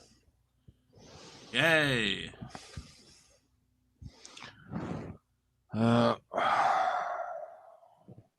Well, Pants, if I promised to forgive them, would that be more Pope-like? I am really struggling today. Me too. Me It's just too. one of those... I think all the video evidence is just draining. Yes. They're not saying anything. It's And it's not like we haven't seen them over and over and over again. yeah. It's just if we're quiet today between my allergies and the evidence, I'm just on. Yeah. If I'm quiet, I might possibly be steadfast asleep. Yes. I'm You quiet. apparently I'm fell asleep. probably actually working. You never work. Yeah. So, Hope, work. You've got the Vestal Virgins to do all your work. They have their own jobs to do. You know, we got that confession line doesn't answer itself. You know. I thought you were going to say those sandwiches don't make themselves. No, that's Mrs. Pope. That's Mrs. Pope. Does she know this? No, she does not. And I don't think it would be too healthy for you if she did find out you said that. That's it. Yes. That is very true. Very true. You might get the rose treatment in a skillet upside your head. Yeah. Folks, in the next couple of days, you'll be seeing some changes to the videos we're doing. We're just updating some stuff.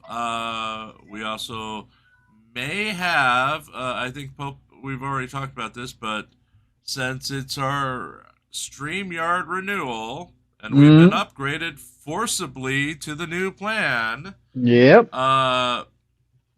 We may have some new features, and we may actually be in 4K. The Yay! 10th. The 10th. The 10th. So as of Saturday, we'll do some tests on Saturday to make sure that we actually have the ability to stream in 4K. The biggest thing about 4K is it just expands our possible audience a bit more. Without 4K, we are not getting the hits in the algorithm that we should be. We're not going to all devices on the service. There's a big difference between what we're currently being exposed to and what we're about to be exposed to should we go to 4K. Much like the vertical versus regular streaming, there is an artificial bump into the algorithm. So hopefully we'll see a few more people come to these things. But so we'll go to next to no one to no one, right? Right. Is that how it works? That's how it works. Or almost no one, or whatever. But we should be exposed to more people as will be put into the algorithm for the TVs. Our normal content is 4K, and yeah, I see it on my TV all the time, believe it or not. Sethel, me and Matt G are in Iowa, so there is that. And Sethel, Sethel, I can't say it today with my allergies. You broke our memberships, so yeah, you broke our memberships. We're still looking into that one. Yeah. Way to go, Jim. Thanking somebody for their generosity of 50 memberships by trying to make them feel guilty. Yeah, the 50 memberships stopped about at 35 or so, and then it won't let us do any more memberships. So quit trying to make people feel guilty for their generosity. I'm not making him feel guilty. I think he's happy that it still counts towards me not getting fast food, which is his pledge. His pledge is also to keep poor Coke Dog away from this. And remember, Coke Dog's official ban does not start till June 5th. So Coke Dog could show up until June 5th. And I could hit the little red button that says leave studio. Or end stream, the other one. Sethel just gifted 5 really cool site memberships.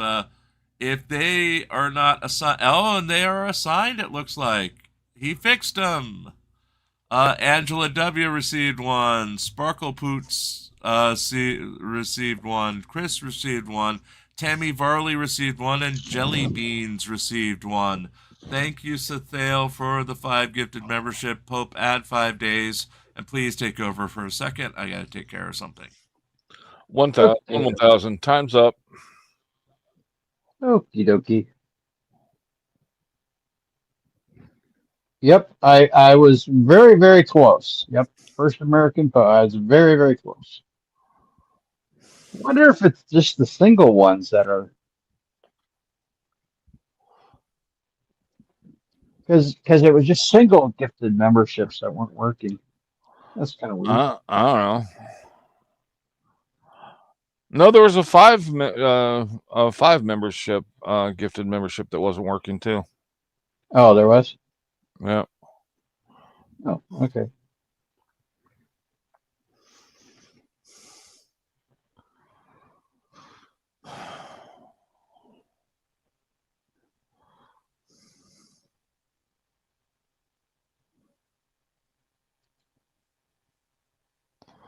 Well, since Jim's not here, we can outvote him and just add an extra 100 days for him messing up the. Well, I just tried it. And Navy Texas Ranch received my gifted membership. Add a day. Okay. Okay, since Side Chat has to pee, let's play 5 minutes of music, and then we'll be right back. So yes, looks like membership gifting is back on. And we're going to go with Pope's favorite song, Electrosonic, Scared of Yourself. Yes, we'll I be do love back in that about one. 5 minutes.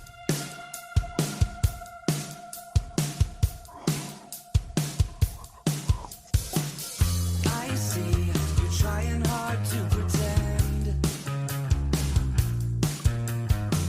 but this house is nowhere you could ever live. Ooh, if your fingers don't feel anymore. Ooh, if you're moving but you can't get closer. She won't stop banging on the back door. She got it, she got it now. It's a meltdown, screaming till her lungs are sore. She got it, she got it now.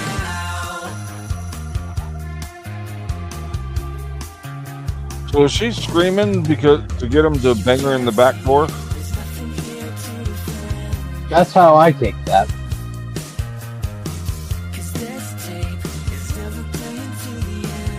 There goes monetization for another show.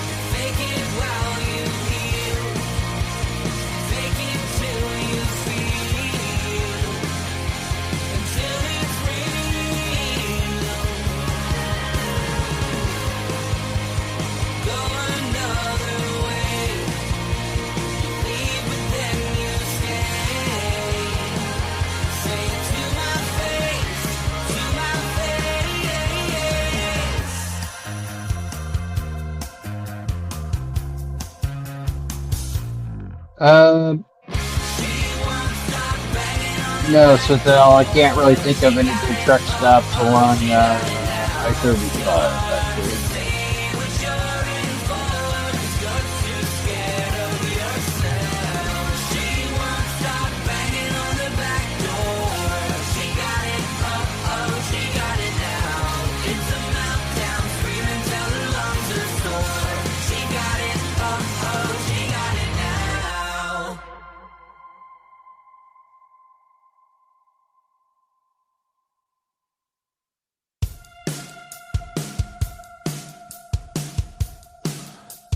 Come on, feel the noise. I see you're trying hard to pretend,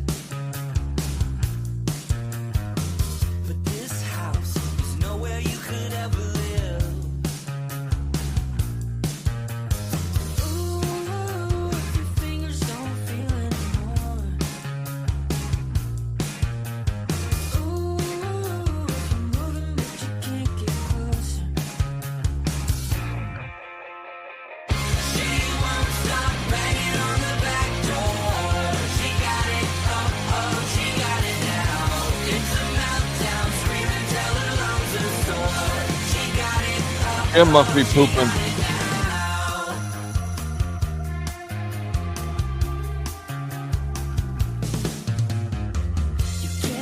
No, that's the Friday night show.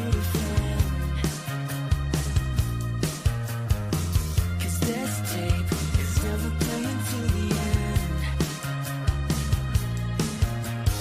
Ooh, when your fingers don't feel anymore.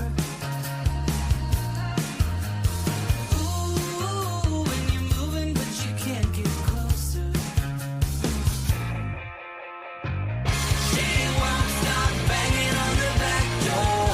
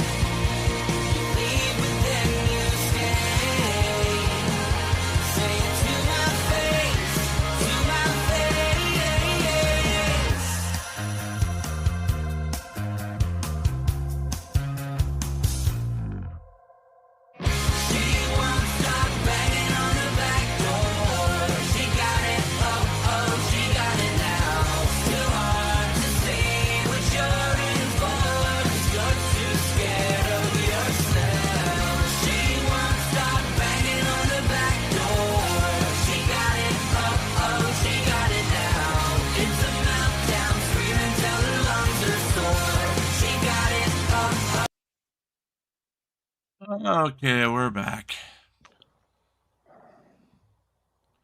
Yay! Yay!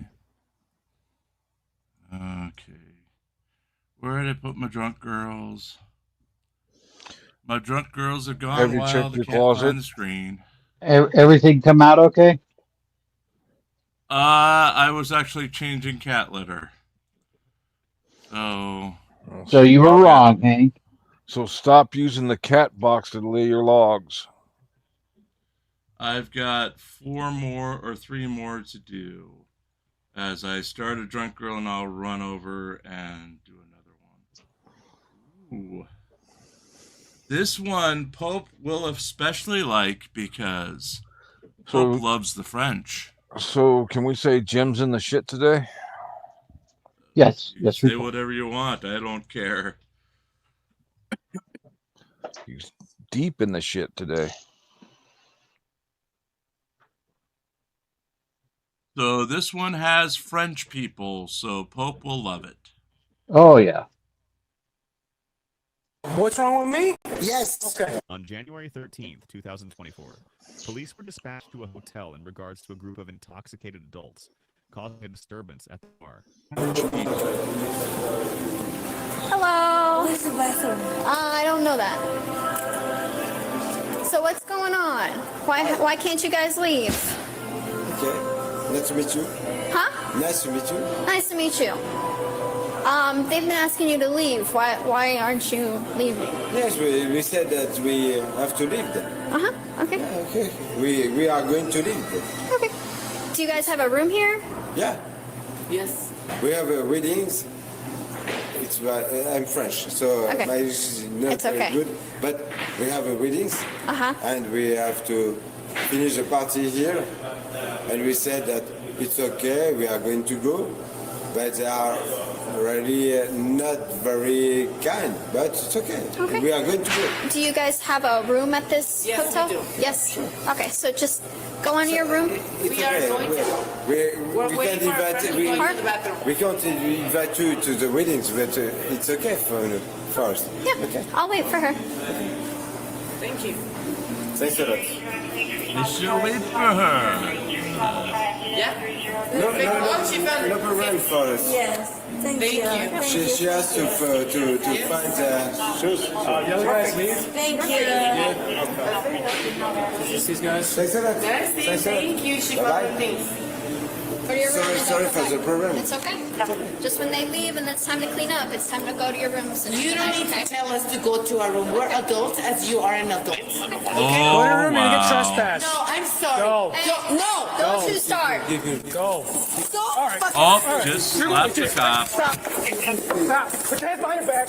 No, I'm not. We're French. We slap police. Put your hands behind your back. Watch it, Marshall. To the YouTube person who has to watch all 6 hours of this because we are limited, I don't apologize. It's the French. They should be apologized. You don't want to cuss it. She's nice. No problem. Stand up. But battering a police officer is not nice. I'm sorry. Stand Make up. breath or Okay, stand up. Stand up. Stand up. 1, 2, 3. Stand up. 1, 2, 3. Stand up. She just said battery on a law enforcement officer. Do you understand? You have camera. Don't yell at me. Please. It's You're an adult and you should have listened. We have. I'm French, and she's. We have weddings. We have Can you step weddings. back? We don't need any more problems. She's Step back. nice. Step back. Okay, but she's nice. Step back. Stand up, please. It's okay. Stand up. Hello. Please. Can you get out? You can make your effort, please. But we're French. You don't understand. There's no effort, dude. She just battered a law enforcement officer. It was just a love tap. It wasn't nothing. Okay. We're French. We are douchebags. You don't understand. All right. Well, she punched the cop, so. Nice. What? All right. Yep. She's really okay. Where's Pete? Can't punch a cop. She's a woman. She's okay. Can't punch a cop. I did not punch Yes, you did. No, I did. No. It's all right here. No. I did not punch the. Stop. Stop. No. Stop or it's going to be worse. I did not punch a cup. Hold her. Punch a cup means Go away. Step away from us. Okay. Go over there. I understand. She's nice. Okay, we'll talk about it in a second. I need you to get away from us. Get away from us. Because at Yeah. this point you're obstructing. Okay. Okay? I understand Okay. in French. I don't understand Okay. all. You're obstructing if you do not let us take her I'm outside. saying you that I'm French. I don't understand all. Okay, you're French? Pope, I'm French. Take a seat. Yeah. I'm Sit down. French. Okay. That's somehow supposed to make a difference. Sit down. They put her down. I'm For French. what? My son just got married. Okay, well, What is wrong she had a with cop. you? What's wrong with me? Yes. Okay, take her. Because this word for what? Wait, 1 That asshole right there. No, you're passing. Hey, She's you want to go to a jail very too? nice woman. You don't touch me. You understand that? You don't touch me. You don't touch me. Mary, please let me speak to my friend. Hey, let's go. Come on. Let's go. Wait!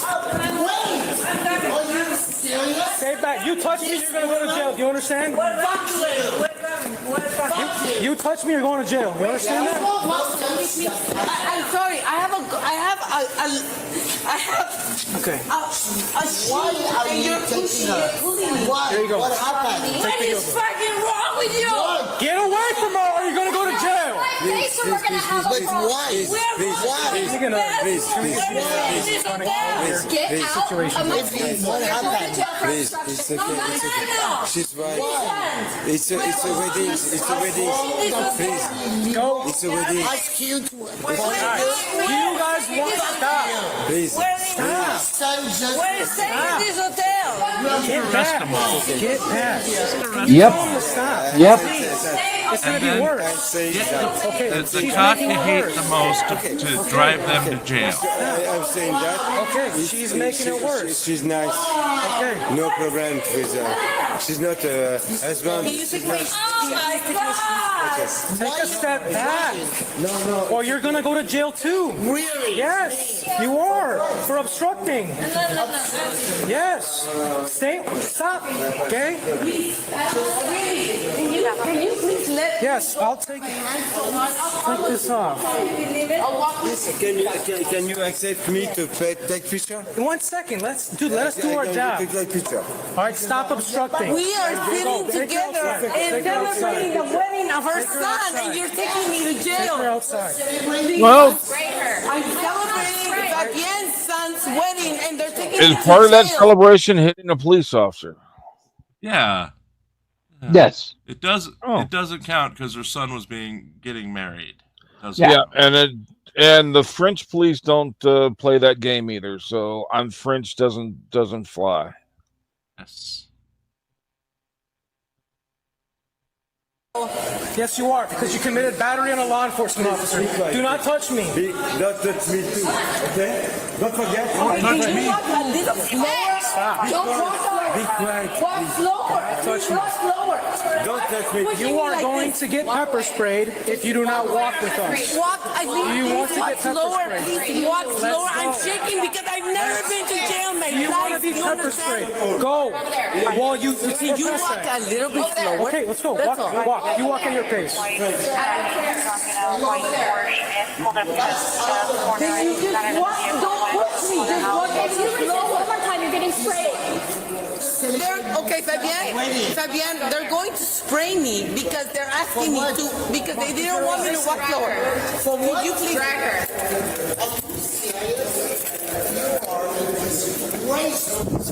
Can you just walk slower, You are a please? disgrace. You lost that chance. Go. Because why? Why? What have I done? Pope, you are a disgrace. Punch the police officer. Hank, all of France will stand up to you. No surrender, no retreat. Until they do. What have I done? Take a seat. Take a seat. What have I done? Wait. Okay. Marilena, can you videotape Put your this? feet in the car. They just pushed me down to the bottom of the car. This is the Mariana. Can you just do this? She pushed me down to the bottom of the car. Yes.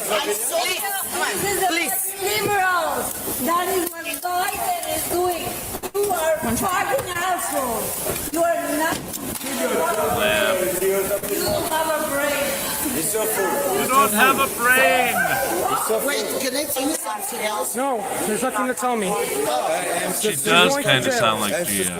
Okay, she battered a law enforcement officer. She's going to jail. Hey, Going to they don't jail. have to Now answer get any away. questions. Now get away. What did you? I want to understand what is the problem. We don't have to answer.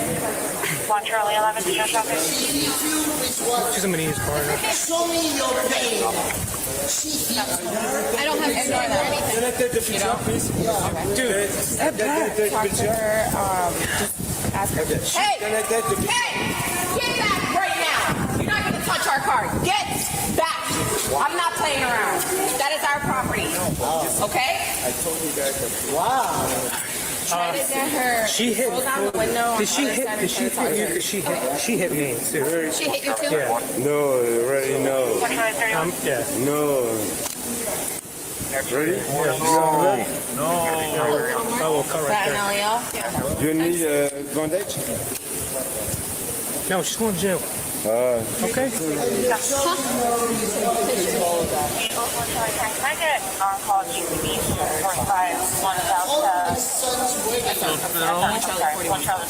Yes. When your daughter gets married, Better not be to no damn Frenchman. yes, does that give you the excuse to be, or your wife to be inebriated and punch people? No. Okay. No. We're just checking. No. Mrs. Pope can't go on a rampage in the hotel lobby No. while you stand there going, No. Nope. Going, Well, we're American. We can do this. while you stand there going, wee! Yeah. Taking your top You off. can only punch family members. Yeah. Yes, Yeah, yes. yeah. So Pope will be weeing and taking his top off and going, Pope's gone wild! Pope's gone wild! Yeah. It's holy water. I blessed it. I can dance naked in the fountain. That's right. Our daughter is getting married. Our daughter is getting married. It's American. We do this shit.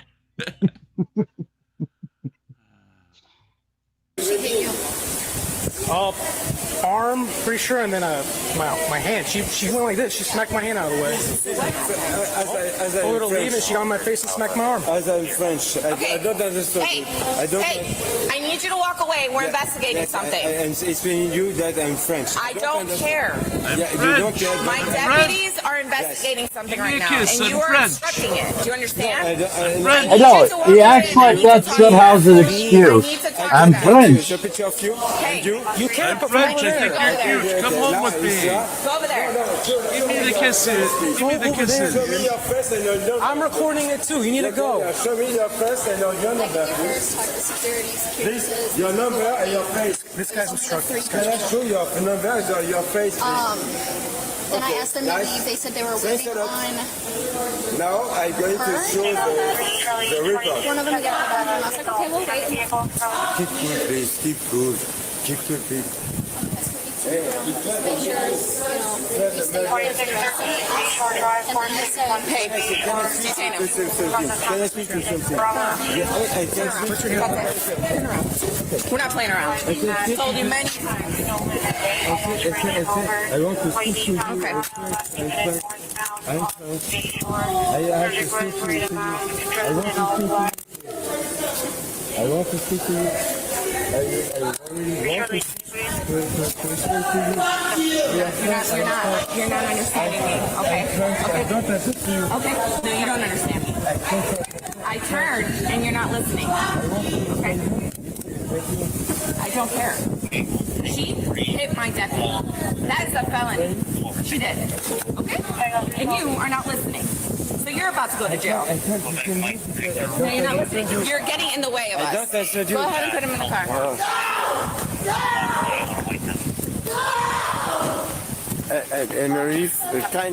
I'm kind. And, You're just being detained for now, you understand? Because you're obstructing our investigation. I don't okay? also do You're just being detained right now. Put him on cigarettes. Okay, we can get a cigarette later. I try to explain to you. No, you're being, right now, you're being a nuisance, and you're obstructing and you're hindering our investigation. You are. You're being obnoxious. No, I want to explain you. I'm sorry. It's okay. Your fault. He's not going to jail right now.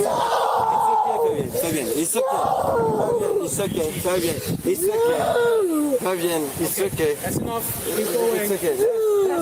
Don't wait. Just for the moment. We need to talk. I want to explain. You're not under arrest right now. I want to help you. You're not under arrest. Take a seat. You're not under arrest. I want to help you. Take a seat. Bring in a prison bus and take them all in. Go down. Take a seat. Put your feet inside. I need my glasses. Can you help me? Nope. Okay. My glasses. Go. My glasses. Where are your glasses? In my head. Where? In my head. In your hand? Yeah. Okay. I'm so sorry. I'm so sorry. It's okay for me. It's Calm okay. down. It's okay. Okay. You need your glasses? Yeah. Okay. Thanks a lot. Calm down. Yeah, it's okay for me. Just for now. We were celebrating my son's wedding. That's all we were doing. And we bought champagne bottles at the bar. So and then can you let me explain? Why? I'm so ashamed. My whole family is here from France. I can't comprehend it. Okay, hey, What's your name? Fabian. Fabian. My name is Melissa. Blame it on Trump. I'll believe you. I can't comprehend it. Oh, no, she's on the ground. I can't She's arrested too. You just say you wanted to kill yourself, okay? A hat trick. Please, You're being Oh no, the unaliving. Or it's gonna get worse. I'm not playing around. I told you many times. Please, why? Why my son's waiting? I can't hear these right now. I hear there's a nice hotel in El Salvador they could go to. Why? My best friend is being arrested. Why?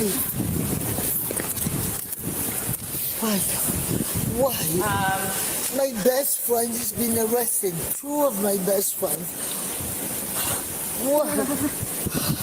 Why? The only thing I said is why. Because you're a family of assholes. Yeah. Why? No, why would you do Fabia, listen to me. Just listen. No talking. I'm gonna let you talk. Listen. You guys consumed a lot of alcohol. Yes. Okay. I agree. Listen. No talking. Listen. She hit my deputy. Now, in Florida. Are you from Florida? I'm from New York. Okay, let me explain. In Florida, okay, you're not allowed to hit a deputy. Obviously. It's a felony. So she's going to jail. In New York, you can't hit She's an going to jail for officer. that. Okay? But because he wasn't listening and he kept getting into our investigation, we had to take him away. Okay? Now you, ma'am, we asked you multiple times to please give us a minute, right? Because I don't know what's going on. I just showed up. My deputy just got hurt. I don't know if he needs EMS. I was in the bus. Yes, but you're also not helping, okay, ma'am? I'm praying for my son who just got married. Because now you just stated that comment in front of law enforcement deputies in the state of Florida, we are going to place you in protective custody. We feel that if you don't see a person, listen, a mental health evaluator, a doctor, okay? My kids are here. But listen, All my you children, my just whole made a family statement. is here. You just made a statement that you wanted to kill yourself. That is a big deal. Therefore, if you don't see psychiatric treatment and a doctor, and if they don't clear you, I'm going to worry that you're going to be a danger to yourself and others. Do you understand? Are you serious? Do you understand? I do. So we're going to take you, okay, to a place where you need to talk to a doctor. On my son's wedding. On my son's wedding. We got dispatched here for 22 people refusing to leave the bar. there was a wedding here.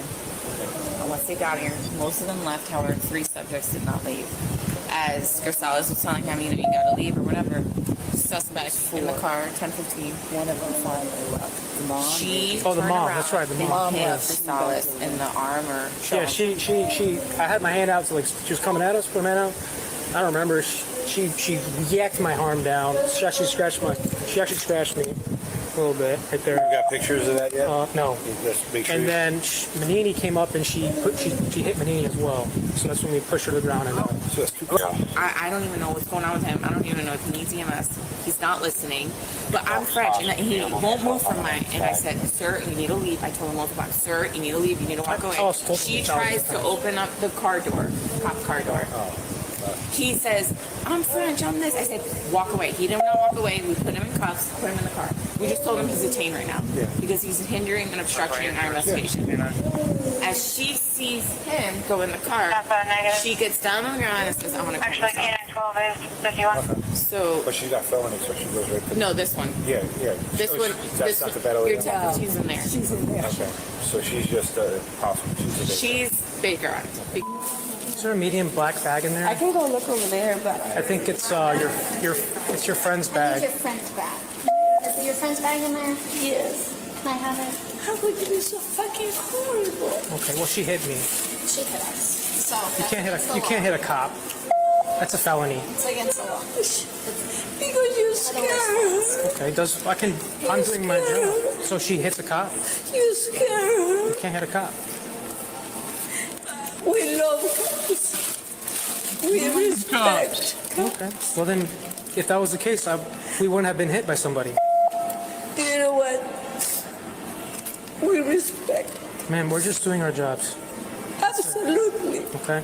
If someone touches us and puts their hand on us, they're going to go to jail for battery on a law enforcement officer. Absolutely. Okay? Absolutely. I understand it's your wedding or somebody's wedding and you guys are having a good time, but like she said, she's an adult. She made the decision to put her hands on me and her. So as an adult who made that decision, she's going to go to jail. Okay, listen. Okay? So please, we don't want these guys are doing their job. We don't want any more problems. Okay? So But just listen to yourself. Because being disorderly, Listen to yourself. going at screaming at them is considered disorderly conduct. And if they are disturbed because of your disorderly conduct, you can also go to jail too. Absolutely. Just go to your room. Absolutely. Please just go to your room. That's all we're asking. That's all we came here to ask. Please just go to your room.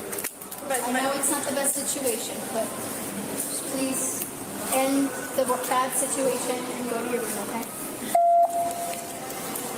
You guys, we respect you so much.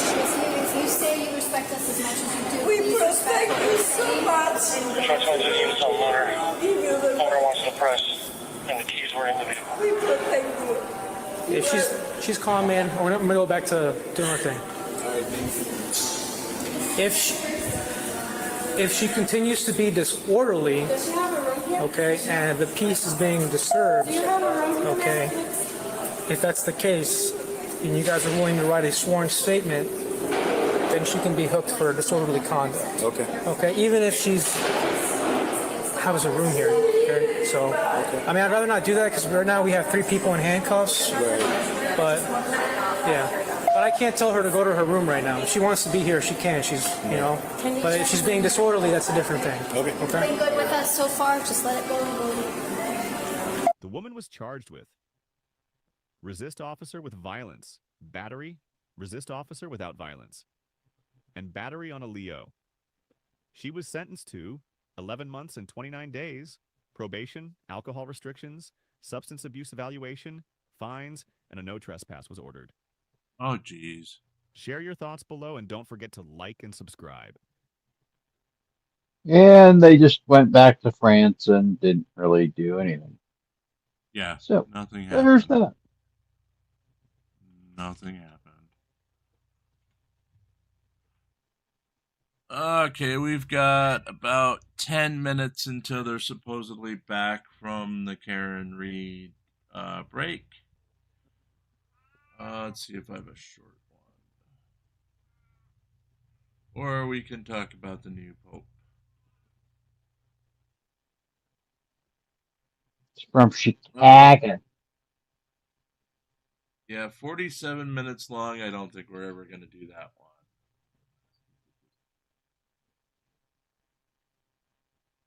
$54 minutes long. No, we're not going to use that one either. Is that Helen? Can you imagine us doing 54 minutes? That'd be 3 hours. Yeah. So let's see. Raging drunk gives cops all they can handle. Ooh. All they can handle.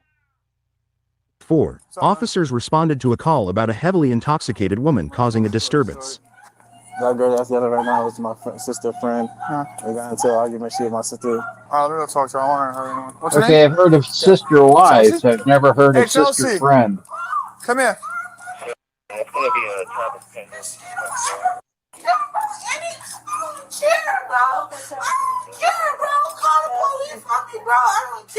Chelsea, what's going on? Take a seat. Take a seat. Take a seat. I don't care to take a seat. I want to go home. What happened? I really don't care. What happened? About everything that happened with you today. I promise you, I don't care about anything that happened. What with these people today. What happened? I don't care to talk about it. Why? Why not? Obviously, there's something going on. That's why I'm here. I want to hear what you have to I say. can't talk about it because at the end of the day, I really bomb these people. I really kill these people. Like, I swear to God, I never wanted to be friends with these people. I swear to God, I never wanted to be friends with you, Jim. kill these people. Yeah. I never wanted Yeah. French doesn't like you either. What's going on? What the Oh, Canada. Oh, wait, that's the wrong one. 29962. And depending on where you are in Canada, you have to speak French. So, yeah. I swear to God, at the end of the day. She doesn't let her. I'm not sick. His sister. You know who's sick? You're I'm not sick. I'm not sick, Jim. If y'all stop Yeah. You know who's sick? Hank. Hank is sick. Hank is sick. The only thing you listen to is your sister. You're bitchy. You're beef. Chelsea, enough. Cut it out. Come on. Gia's back. Cut it out. He is sick. I am. All hail the new pope from Chicago Thank you. that Thank I you. probably Thank you. dated. Yeah, I was about to say, the new pope is from Chicago, about Gia's age. Yep. And she I gotta probably check my list. dated him. She deflowered the new pope before he took the. Yep. He is why I am why he went into the priesthood. That's right. He couldn't get Yes. over you. You are why he went into the priesthood. Yep. So you literally just missed a French woman with your voice who Hold on, got I'll be right back. arrested. Wow. Yeah, she was the mother of a son getting married in Florida. She and her group of people were all intoxicated, and she said she hoped to unalive herself in front of cops, so they had to take her into holding for her own protection. Oh yeah, I saw that video. Yeah, they well, were in the another lounge, one- right? Yeah. Yeah, they were in the lobby. Yeah. Well, another one slapped the police officers. Nice. So she went to jail. But Yeah, yeah, French people everyone are was. cool. French people are crazy. Yep. They're all crazy. This one is screaming, apparently. So Don't make we'll it see more how than that what goes. it is. Don't make it more than Raging what it drunk is. gives cops all they can You want to get in handle. trouble? Okay. You want to get in trouble? I'm Oh trying yeah, to get this my bag. lady's I'm hair trying to get my bag. Okay, cut it out. is bizarre. I am. If you don't want to go to jail, you're going to cut it out. You understand me? No, I am. You're gonna leave? Y'all gotta understand me though. All right. I am. I've been trying to talk to you. You can't be aggressive. Okay, come on. How are you gonna get home? Police on me for no Okay, how are you reason. gonna I get did home? not start the fight with her. Chelsea. Can you look at me really quick? Can y'all listen to me really I'm not quick? gonna listen to one thing I've said though. Okay, we aren't gonna. My patience isn't Y'all gonna haven't last. listened to one thing I I understand. said. You're upset with Yeah, somebody you that haven't lives here, listened to but the me. whole thing I'm not is- upset though. I have not been upset. Yeah, you So the didn't only thing listen I to can me. do I right understand now, though. I understand. I let you I'm talk. finna You're not go letting me home. talk. Okay. Y'all not letting me talk. I'm finna go home. I was gonna order How my are you- Uber home. Okay, great. Do you have your phone? I have the money to order my Uber Okay, home. can we get that going I then? was finna go home. Okay, can we order the Uber? This bitch started with me. I understand. Then Even after I go had the home. argument with her, and she pulled her hair at me. Y'all don't understand the reason y'all are here right now. The reason y'all are here right now is because this bitch wanna start a petty ass reason with me. Okay. Well, the beautiful thing is you don't live here, so. And the beautiful thing is I don't live here, so I said I was gonna go home. But she called the Uber before I could go even home. So that's why y'all are here. And y'all are manhandling me. We're not. I just you can't keep going. You did though. You did though. No, I did actually first. But you weren't listening to me. You can't. You did though. We're not gonna stand by for you. Are you gonna let me talk or no? So you did Your though. giant man hands. Have you ever been an emotional? I understand. That's why I'm treating you with respect. You But you manhandled me. You can't sit here and You told me to go back to the Safeway and get groceries and make you a sandwich. Come on. This is somebody I thought was my friend. Hey, I can't sit here and do this shit. We have to order you an Uber. I don't care. I don't care. Like You're gonna go to jail if you don't stop. No, listen to me. I gotta get my You are gonna go to jail. I gotta get my Listen, bag. I'll Then grab it. tell us. Okay, We'll I get it for understand you. that, but I gotta Please go back towards the car. I gotta get Now. my bag. I'm not finna. We're gonna get it for you. Can you order the Uber in the meantime? I don't want to do anything to that girl. Order the Uber. Can I see your phone? Like this shit is so. Hey, can I order the Uber? No. Okay, well, it's either jail. No. I want her. Hey, No. she's not gonna go.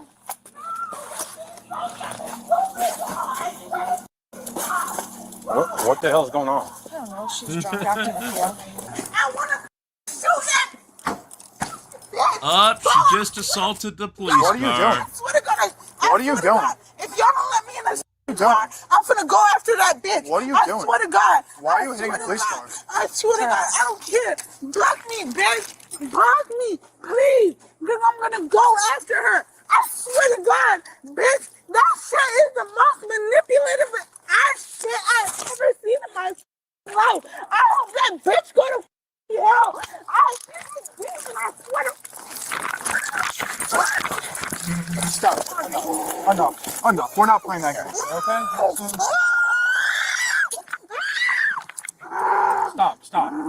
Stop. Enough. Come on. I want to kill that bitch. Do not. Let me get the Kill that bitch, bro. Your hands are just really, really I small. want to kill that bitch. Here, hold on. Everything in my Okay, life, you got all the attention that you wanted. You got it. You got it. about attention, bitch. Yeah, you do. That bitch is That's all you want right now. cared about me. No, y'all don't understand. You're gonna get battery too. That's why you're yelling. Rachel, I got arrested. yeah, she I got arrested back up. You want to she shake these off? assaulted the police vehicle saying she wanted to ride because she was otherwise going to assault a person. So I'm assuming assaulting the vehicle was better for her.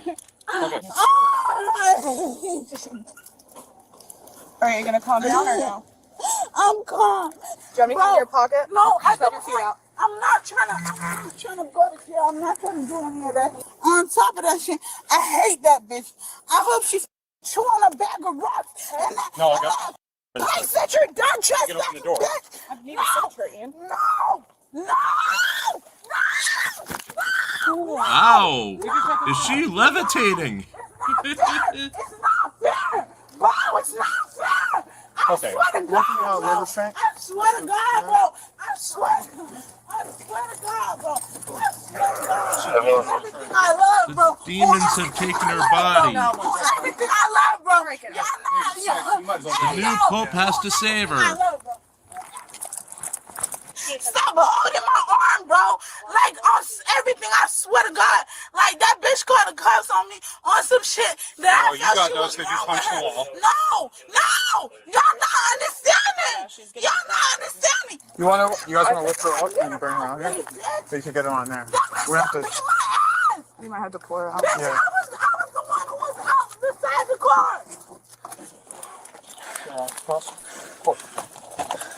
Caution. That's what I'm talking about. Bitch, I was the one who was outside the car. Here Get in comes my the ass, leg because I restraints. didn't want to do anything to that stupid ass bitch. Oh, I swear to God. I swear to God. On everything I love. On everything I love. Oh my God. Does she swear to God? I got my Yeah, and attention right. everything Bitch, she that's loves. what y'all think I wanted. Bitch, on She heard you. She heard you. 7297, copy that. Questions or what info do I gotta grab? Yeah, I got it. 30162. And your flashlight. I don't need info. I don't think it's over yet. Him right there. He was the initial, I guess. Let's This is yours? No, we've got 5 more minutes. Yep. She's not done. How much did she drink? I think that's what really got it. What the hell? Why did she drink that much? Up, here we go. Where's... We didn't even want to take her to jail. All we wanted her to do was get an Uber. What are you doing? What are you doing? Stay in the car. Put your legs in the car. Put your legs in the car. My bag. You're gonna stop breaking. You're gonna. If you break this glass, you're gonna get another charge. Listen, I'm not gonna break the glass. I'm not gonna break the. So what are you doing? I just want. Why are you hitting the glass? Listen, I just want to get my bag. It's right there. I have it right here. And I just want to get my shoes. Okay, I have them. Okay. Can I get my phone in my hands, please? No. No, I just need my. You cannot have your hands. You cannot have the phone. Put your feet in the car. Get up front. Okay, well that's Always not a how this works. negotiation. Shit. Like, this is all something that had happened. I'm gonna ask you one more time. Listen, you're arresting me off of somebody that decided to. Because you acted up. You hit a police car. No. Yes. I hit that shit after. No. After my. Yeah, you hit it. The police on me. Put your feet in the car. For no reason. Let me ask you one more time. But you're not understanding though.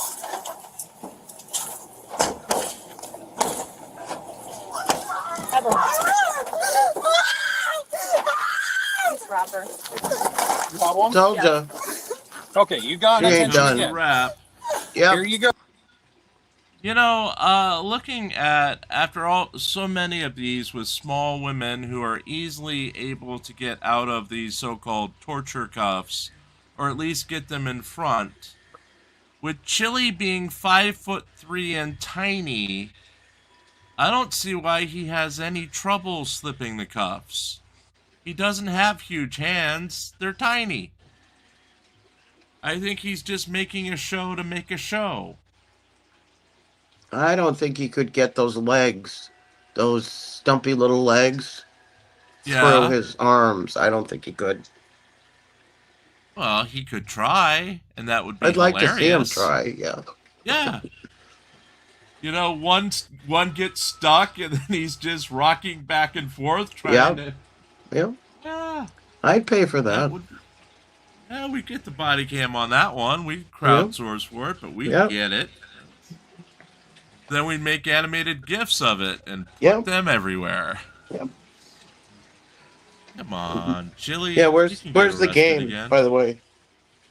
Is it shipped? You know, he was supposed to go get the posters yesterday, and the prototype cards tomorrow. And he said these things take time as an estimate for the game's release. It was supposed to be April, wasn't it? It was supposed to be Thanksgiving. Let's face it. Yeah. It was supposed to be Thanksgiving. So... Oh. You know... And if he wants them in stores for Christmas, he should have had it done by April, because that was his only chance. Because all the store planners are done for Christmas. You're not going to get a last minute anything for any retailer right now. It's all decided. So... Well, Chili has a way. He's got connections. Somewhere, yeah. He's a movie producer, you know. He's a former Power Ranger. He's got connections. Yo, you got it. Go ahead. Go ahead, bro. I swear to God, just let me go. I want to beat that pistol. Okay, you just need to stop drinking so much. I know. I swear to God, bro.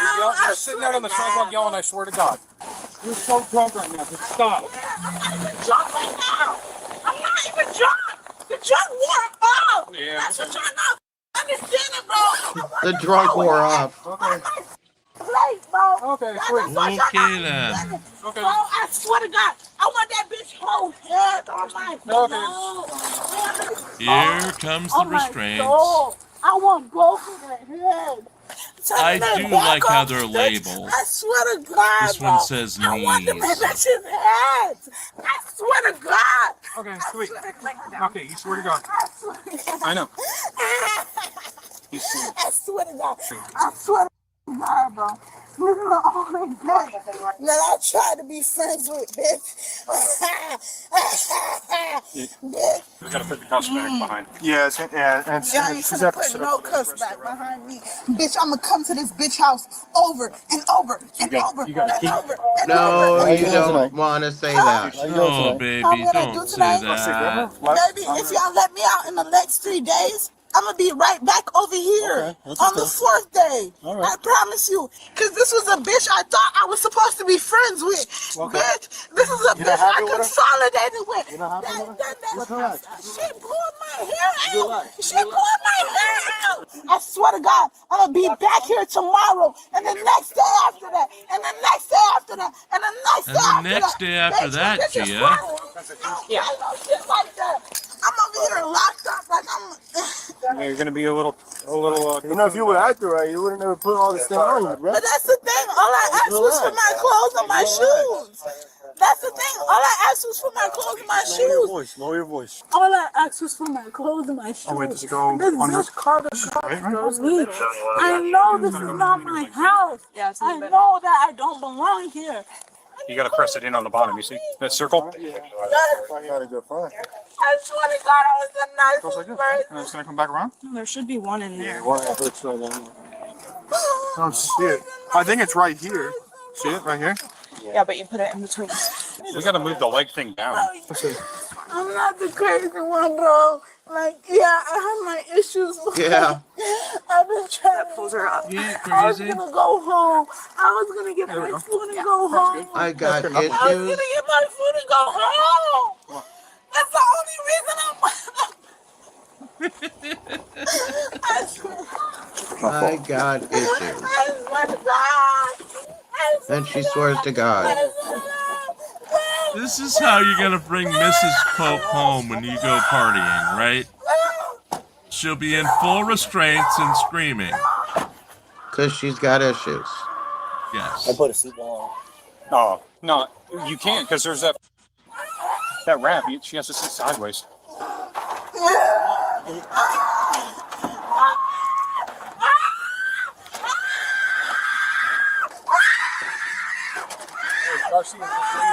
Oh, God.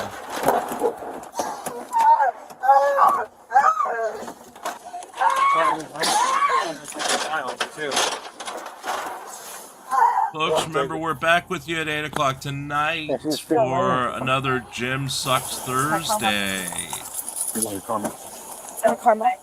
I don't know what we'll be talking about, but we'll be talking. Every day, Gym sucks. Not just Thursdays. Hey. Not just Thursdays. Well, we're coming back to... They are not back yet. It's been... They were supposed to be back at 2 Did they o'clock. start cross with the guy yet? I don't think so. I think they were still on prosecution, but I was only half good. paying attention. Yeah, Goes Alan's up, going to be and on there fire. Looks like the fan moved. Let's see. And Turtle Boy had a confrontation. I didn't hear about that. What happened? Yeah, out in front of the courthouse with another journalist.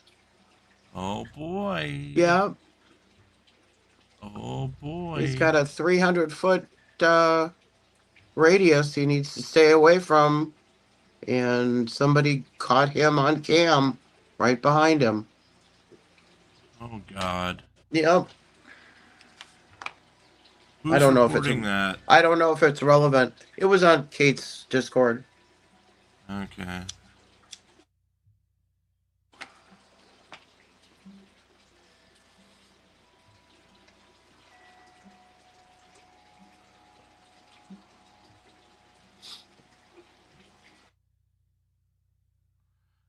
Yeah, Turtle Boy is under bail conditions that he must behave 300 feet of the court.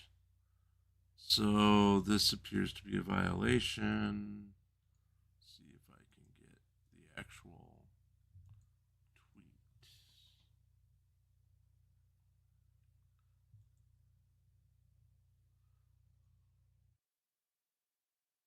Hold on. Oh, I can. So let's switch from this.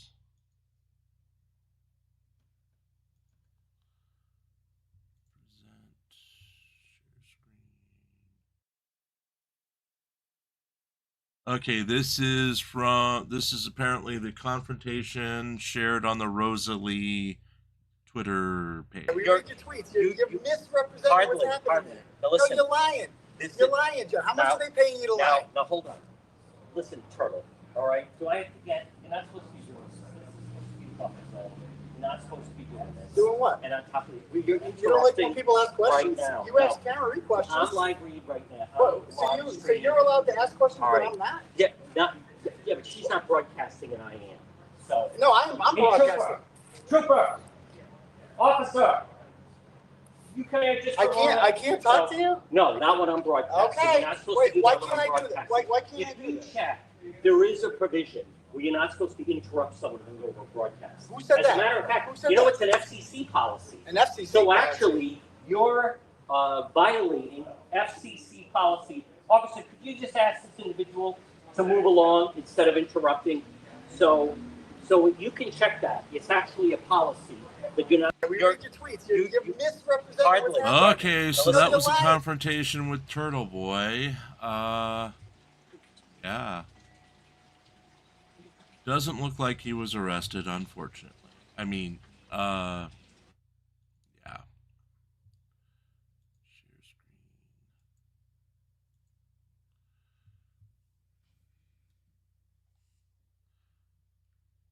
Let's see if there's any more to this footage.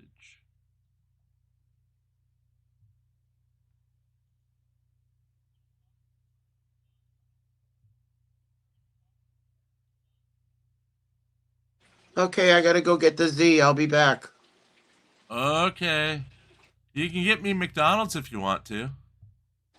Okay. Right on it. Thank you. Thank you. Welcome.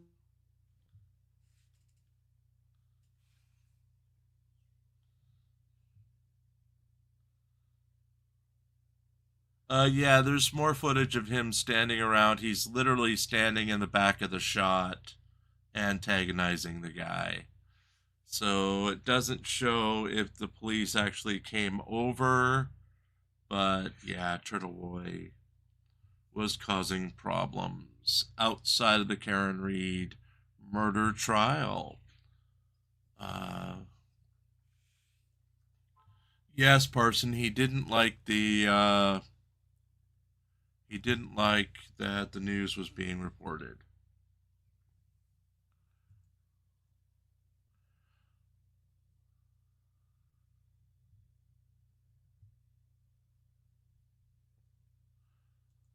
We also have that coverage over in our Karen Reed do-over area.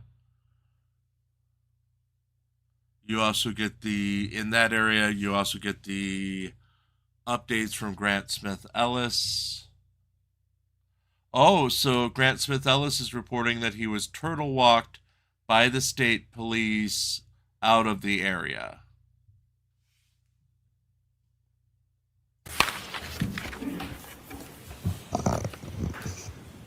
Ms. Gilman, if you can take us to 1054.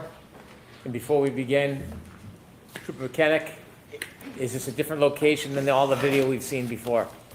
Yes, this is the Waterfall Bar Grill surveillance footage from inside the lounge area. And for reference purposes, this is, at this location, the timestamp is accurate to the real time. Ms. Gilman, could you begin at 1054, please?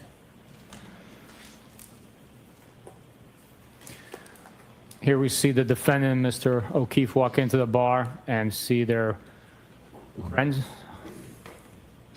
and engage in hugs and greetings. We'll let the Waterfall Bar videos play. I'm sorry, sir? We'll let the waterfall video bars play. We'll just let them play. Okay.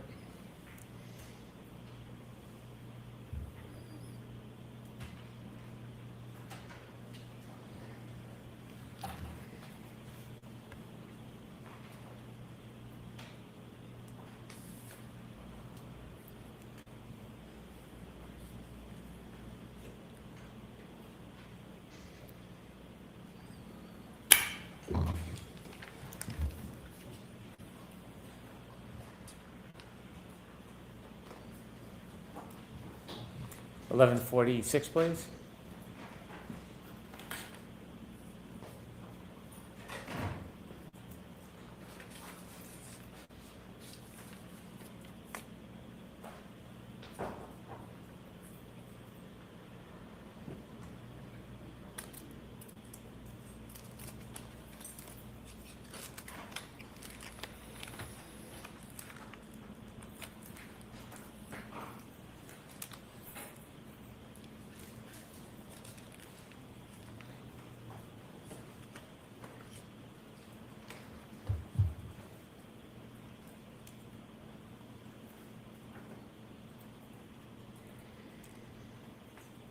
$12.06, please.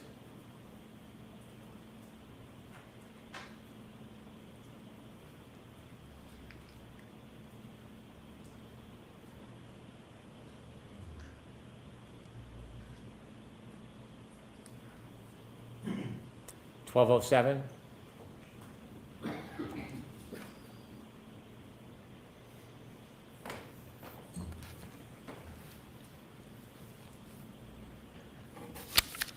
$12.10, please.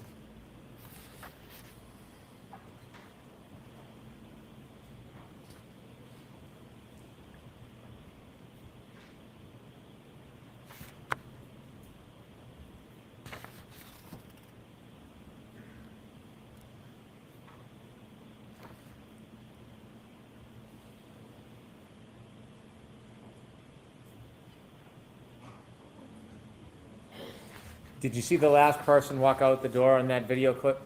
Yes, I did. And did you identify who that is? Yes, it's Mr. John O'Keefe. He's wearing the two-tone gray sweatshirt with the sleeves pulled up towards the elbows.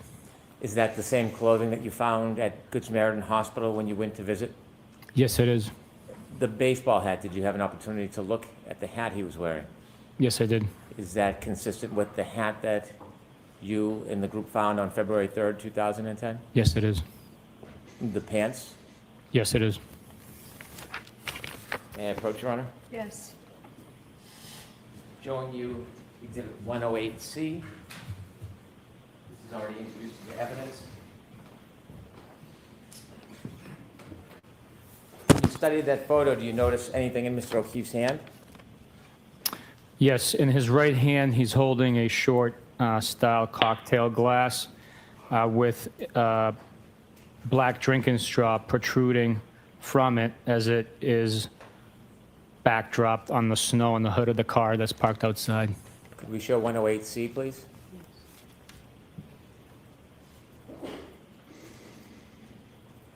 Ms. Gilman, could you focus the best you can on the drink? Is that the photo you looked at? Yes, it is. Can you point out or explain where you see the drinking straw? Absolutely. Right there, to the right of the red indicator, you could see the straw protruding out of the glass. Mr. O'Keefe is holding in his right hand. Thank you. You can take that down, Ms. Gilman. I'm going to allow it. You can take that down, Ms. Gilman. Thank you. One last matter, Trooper Buchanan. In 2024, did you obtain ring video for that time period in 2024 from Mr. O'Keefe's home? Yes, I did. Did you provide that ring video to a person who works for a company by the name of Aperture? Yes, we did. And just very basically, do you know what Aperture does? Yes, I do. What do they do? They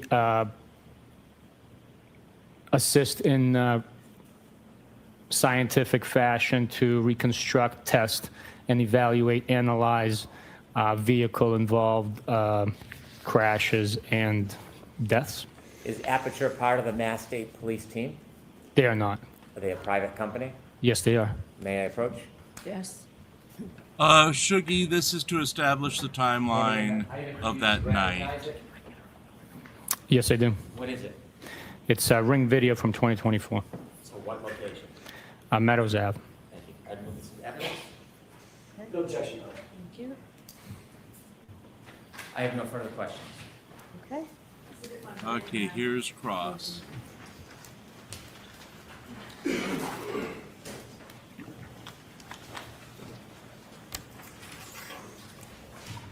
See you tonight, Sue Bear.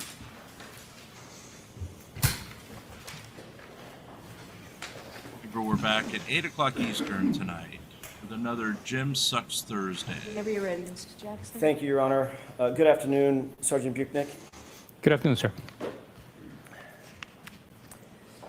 I want to talk to you for a second about roles in this case, in this investigation. Would you agree with me that Michael Proctor was the lead investigator as well as the case agent in charge of this case? He was assigned as the case officer for the case.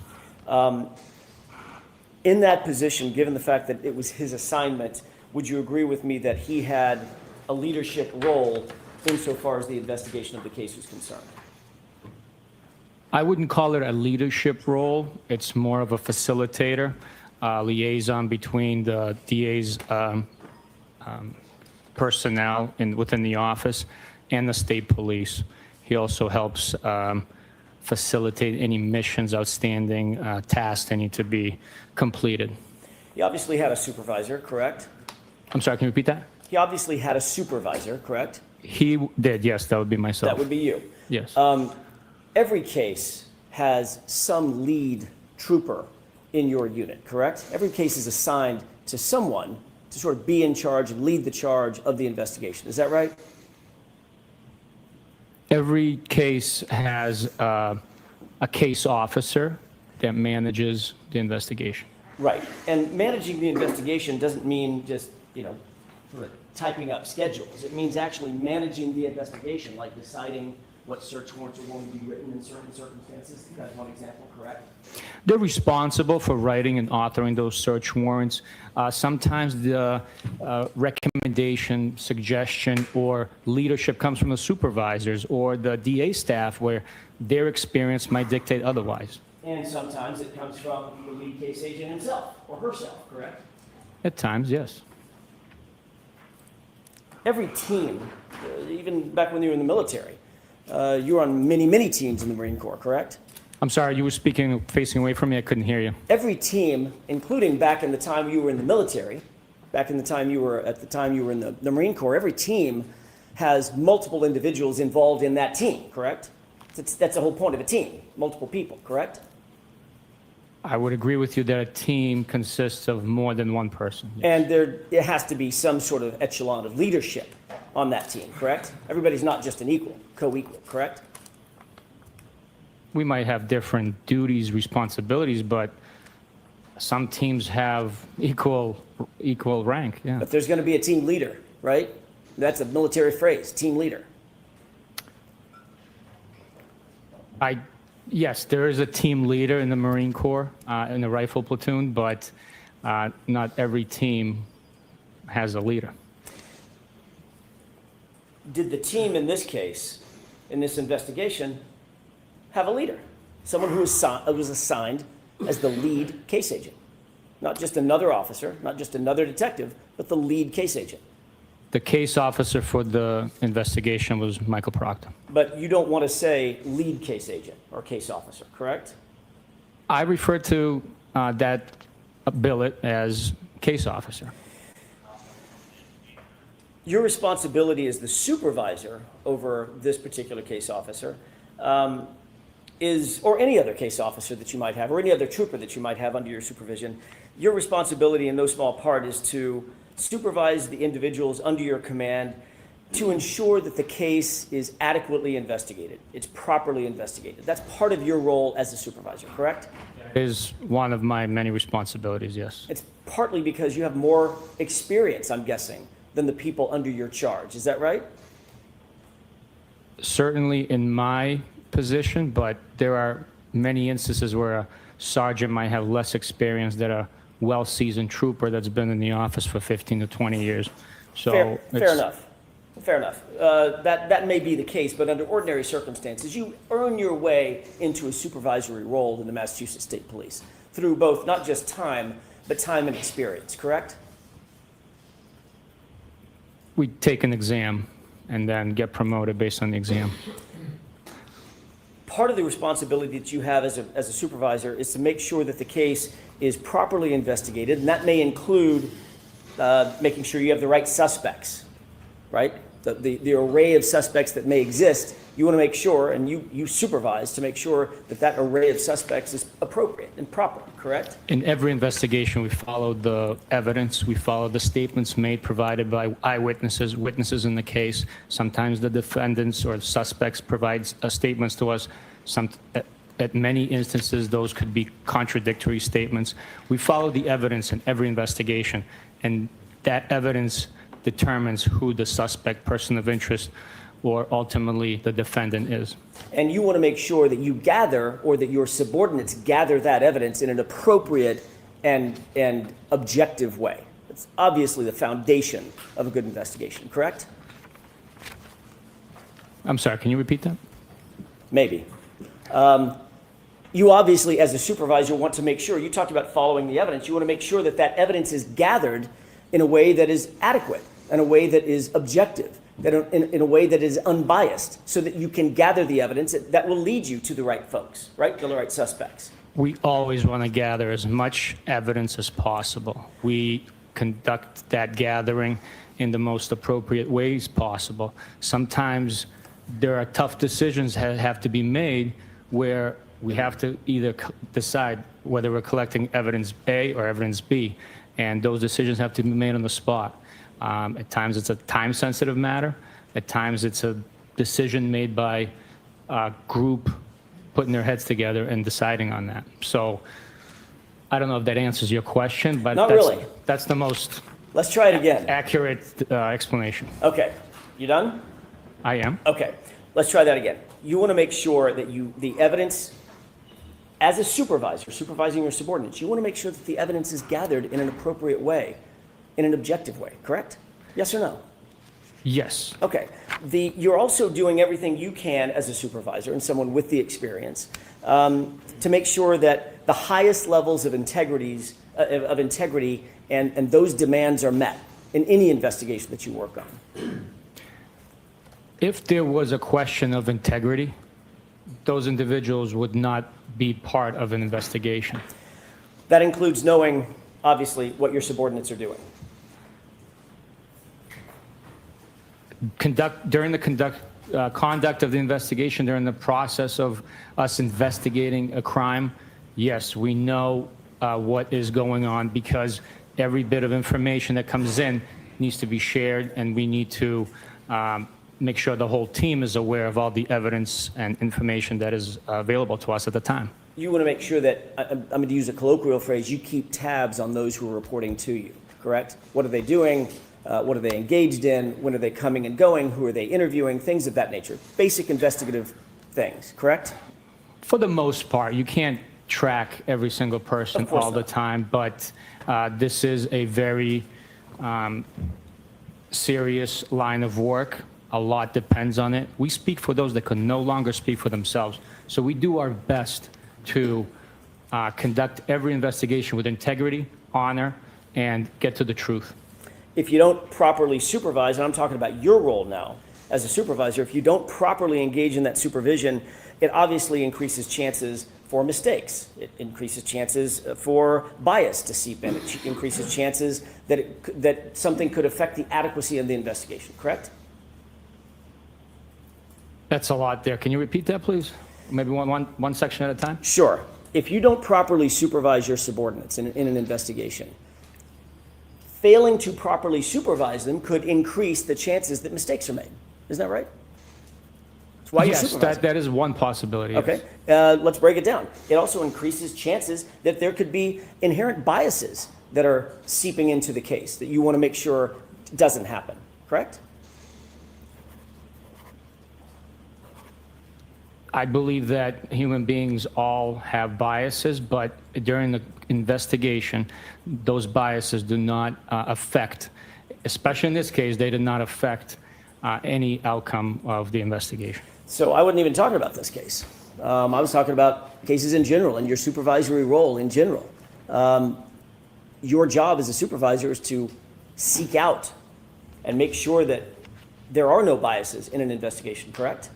Absolutely. You want to make sure that any investigation, as a supervisor, any investigation that is under your charge, under your supervision, is done adequately and professionally. Is that right? Yes, that is right. And there is a chain of command for that, right? Meaning someone under your charge needs to report up the chain of command to you, and you have supervisors to whom you report, correct? Yes, it's a paramilitary structure, and it is in order for the colonel to keep command and control over the entire agency of 2,000 plus people, it is absolutely necessary for there be a reporting up and down within the ranks of the Massachusetts State Police. And you have, by the way, what's your chain of command? Who did you report to back in 2022? I directly reported to Detective Lieutenant Tully.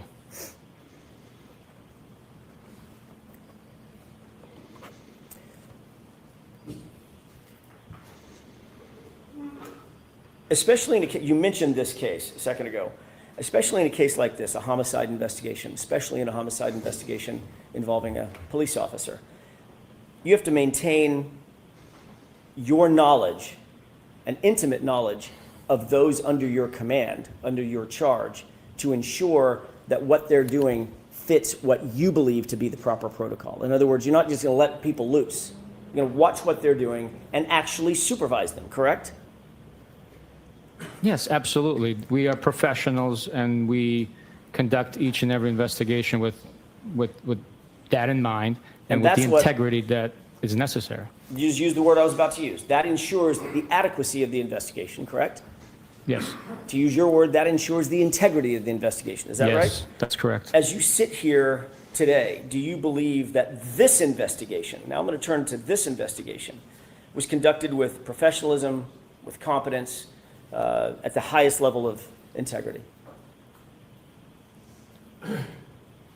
This investigation was conducted professionally, with integrity, and all the evidence collected, all the statements collected pointed in one direction. There was no bias influence on the evidence, on the information that was collected, or which direction the investigation pointed naturally. Former Trooper Michael Proctor was the person who's the assigned case agent, the lead case agent in this particular If investigation. Serial Right? has gone Michael wild, Proctor you was have the to case share with officer the for class. this investigation. He was assigned, ultimately, to use another phrase, as the lead investigator, wasn't he? I'm not going to agree with you. Is there a reason that you want to try to distance yourself from naming Michael Proctor as the lead investigator in the case? Is there some reason? I am not trying to distance myself. All I'm saying is the term that I use is the case officer. We're simply case managers. There's no leading investigation in any direction. So, in your mind, well, let me ask you this. He's a case officer, another word for that, synonym would be an investigator, right? He's a detective, an investigator, correct? He is a detective, yes. And he was the one who was assigned by the Massachusetts State Police because of his on-call status that night, or that morning, January 29, 2022. He was assigned to the case, correct? Michael, Yes or no? Assigned to the case. That's all I'm asking.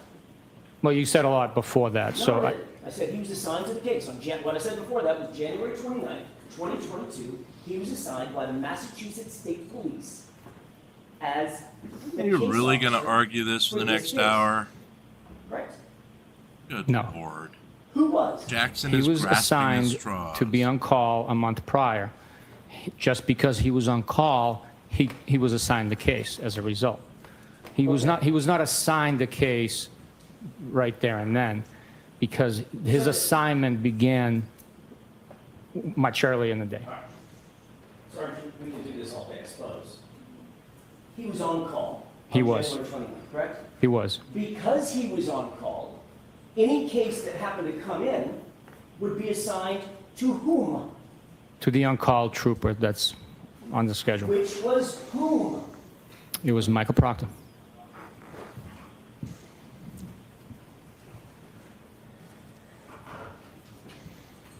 Let me just ask you this. Do you believe that Michael Proctor, his involvement in this case, taints the investigation? Tainted the investigation? No. Not at all.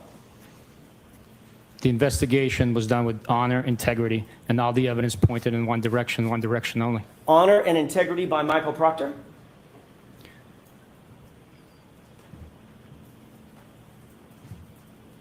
Was that a question? I'm sorry. Sure is. Everything I say is a question. Honor and integrity by Michael Proctor, Sergeant? Okay. Sustain to the comment. Go ahead and ask it again, Mr. I'll ask it Jackson. again. You said honor and integrity. Honor and integrity by Michael Proctor? Objection. I'll allow it. The investigation was conducted with honor and integrity, and all the evidence pointed in one direction and one direction only. So, Sergeant Buchanan, you don't want to answer my question. Correct? I will answer your question, absolutely. Do you think this case was handled with honor and integrity by Michael Proctor, Sergeant? The investigation was handled with integrity by Michael Proctor. You do know that he touched or had input in nearly every part of this case, obviously, as the case officer, correct? He managed the case. So he had some input or had some connection to nearly every part of the case, be it the physical evidence, the search warrants, the interviews, things of that nature. He was one of the involved with collecting evidence, conducting interviews, and signing affidavits for the search warrants. He didn't take a minor role in this case. He had a major role in this case. Would you at least agree with that? He had a role that was more significant than others. A major role would, to me, suggest that he had 51% or more. And with a team of the size that we had working on this case, he did not have a major role. So you believe, as you sit here today, your testimony is Michael Proctor did not have a major role in this investigation of Commonwealth versus Karen Reed because he didn't have Welcome back, 51% of Thank you. something? That's your testimony? So did That's you the way I address the understand it, masses? Yes. Yes, I did. Did you flush afterwards? You're aware of It isn't. search It's a warrants holy that were floater. drafted, affidavits that were attendant to those search warrants in this case, correct? Apparently, we got a bunch of super stickers. Am I aware of affidavits Those were drafted from earlier. Search warrants and affidavits. in support of the search warrants? But Correct. they don't Yes, count. I am. Right. You're also aware that there was a good amount of physical evidence that was handled in this case? Recovered, touched, booked, assigned or booked into the lab, things of that nature? I am aware of the evidence involved in this case, yes.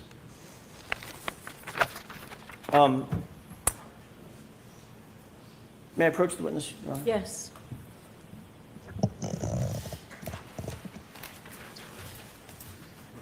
Who's this dude? The same dude has been on all day. Oh. Somehow he looked different. Okay. Sergeant Buchanan, I've handed you a binder, and it's tabbed just for your convenience, so I don't have to walk back and forth.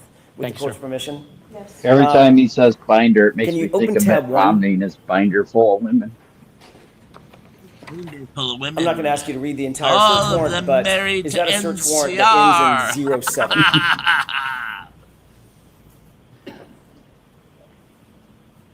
Yes, it is. And it's for generally Verizon records for Ms. Reed's cell phone.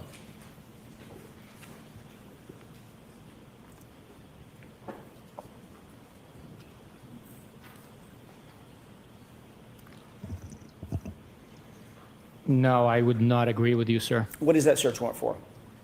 It's for Verizon records for a VIN number, which looks like a vehicle. Is that the vehicle, the SUV, the Lexus SUV in this case? I do not know for sure because it doesn't have that identifier here, and I don't know the VIN number off the top of my Welcome head. back, Gia. Who's the applicant? Zoe ate your cheeseburger. What about the fries? I didn't get any fries.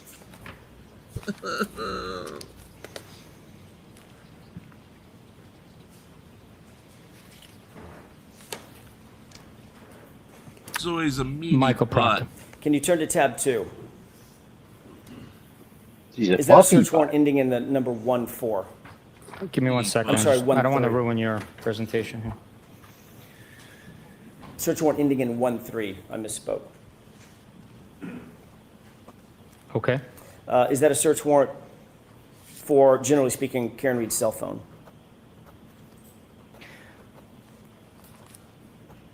The quality of this photocopy is so poor, I cannot make out exactly what it's for, but there is an overlay of print. I can read what is presented to me, if that's what you want me to do. I do not know if this is an authentic copy of a search warrant. Let's just look at the affidavit. Can you tell me who the affiant is?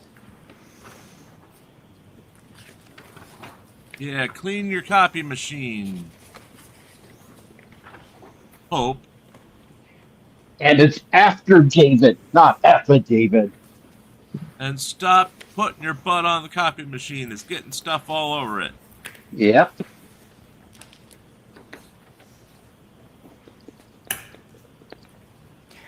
On this document, the affiant is Michael Proctor. Can you turn to tab? By the way, just staying with that for a second, you said you don't recognize it. Do you recognize it as being attendant to this case? The application or the affidavit? The search warrant. Well, Again, they go together. The application or the together? They go together. I understand that, but I'm asking which document you want me to. The document in total. In other words, it's not a search warrant dealing with a different case. It's dealing with Ms. Reed's case, correct?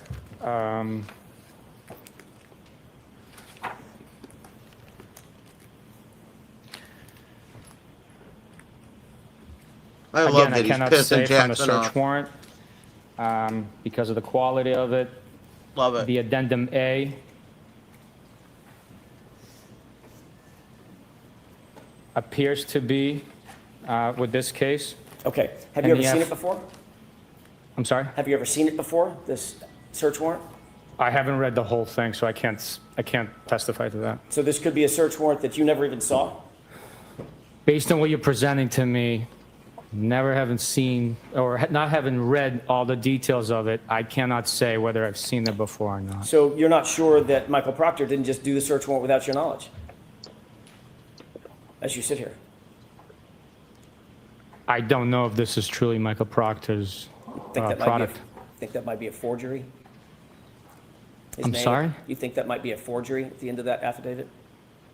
Well, for one, it's not signed, so I don't know who produced this. What I'm saying to you is I don't know who produced this. The quality of the first document, the narrative, I don't know who produced it. If you show me a search warrant application with an affidavit from court with a stamp, the time stamp and the stamp water seal from court, I will tell you that that's what it appears to be.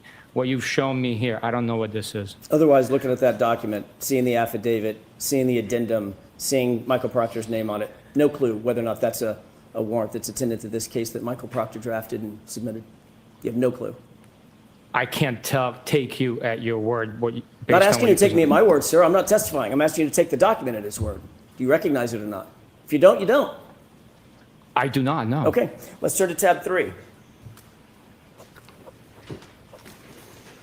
Does that appear to be a search warrant? I love ending in this. The number 14. I'm getting angry. I'm getting angry. I'm Doesn't saying take you're a much. jackass, and I don't trust you. Yes, it is. Karen, And does calm that me appear down. to generally Calm me down, be Karen. associated with Ring camera footage at One Meadows? Get the tweezers Or out, can you not tell Karen. that? Need you to pluck my It brow. has an email address, an associated MAC address. Karen, so get me my yes, angry that's what it eyes. appears to be. Okay, can you tell me who the affiant Getting is? steamed.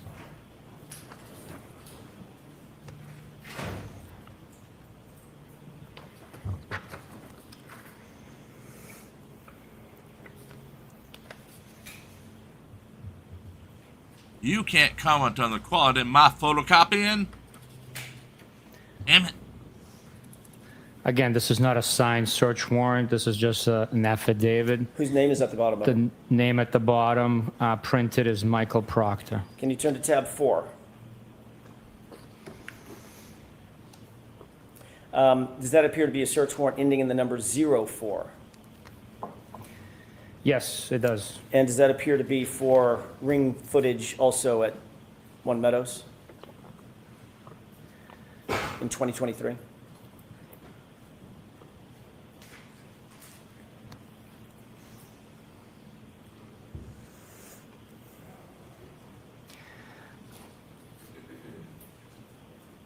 Based on the application addendum A, it's the same email address associated with the previous location of Meadows, yes.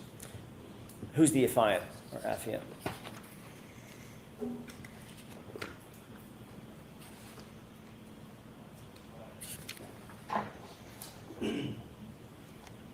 Michael Proctor. Can you turn to tab 5? Does that appear to be a police report?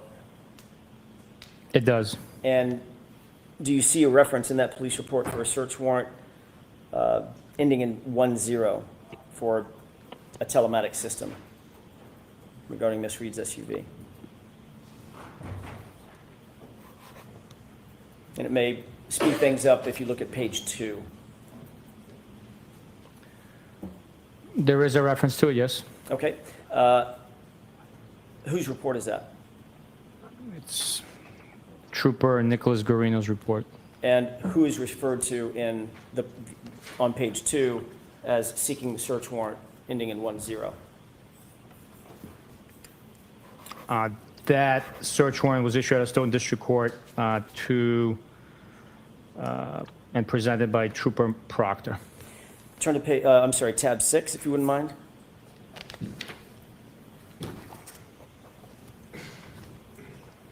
And what if I do mine? Do you see a search warrant ending in the number 77?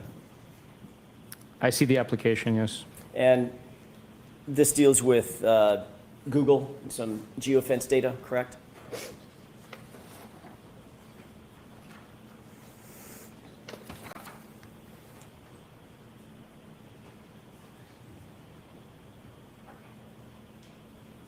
Yes, it is.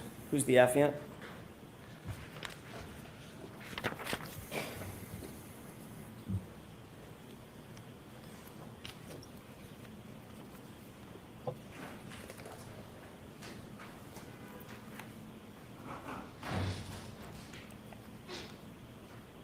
Again, this search warrant is not signed, but I would say this isn't an actual search warrant, but it seems like at the bottom it says Trooper Michael Proctor. If you turn to tab 7, please.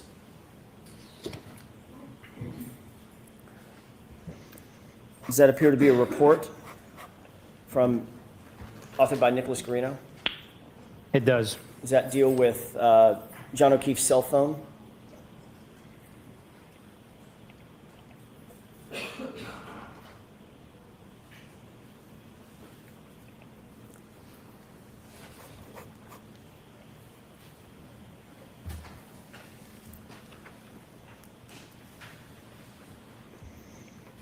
It's a report written by Nicholas Guarino referencing Mr. O'Keefe's cell phone, yes. And it indicates that Mr. O'Keefe's cell phone was seized by a particular trooper? That's what the report indicates, yes. Who's the trooper? In this report, it says that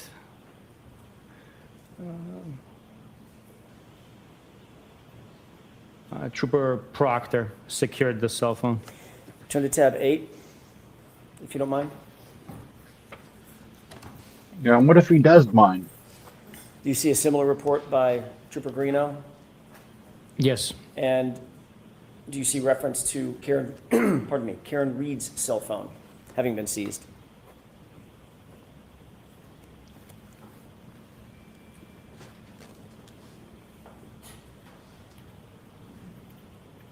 Yes. And that was seized by Trooper Proctor also, correct?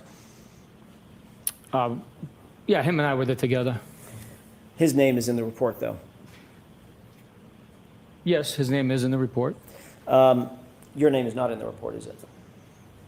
I'll have to check. Give me a second, please.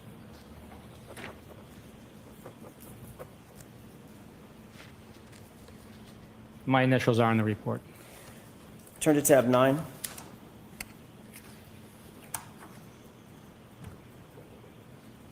Do you see a report by you I do.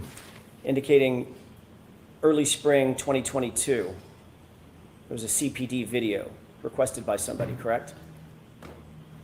Yes. Who did you indicate requested that CPD video?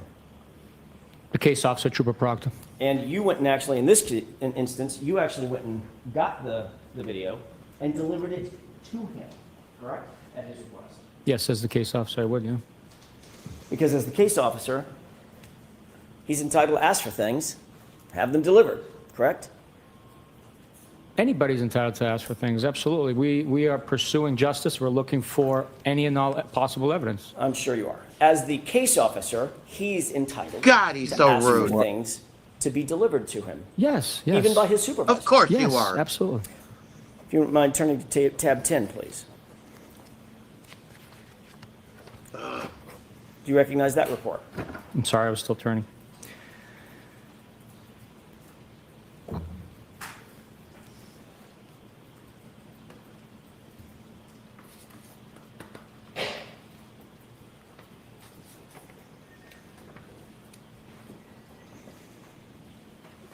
It's the same report. Same report, different paragraph, also talking about, or the different sentence, talking about a July 2023 CPD or Canton Police Department video that was also requested, correct? I'm sorry, can you repeat that question? Sure. That particular part of the report, where I'm directing your attention to July of 2023, there was a Canton Police Department video requested by someone, correct? Yes, Who was that requested by?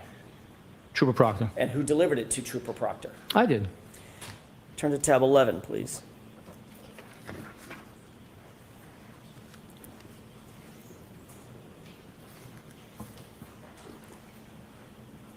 Do you see a document referencing the analysis of Canton Town Library videos? I do. And who is it that's listed as having received and reviewed and analyzed the town library videos? Give me just 1 second. I have to read the report.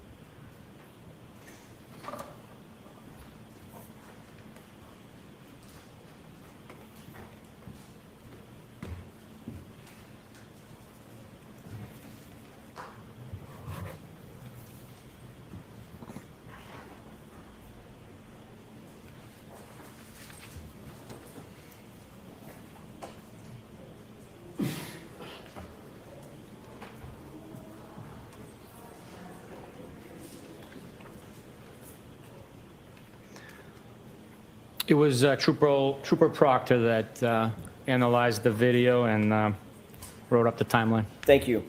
Sergeant, if you'll turn to tab 12.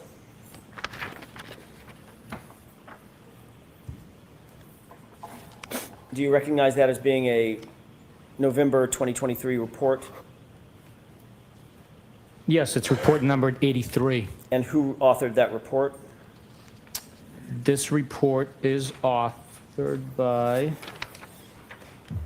Trooper Michael Proctor.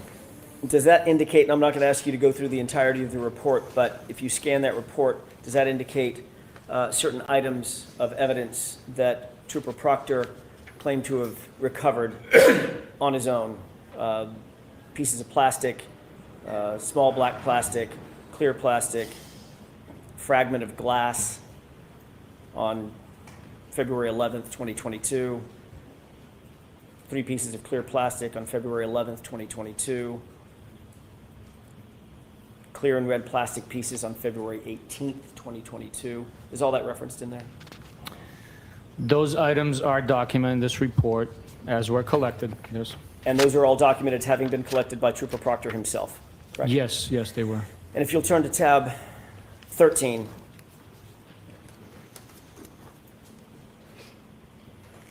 This is an evidence submission form, correct? I'm sorry, 13? Tab 13, yes, sir.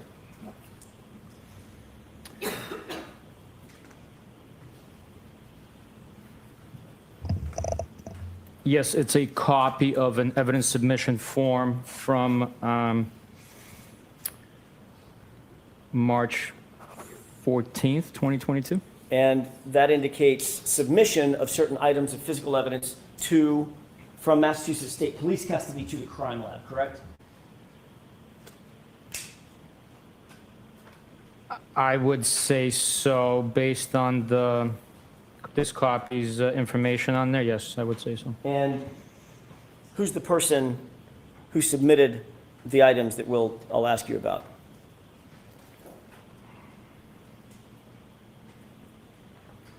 It is Trooper Michael Proctor. And those items include clothing, the is that right? whole point of this to We don't have say to go through them Michael line by Proctor line, as but many generally, times as possible. see clothing items mentioned on Yes. The first line is a clothing item, yes. That includes a lot of what we saw today, Sergeant Buchanan, the shirt, the orange shirt, the sweatshirt. I think blue he's trying to suggest that belt, Proctor correct? manipulated evidence.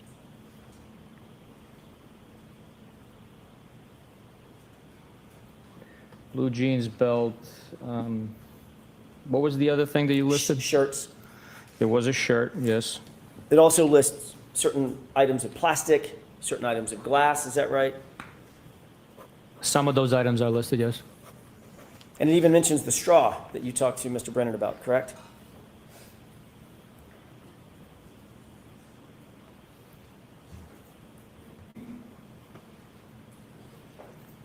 Yes, the straw is mentioned and numbered. And all of those items were submitted on March 14th, 2022, correct? That's what the form indicates, yes. And all of those items were submitted by Michael Proctor from his custody and control to the crime lab, correct? That's who signed the form. So the things that, according to the form at least, and your experience with forms of this nature, it was Michael Proctor who possessed and controlled those items before they were turned over to the to the crime lab, correct?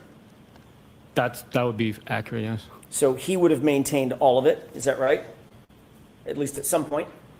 They would have been in his custody as he's transporting them for processing at the lab, of course. And then after he maintained control of it, eventually he turned it over and submitted those items, correct? If the form is accurate, then yes, that's absolutely right. So we've just gone through a few things. What you and I have just gone through is not nearly everything that Michael Proctor was involved with in terms of this investigation, correct? We didn't talk about witness interviews, right? We did not talk about witness interviews, So no. there's a lot more that Michael Proctor on a day-to-day basis as the case officer was involved in addition to what you and I just talked about, right?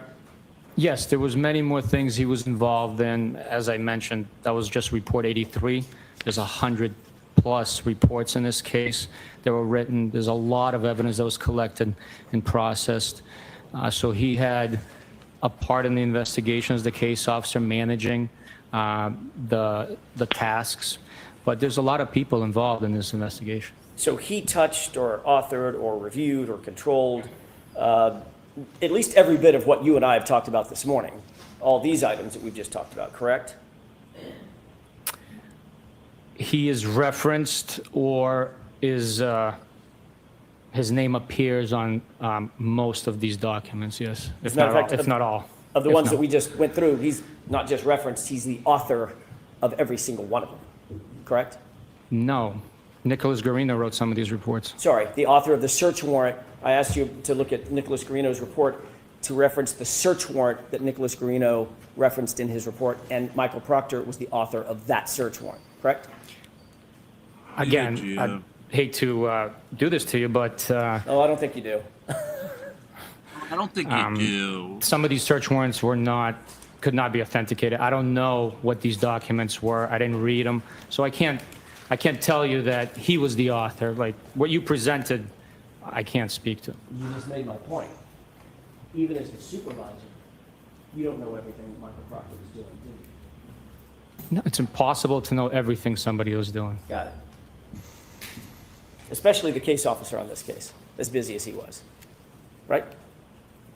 I'm sorry? Especially the case officer on this case, as busy as he was, Michael Proctor, right?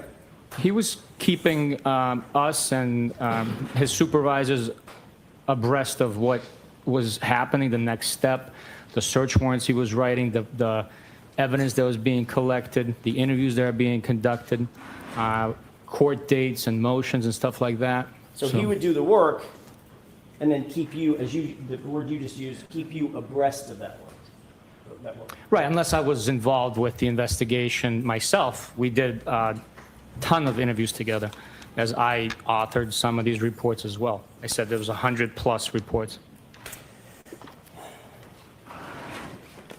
Sir, you were notified on January 29th, 2022, that a Boston police officer was found gravely injured in front of 34 Fairview in the lawn, in the yard, correct?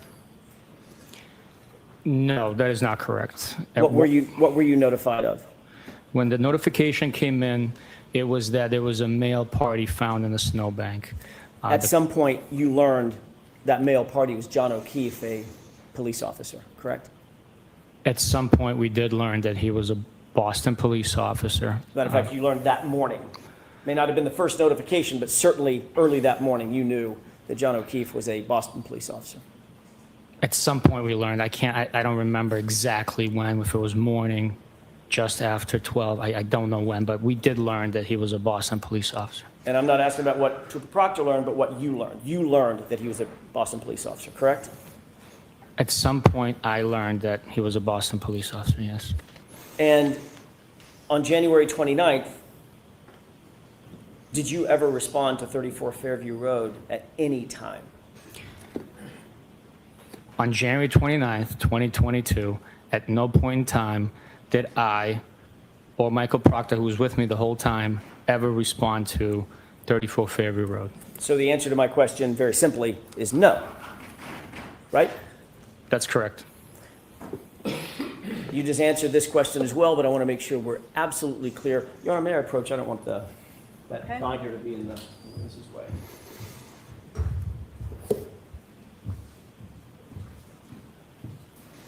At no point on January 29th, 2022, did Michael Proctor respond to 34 Fairview either, did he?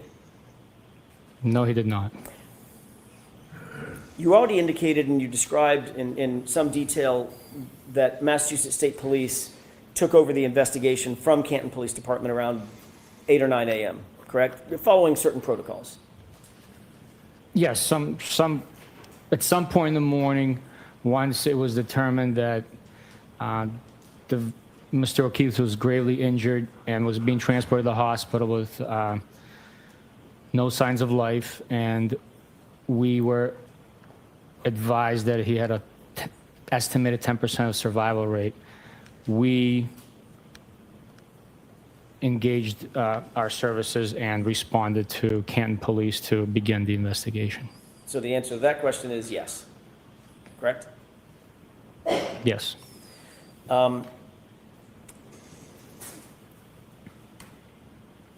you'll often work with a local police agency, even though a police department, even though Massachusetts State Police may have statutory jurisdiction over the case because it's a homicide, right?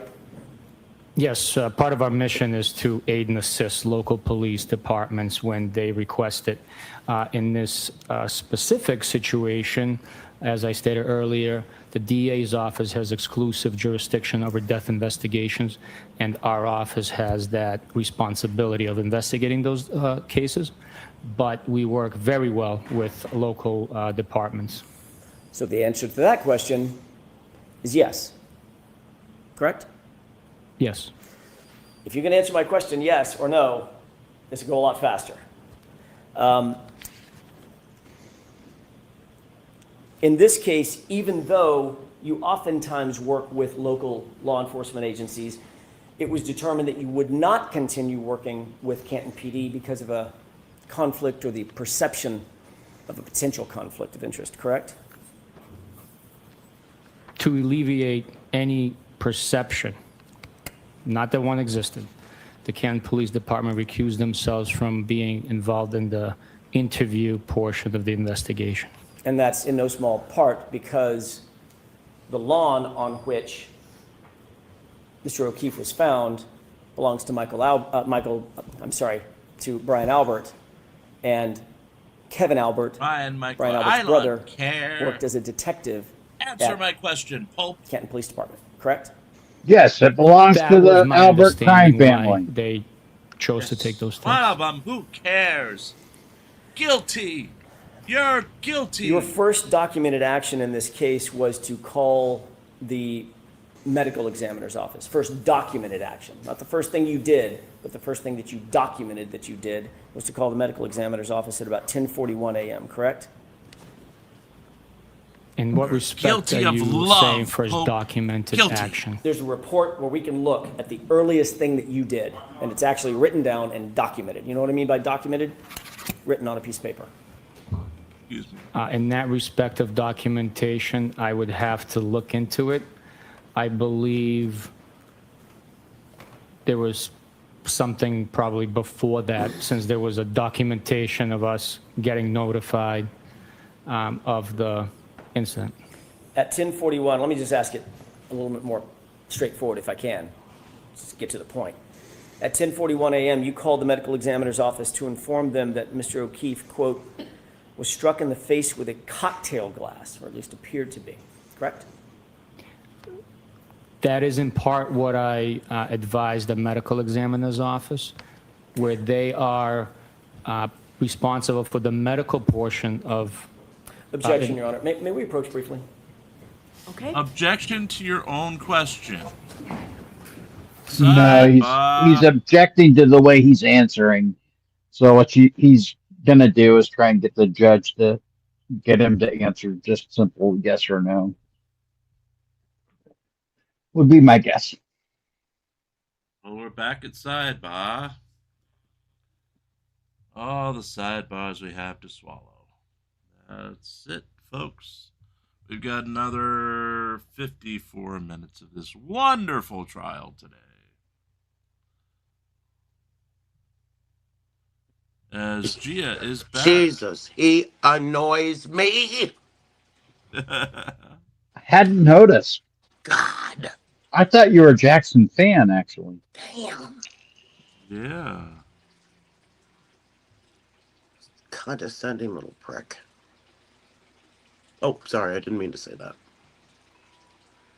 Were you talking about me or Jackson? No, no, not you. Okay. Not you. Okay.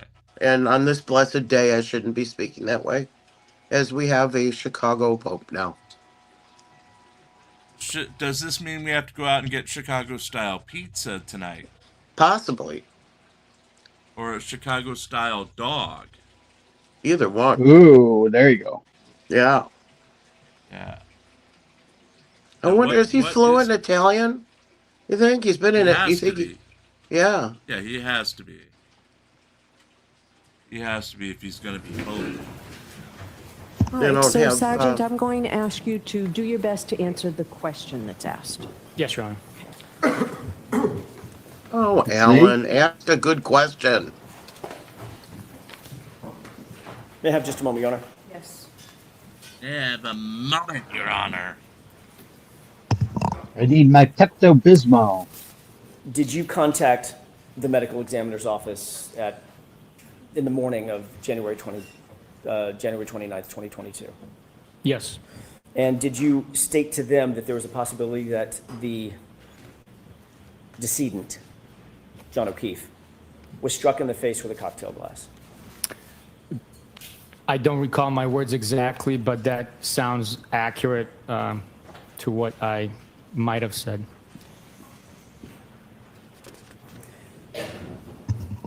At least your initial investigation during those early morning hours, or those critical hours, led you to believe at least that there was a possibility that there was a physical altercation, correct?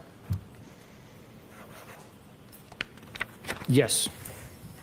What steps did you take at that moment to determine whether or not anybody in the house may have been involved in that physical altercation that you thought was a possibility?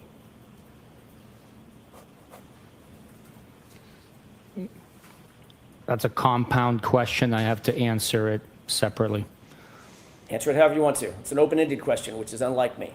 What steps did you take to, at that moment, to determine whether or not anybody in the house could have been involved in that possible physical altercation that you just described? We interviewed the homeowner and 2 witnesses that were in that house. You never went into the house, did you? On January 29th, at least. I personally did not go in the house. You did not secure that house or remove the occupants, did you? Which day? January 29th. I'm talking about the morning of January 29th. I did not know. You did not secure the yard as a crime scene, correct? That's correct. You didn't conduct any search of that house. No, I did not. You didn't take any photographs of the interior of that house. I did not. You didn't ask a forensic criminalist to join you and process the house, correct? That is correct. You didn't set up a crime scene log to determine who is coming in and going out of the potential crime scene. I did not.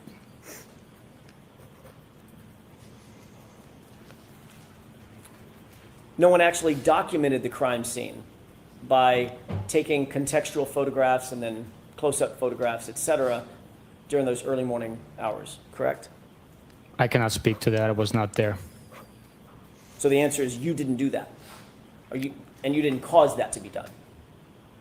I did not do that. Crime Scene Services section, what is that? It's a unit, specialized unit on the state police. They are specially trained with documentation, photographs, video, latent fingerprints, foot and tire impressions, footwear and tire impressions. They assist other investigators in documenting and processing scenes. Did you contact CSSS to process the house or the yard or the area adjacent to the yard? Which house, sir? 34 Fairview, Sergeant Buchanan. Do you think I was talking about a different house? Yes, I did. Really? Okay. Yes. Let's stick with 34 Fairview, where John O'Keefe's body was found. Did you call CSSS out to the scene to process that house? No. I did not contact Crime Scene Services on January 29th to the area of 34 Fairview Road to the lawn where John O'Keefe's body was found. You mentioned that you conducted I did get a interviews chocolate chip cookie, that day, though. correct? That's correct. Where were those interviews conducted? And I will be eating that soon. The first interview was conducted at Canton Police Department. The second, third, and fourth were conducted at a residence in Canton. The fifth, I'm sorry, what was the first interview at Canton Police Department that morning? Sergeant Good. So other than Sergeant Good, I'm talking about civilian witnesses. You mentioned 3 civilian witnesses. Where were those 3 witnesses interviewed? At a residence in Canton. But not at 34 Fairview, just to be clear. They were not at 34 Fairview, no. They had been at 34 Fairview, though, hadn't they? All three of them. Yes, they had. As a matter of fact, Michael Proctor spoke to one, at least one of them, while she was at 34 Fairview, correct? I don't know. Weren't you with Michael Proctor when he spoke to Jennifer McCabe? Which time, sir? The first time he called her to set up the interview that morning on January 29th. You I weren't don't know where Jennifer McCabe was. I can't testify to that. I have no Okay, idea. so if that call was made, if she talked about that call being made, that was made by Michael Proctor, not by, outside of your presence. Can you repeat that? Sure. If there was a call made to Jennifer McCabe by Michael Proctor that morning, that was outside your presence. Not necessarily. I just did not know where she was. So the only three people you interviewed were Jennifer McCabe, Matt McCabe, and Brian Albert, correct? Not correct. Who else? The defendant. Other than Miss Reed, and before you got to Miss Reed, because you didn't get to Miss Reed till 3:34, correct? In the afternoon. In the afternoon. I don't know exactly what time we began the conversation. I'm talking about in the morning, when you were trying to figure out what was going on, you interviewed three people, Yes, we did. three civilians. At one point, we interviewed three civilians, the homeowner at 34 Fairview Road, and two witnesses that were with Mr. O'Keefe and the defendant the night prior, and then one of the witnesses that was with the defendant when Mr. O'Keefe was discovered. And these are individuals that you made the assessment had either been with or shortly, been with at the time or shortly before he was last seen alive, correct? Based on the information that we had at that time, one of the individuals was with him right before he was seen alive, and the other two, Before he was last seen alive. one of the individuals was with him right before he was last seen alive, and two of the individuals saw the defendant and Mr. O'Keefe together. And those same two individuals were also with Mr. O'Keefe just minutes before he was last seen alive at the waterfall, correct?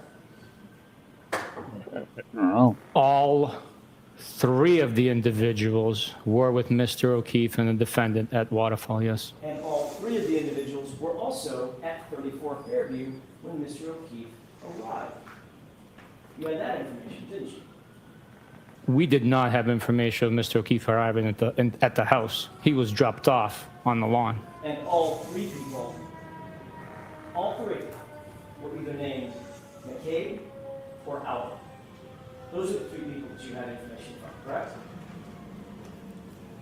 And Reed? Which information? We had information for a lot of different sources at that point in time. I'm talking about the first three interviews that you did, the first three civilian interviews you did that morning. Still on the same thing. You mentioned talking to three people at a residence in Canton. Brian Albert, Jim McCabe, Matt McCabe. All three were at 34 Fairview when they indicated John O'Keefe arrived in an SUV. They all told you that, right? They were inside the home when the defendant and Mr. O'Keefe arrived in the SUV. These are the very people that would have a motive to lie if they were somehow involved, right? Can you answer that, Sergeant? No, Your Honor. You're a professional investigator, correct? That's correct. Homicide investigator, right? That's correct. Many years of experience, right? Is that yes? I don't know what many means to you, No, but of course not. Let me, how many years of experience do you have? in homicide, Correct. 10 next week. Okay. Does that sound like many? I didn't answer the first time because I don't know what you would think many is. Right.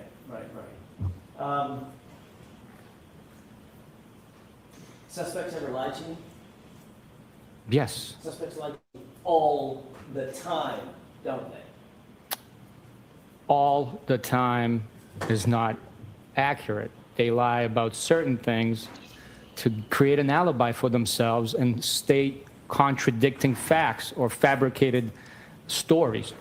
And if someone has kind of like would your mean that client. they're constantly lying about everything.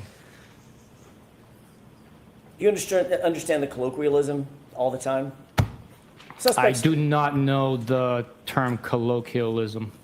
Okay, let's try it a different way. If these three individuals were involved in the death of John O'Keefe, or knew others who were involved in the death of John O'Keefe, who they were close to, they would have a motive to lie about that, correct? Objection.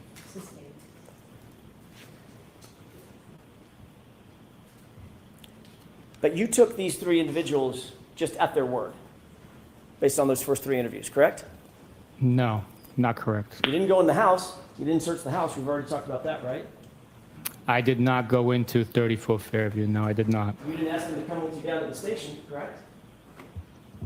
That's correct. I did not ask them to come to the station. As a matter of fact, when you went to interview Jennifer McCabe at her home, Brian Albert happened to be there, correct? He was there, and I was able to conduct the interview at the house with Brian Albert, yes. Did you find that odd? Absolutely not. Totally normal for you to conduct a formal interview in a homicide case and have an extra person show up at the house just to be there? Absolutely. Cooperating witnesses always try and be assisting, so cooperating witnesses would assist us. You just use the word always. You didn't know what all the time means. But they always try to be assistant. Well, they're cooperating. It's in the nature. They always try to help you out. Okay, maybe I misspoke. They are cooperating witnesses. So always is such a finite, definitive statement. I apologize for using it. And if an investigator were keeping an open mind, right, open to all possibilities at the beginning of the investigation, someone that you now are calling a cooperating witness might well be a suspect who's lying, correct? Yes, yes. That's a possibility. That is a possibility, yes.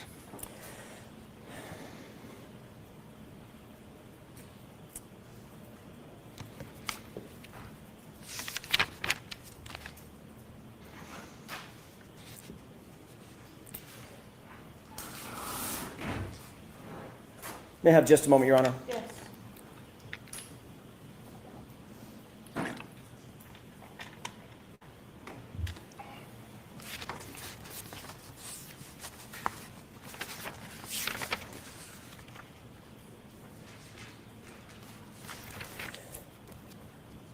want to shift gears for a second, Sergeant Buchanan, and ask you about some of the physical evidence in the case.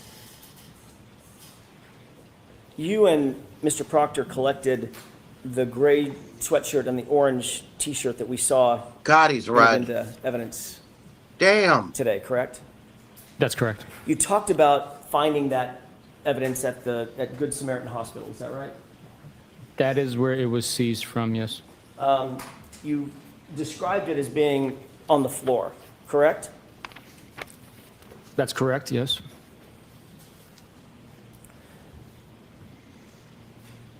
Where on the floor was it when you first saw it?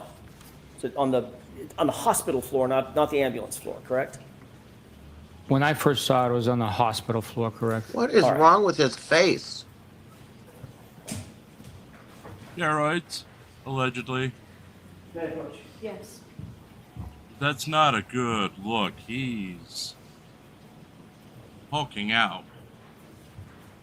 He's literally redder than the Red Hulk in the new Captain America movie.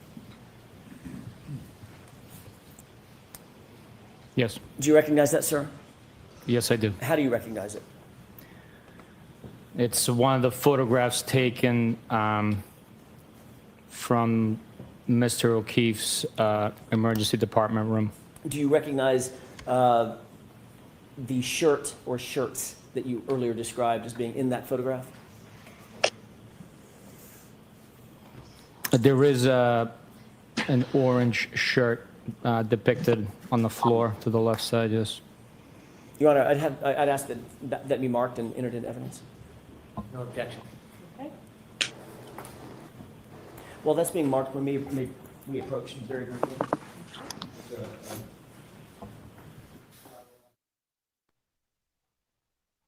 Is that a sidebar? It looks like it's a sidebar. Sidebar 8. Wow.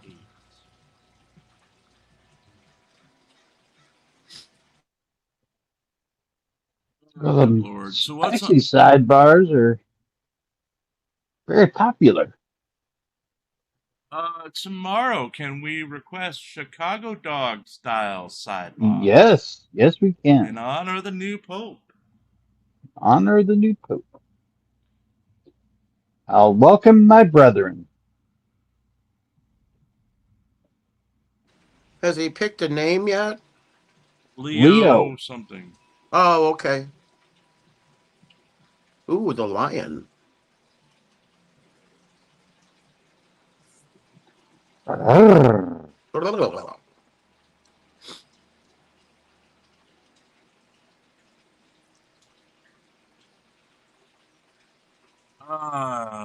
Lord. Pope Leo the First, Pope Leo. No, it's like Leo. the 8th or 16th or something yeah. like that. Yeah. Okay. Yeah, it's not the first.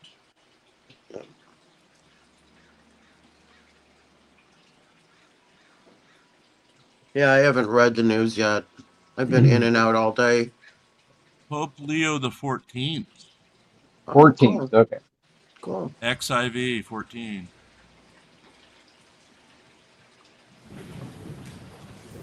You know, I only learned how to read Roman numerals to read the Star Wars properly. Oh, that's sad. Well, I was 7. Come on. Your Honor, with permission, may I publish? Yes. I learned it because we had to learn Sergeant it. Buchanan, this is Exhibit 110. You just mentioned seeing an orange shirt. Do you have a laser pointer with you? If you don't, I can grab you one. I do. Can you point for the jurors where you were describing the orange? Just pick whichever TV you want to use.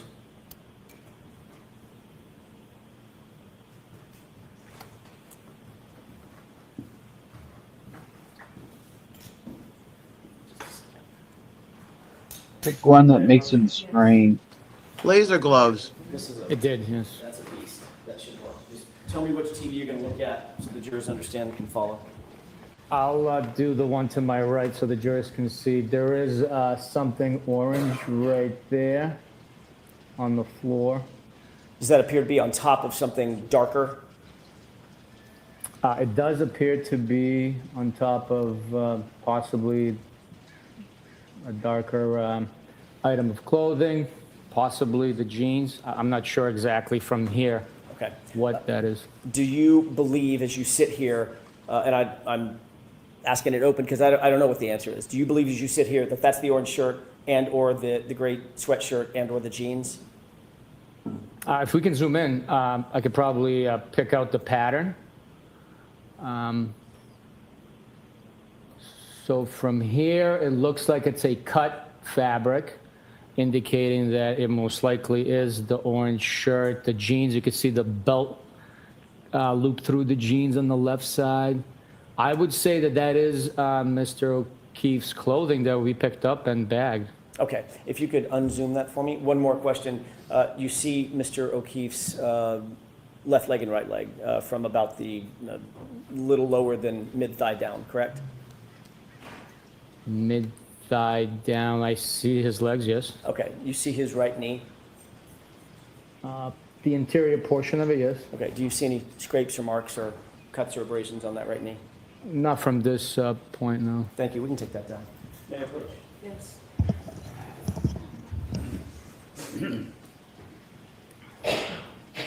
Answer my question, Bill. Oh, the laser point? Which one? I think it's this one. So his They're cause both of the same. death was hypothermia? I think it was a combination of hypothermia and the injuries. And blunt force trauma? Trauma, yeah. Yeah, okay. I had one more question on that photo. Sorry about that. Can we They just could play have the photo saved one more him, time, damn it. Ms. Johnson? Yeah, they could have. We don't need to turn the lights off. Within moments, you know? Yeah. If Yeah. she had just been a little Take a look less to the thinking left. of Could you zoom in herself, on the chair?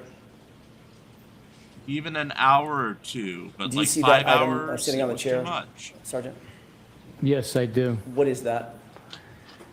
That is either mine or Michael Proctor's notepad binder. Thank you. We can take that down.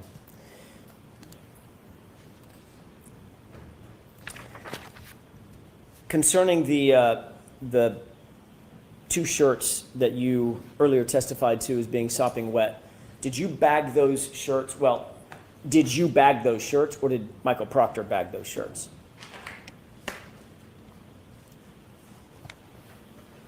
We bagged them together. If my memory is not failing me, I believe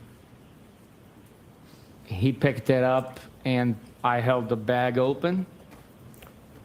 But I could be wrong. Maybe I picked it up and he held the bag open. That's fine. The two of you together got them in a bag. Yes. Was it a paper bag or a plastic bag? It was a large paper bag, the size of like a lawn leaf bag you would get for disposing your yard waste. Okay. Is it specifically an evidence bag, or was it something that y'all came up with on the spot? It's a bag that was provided by Crime Scene Services. Okay. So it's an official law enforcement type bag. What, a grocery bag? It was not a grocery bag. It was a large bag. Okay, understood. Did both shirts go in the same bag? All the clothing items that were in the pile went into the same bag. Does that include the jeans and belt and boxer shorts? Yes. Yes. Okay. You went from Good Samaritan, straight to Dighton, correct? Yes. And you are the one that put the bag in your the super cab of your pickup truck? Yes. And then from Dighton, you went over to Canton PD, is that right? Yes, we did. And then from Canton PD, ultimately, before the night was out, you ended up back at the Norfolk DA's office, which is where you and Michael Proctor officed at the time, correct? Yes. When exactly, if you recall, did you lay out the clothing? You indicated it was sopping wet, you laid it out on a butcher paper. When was that? It was during the evening hours, once we arrived to the Canton office. It was about 10 p.m., I'm guessing? No, it was before that. It was before 10? Yes. You have just a moment. Yes.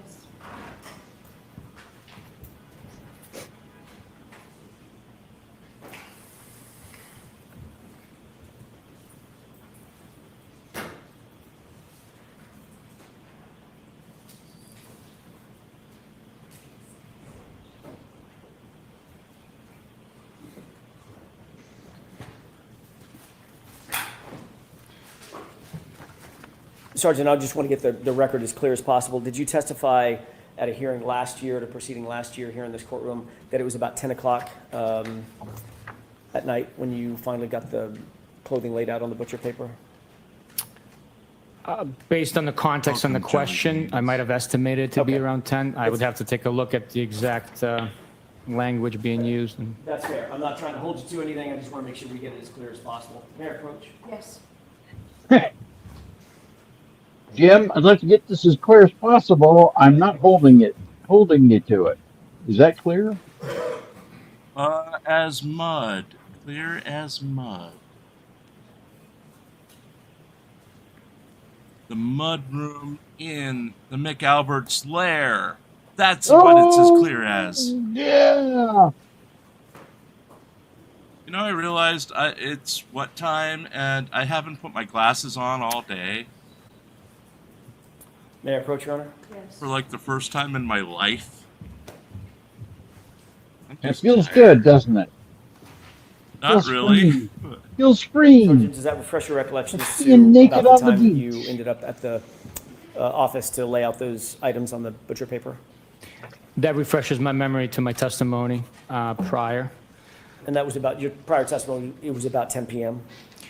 When asked about what time the items were laid out, I indicated previously it was 10 o'clock approximately. You didn't stay there all night with those clothes? No, I did not. You left the clothes with Michael Proctor, did you not? I can't testify to leaving them, quote unquote, with Michael Proctor. We laid them out together in the drying area on the butcher paper.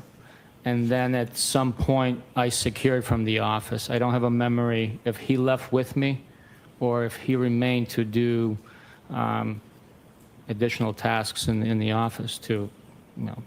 You whatever he had indicated to There do. you those go, clothes additional stayed tasks. in that room starting on Mistrial. January 29th, 2022, so that they could dry, correct? That's correct, sir. Ultimately, they were bagged after they were dried, correct? At some point they were, yes.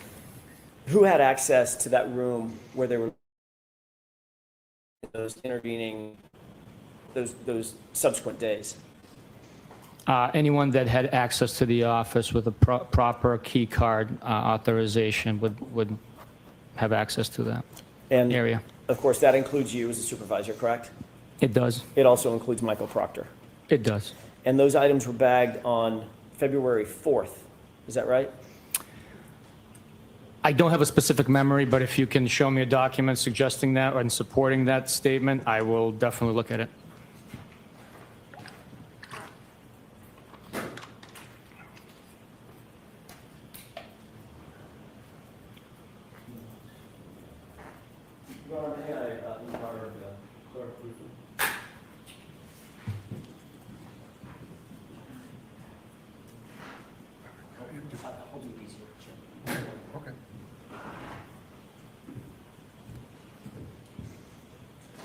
Sergeant, while we're looking for this piece of paper, you remember looking at the bag that the clothing items were in at this point, just the jeans? Earlier today, sir? Yes. I do remember looking at the bag, yes. Okay, and the bag has a label on it, obviously, that's generated when items are bagged? It has multiple labels, yes. Okay. Did you see the label today that it indicated it was bagged on February 4th? I didn't pay attention to it, no. May I approach, Your Honor? Yes.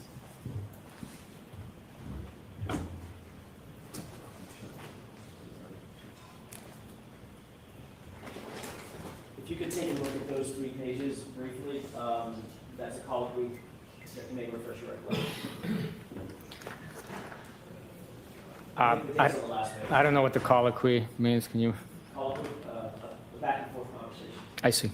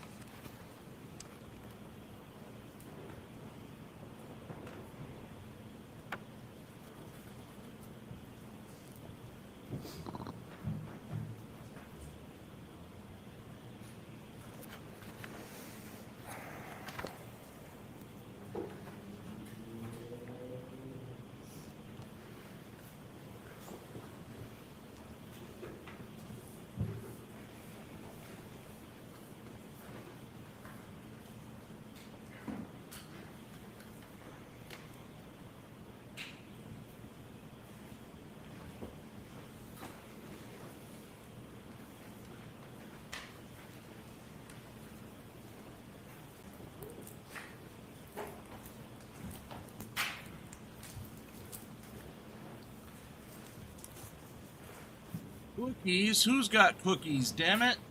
Who's got cookies? Cereal?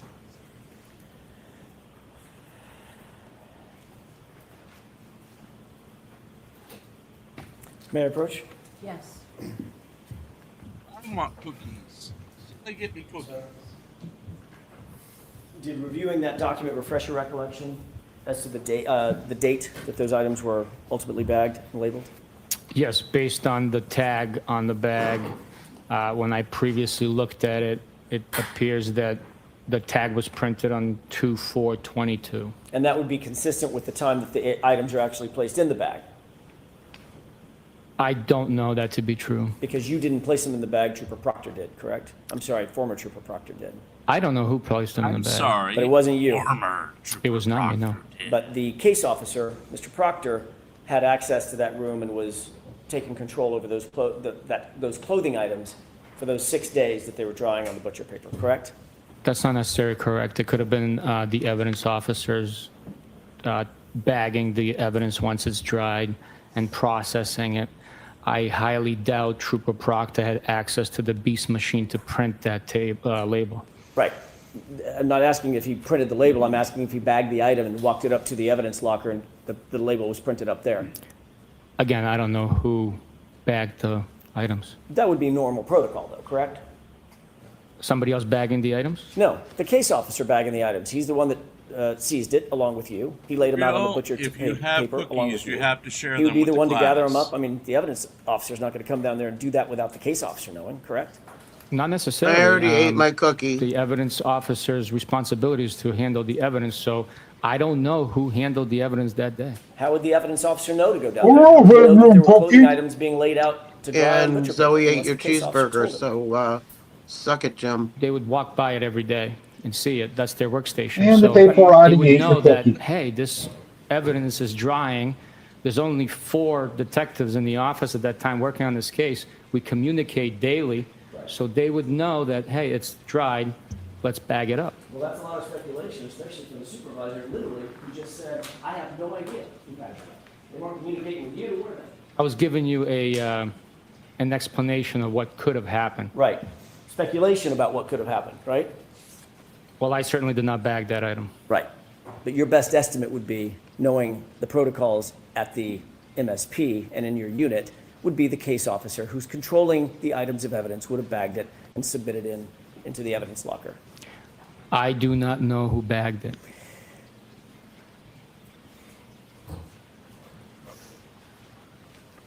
So for 6 days,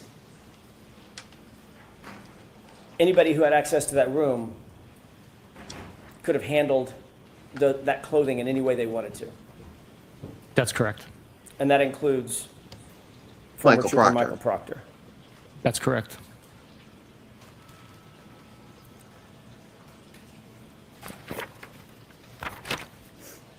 We got a Proctor count yet? Do you have any kind of log? We'll do it tomorrow since this is probably To going to document continue what till was happening tomorrow. or who Yeah, we was should start a Proctor count during that along with the 6 days sidebah. before it was bagged into evidence? Any kind of a Got to log? be at least 70 now. Oh, at least. I don't have a document. Now it's former. Logging the Yes. clothing laying out there. Disgrace. It was documented Yep. in reports and processing, I believe. But Have you ever seen a log? I'm not talking about a report after the That fact. pervert. I'm talking about a log, real-time log, indicating who may have come in and handled or touched or manipulated those clothes in that 6-day span of time before the fact. I have never seen a log like that, no. The fact is, we don't have a single document establishing the chain of custody for those items between January 29th and February 4th. That's correct, isn't it? That is absolutely not correct. Where's the log or the document logging what happened to it? We seized the clothing. It was in our possession. It was transferred for processing. Sergeant, I'm asking you about a log, a written piece of paper, something that looks like this. It's got writing on it that logs the item between January 29th and February 4th. That doesn't exist, does it? We did not create a log to document the documentation, Thank so it'd be redundant, really. You indicated on direct examination that you personally participated in 2 searches at 34 Fairview, one on February 4th, one on February 10th. Is that right? That is not right. What did I get wrong? I was also there on the 3rd, 4th, and 10th. Who did you go with on the 3rd? That was Trooper DeChico, Michael Proctor, and I conducting the first excavation. And about what time was that? It was during the morning hours. I think earlier I said it was somewhere between 8:39, 9:30. I could have been half an hour later. I'm not exactly positive on the exact time we began the excavation. And the other 2 searches were the next day, February 4th, and then February 10th. The next time I was at Fairview Road and involved in a collection of evidence was on the 4th, when Canton PD documented a 1 piece and I collected, and then the 10th. Okay.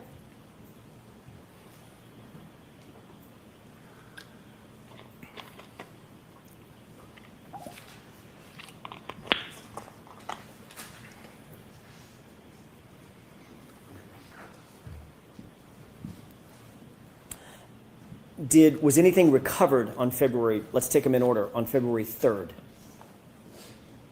Yes, Mr. O'Keefe's hat, straw, I believe red and clear plastic taillight pieces. There was those are the items that were recovered amongst. That's on the some of 3rd. Okay, what about the 4th? The 4th was the red taillight piece that we displayed, I believe, that Canton PD notified me of when I was already en route there. When you say Canton PD, who was it that notified you, if you remember? There was, at the scene, there was Chief Berkowitz, a couple of detectives. Sergeant Lank, does that sound right? I do not know. I can't say yes or no. I don't recall specifically. It was raining hard, so I grabbed the item and left. Okay. Did you write a report? I'm gonna combine these into all 3 dates together. Did you write any report? Actually, I won't do that. Let me ask them individually. Did you write any report about your search on the 3rd? Somebody authored a report. I'm not sure. I'm asking about you. I can't. There's over 100 reports. I'd have to take a look which report documents my activity that day. Do you remember, as you sit here, authoring a report about your conduct or your activity on February 4th, the next day? I don't have a memory of it, no. Do you have a memory of authoring a report yourself about your conduct on February 10th, or your activity on February 10th? I don't have a memory of it. It could have happened. I just don't have a memory. The reality, Sergeant, is that no report was written about any of these searches until November 4th, 2023. Correct? That could be possible, yes. So literally the documentation of these 3 searches about which you've testified today, the documentation did not exist until, what is that math, 17, 18 months later? That is not true. Each bag that the evidence went into was documented, the time, location, who recovered it, where it was recovered, and brief description of the items that were recovered from the scene. And by the way, we're going to get to that in a second, the evidence bags. A report is designed to memorialize exactly what happens, when it happens, why it happened, who was there, what time it happened, things of that nature, correct? That is one of the purposes, or some of the purposes behind the report, absolutely, yes. And the report in this case that documented these 3 searches involving you, Trooper Proctor, I think Trooper DeChico, even Canton PD officers, there was no memorialization in a report until nearly 18 months later. Is that right?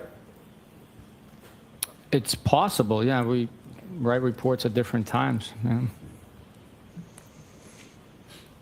I want to ask you about this February 4th visit to the crime scene. You indicated that sometime in the morning, 8:45, 9 a.m., something like that, you responded? On the 4th, sir? On the 4th.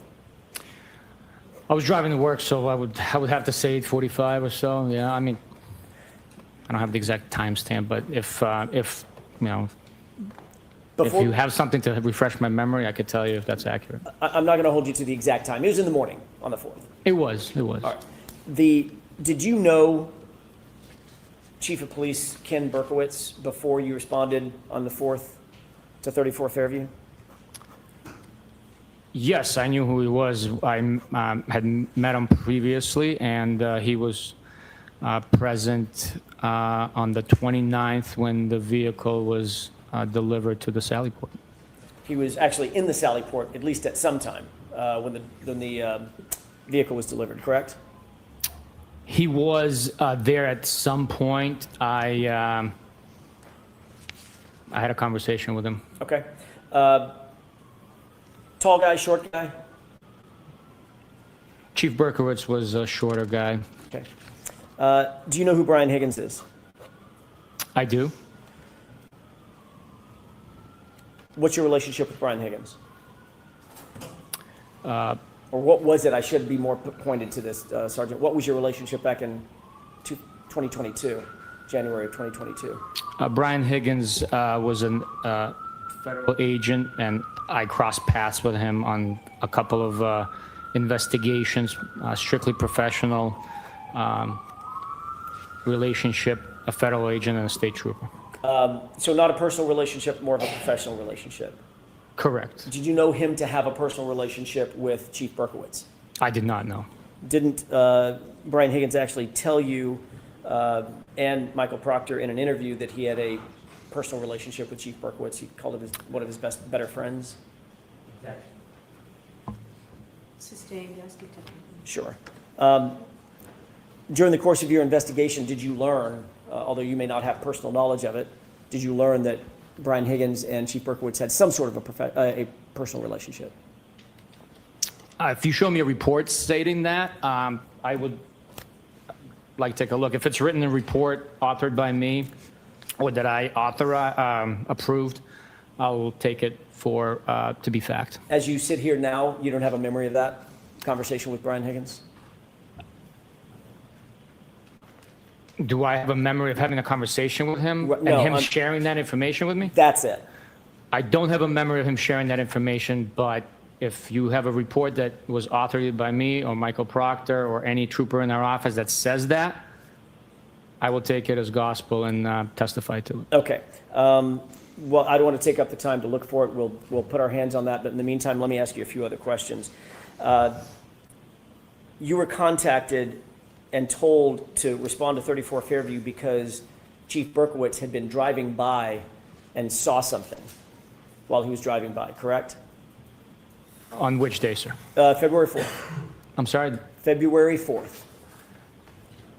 Yes. He indicated that he was driving by and saw a piece of potential evidence. And he was driving by in a car at speed, correct? I would take that to be factual. I mean, if he's driving by, I would take it to be in a car and at speed. Did you question Chief Berkowitz about, by the way, about how old was Chief Berkowitz when you met him out at 34 Fairview in 2022? How old? How old? Estimate. Was he in his 50s, 60s, 70s? I have no idea how old Chief Berkowitz was.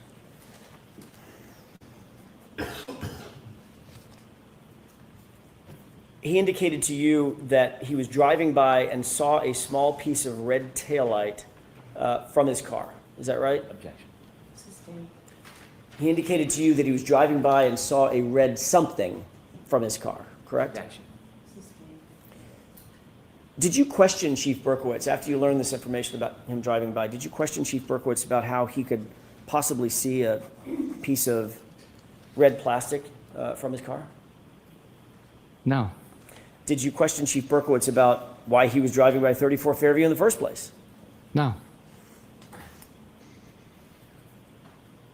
Did you question Chief Berkowitz about the fact that his department had been conflicted from the case, at least in part, because of a, as you put it, a perceived or possible perception of a conflict of interest? I'm sorry, can you repeat that question, please? Did you question Chief Berkowitz about whether or not he was aware that there was a conflict of interest between Canton PD and this investigation? No, I didn't question, no. Did you think that was important at the time to talk to him about that conflict of interest? No. Because just days earlier, the Sergeant, the Canton Police Department had in fact recused himself from interviews because of a potential conflict of interest, right? To prevent any perceived conflict of interest, they recused themselves from being involved in interviews. I wasn't pairing up with Chief Berkowitz to interview the taillight piece. I mean, I don't. No, I didn't figure that you were going to interview the taillight piece. We all get the comment. I'm trying to get to a point. 3 or 4 days after, 5 days after, 6 days after, Canton PD recuses itself from these parts of the investigation because of a perceived conflict of interest. The brother of the homeowner, being a detective, the chief of that department drives by in a car and supposedly sees a piece of plastic. Right? Question. I'm sorry? I object. Sustained.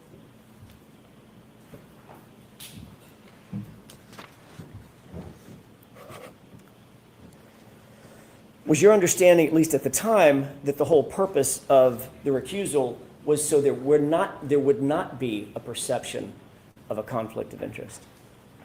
To avoid that? I didn't give it much thought of the understanding why there was a recusal. I was told that they're not going to conduct interviews with us, and me being on the mission of conducting this investigation, assisting with this investigation, collecting evidence, I just knew that I needed more manpower. And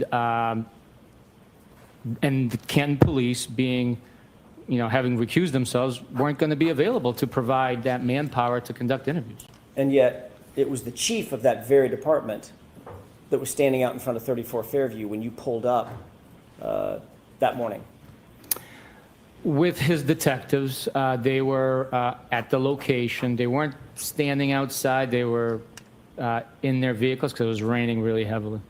Well, Can we end at this? we can, Your Honor. All right. Sure. All right, so Sergeant, we'll be bringing you back tomorrow. All right, Thank you, Your Honor. Folks, that's it for today. Those same cautions, please do not discuss this case with anyone. Don't do any independent research or investigation into the case. If you happen to see, hear, or read anything else about the case, please disregard it, let us know. Be very careful with your social media use. And again, Sergeant. All rise for the court, please. Jurors, close your notebook. Follow me. Oh, Can I see counsel about scheduling, please? Sidebar.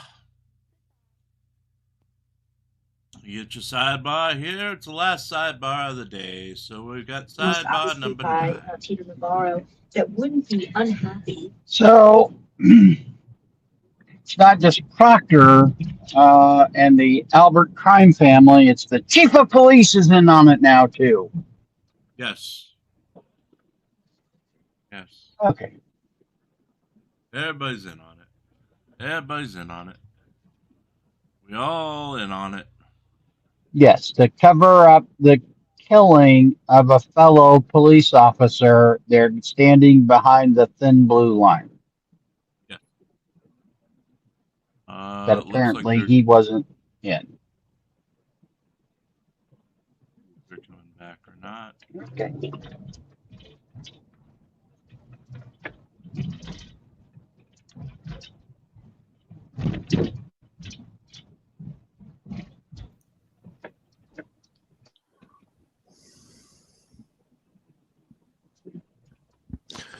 Yeah, and because Michael Proctor made inappropriate text messages, he has to be corrupt. Yep. Has to be corrupt. Everybody's corrupt. I mean, I admit that Proctor was an idiot to do what he did. Especially on his work phone. Yeah. And he may have been incompetent. I don't know So, as to if he was incompetent or not, but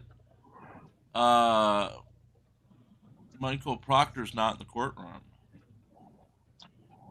Well, but even still, right? Even if he did a crappy job investigating and collecting evidence, it still doesn't prove that Karen didn't do it. Just hold on. Abby Pollen, straight ahead is the family of the O'Keefe family. To the left is the Karen Reed family. Sorry about that, Phil. No, it's fine.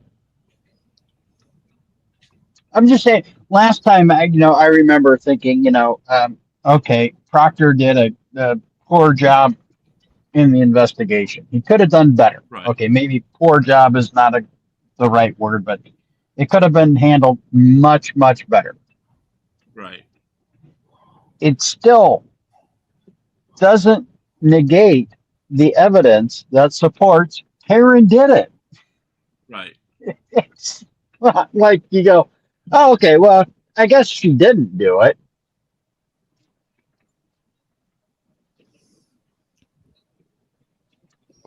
But Proctor is the golden child, the parachute, the way out of this thing.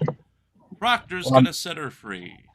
Now, apparently, the police department is too, because the chief of police was driving by at speed. He's old. He can't see.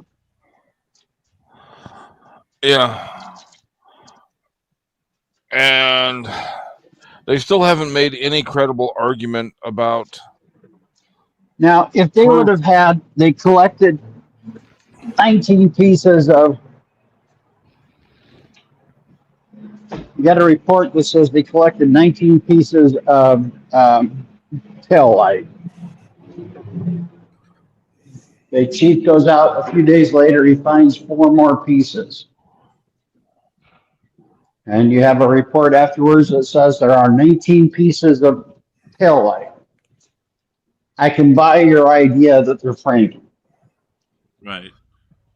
But that's not what's happening. Looks like they are done for the day, so we're going to get out of here. Thank you, everybody, for being with us. We'll be back with you at 8 o'clock Eastern. Anything to say, guys? Have a good afternoon. You can run your tab. Jim will pick it up if you don't come back. Yeah, I'm using your credit card again. Good night.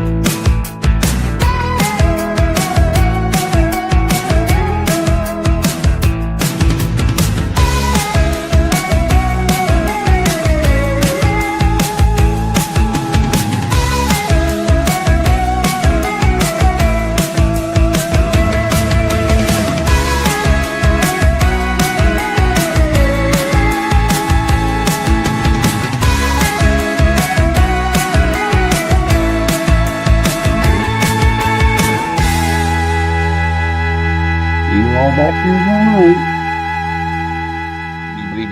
That's all, folks.